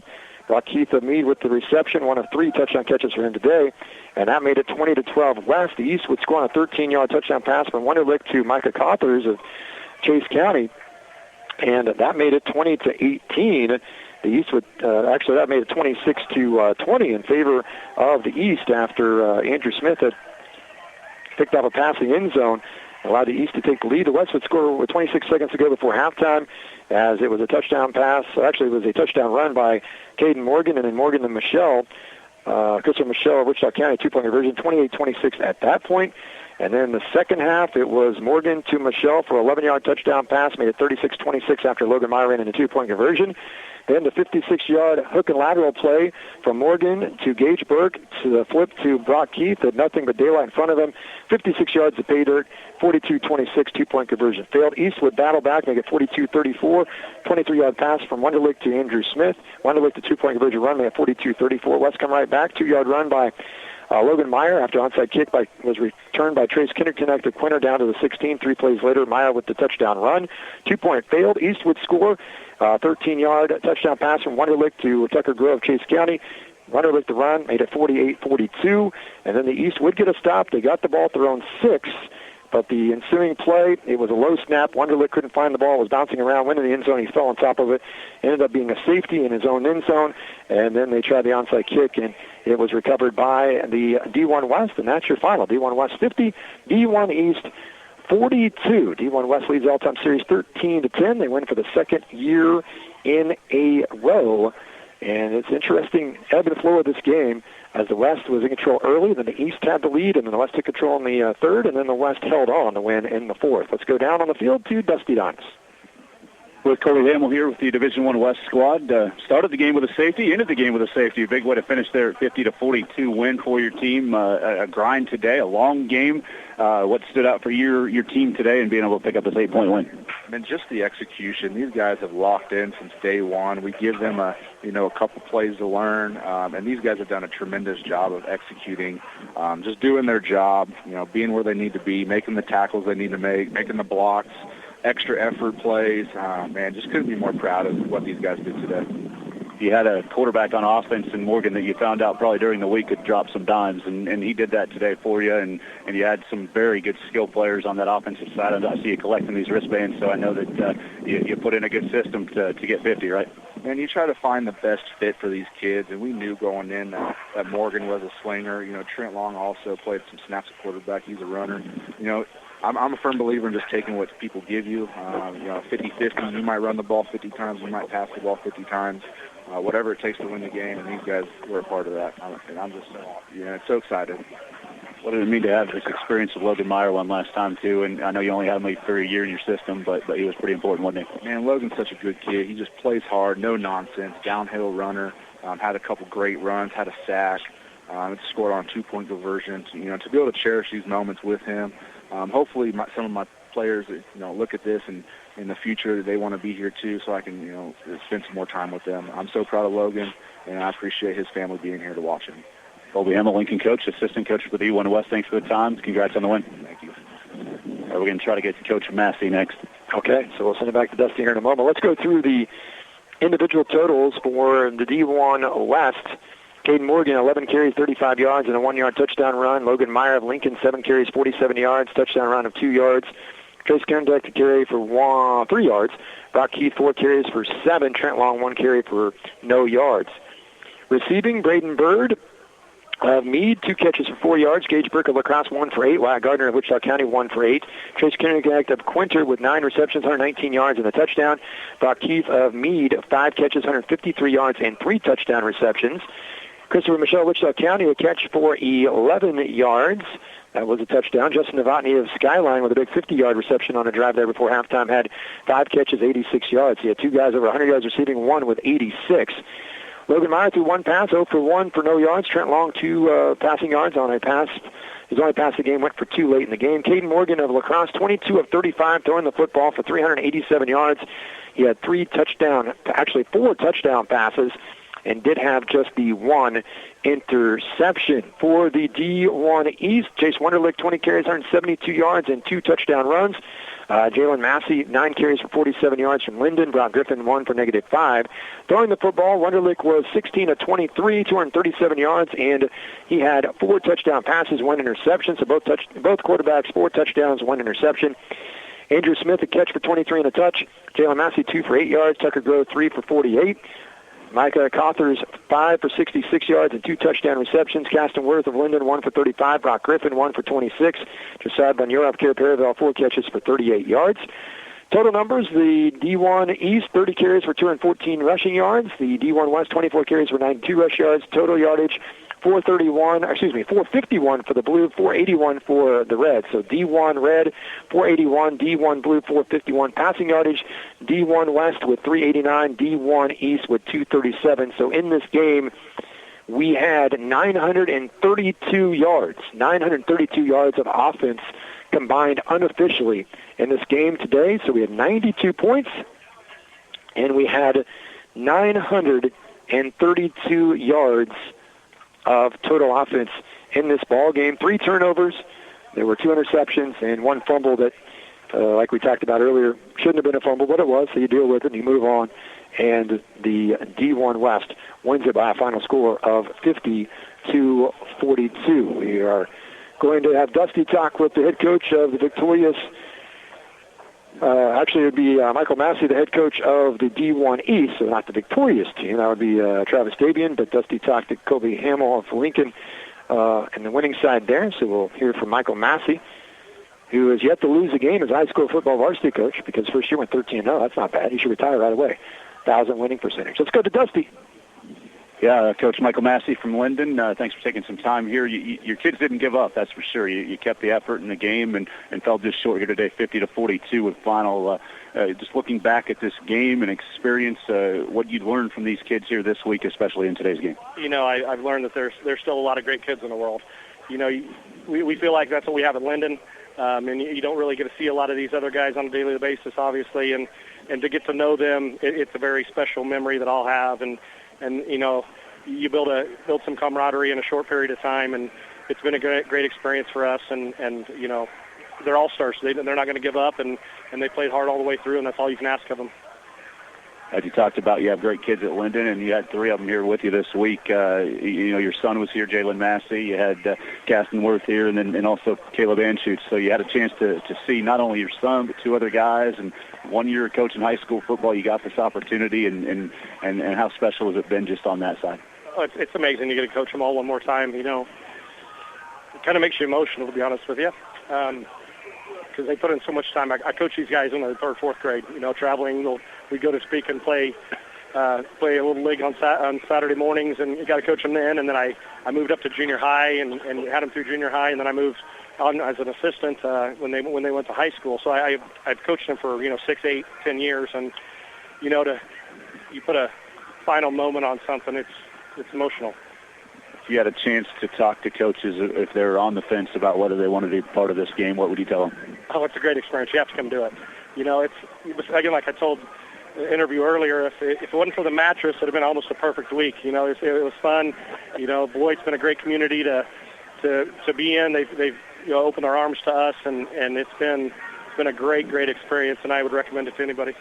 Linden coach Michael Massey from the D1 East. Thanks for the time, and best of luck moving forward, man. Thank you. I appreciate it. All right, and that will conclude everything here from the sideline as we'll get ready for our next game. Unless Dusty has somebody he wants to talk to, and I don't think you got anybody because we're getting short on time here. Yeah, I want to apologize to KR92 for not getting Trent Long, but he was playing everywhere. Yeah, that's fine. So the final score of the Division I All-Star game is the D1 West wearing the red uniforms 50, the D1 East 42. Just quick closing thoughts here, Todd. Well, I would have to say quickly that was probably the best All-Star game that I've seen. And we just in doubt from the beginning to the end, big play after big play.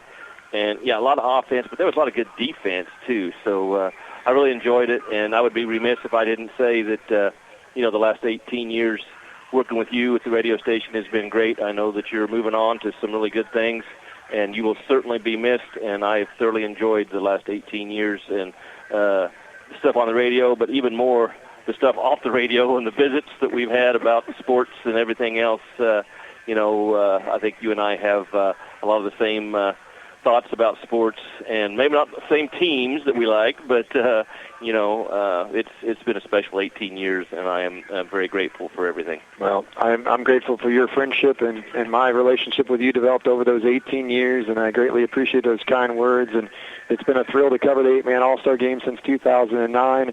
And I appreciate everything you do, not only on the air, but supporting all the things that we do and spreading the word about the things that we do. You've always been one of, if not the biggest supporter of our stations and what we do, especially when it comes to sports coverage, and we greatly appreciate that. But not only that, but appreciate your friendship even more. So thank you for everything that you have done. Todd is not done. I am not done here today. I'll go to the sideline for the next game. Dusty will slide into the play-by-play chair with Todd for the Division II All-Star game with our pregame that's going to start in about 8 minutes. So it'll be, let's see here, about 1:35. For everybody on the network, our pregame will be about 1:35, and kickoff will be right about 2:05 is what we're looking at here. I want to thank everybody, first of all, here to wrap up our broadcast on the D1 game. Special thanks to the Kansas 8-Man Association, Dave Duber, and the 8-Man All-Star Game Committee. Hannah Bowers and the Beloit Area Chamber of Commerce, Manny Finch of Mitchell County Convention and Tourism, Beloit Rotary Club, Beloit Odyssey Club, Beloit Knights of Columbus, Beloit Junior Senior High School and City of Beloit, Rodney Paul and his staff for getting the field to look so gorgeous today, NCK Tech College, Gary Pauls, the Beloit Entertainment Center, the PA announcer Isaac Schoen, the Beloit Call, Barb and Charles Axtell for their work on the 8-Man programs, and all the affiliates that carried the game today.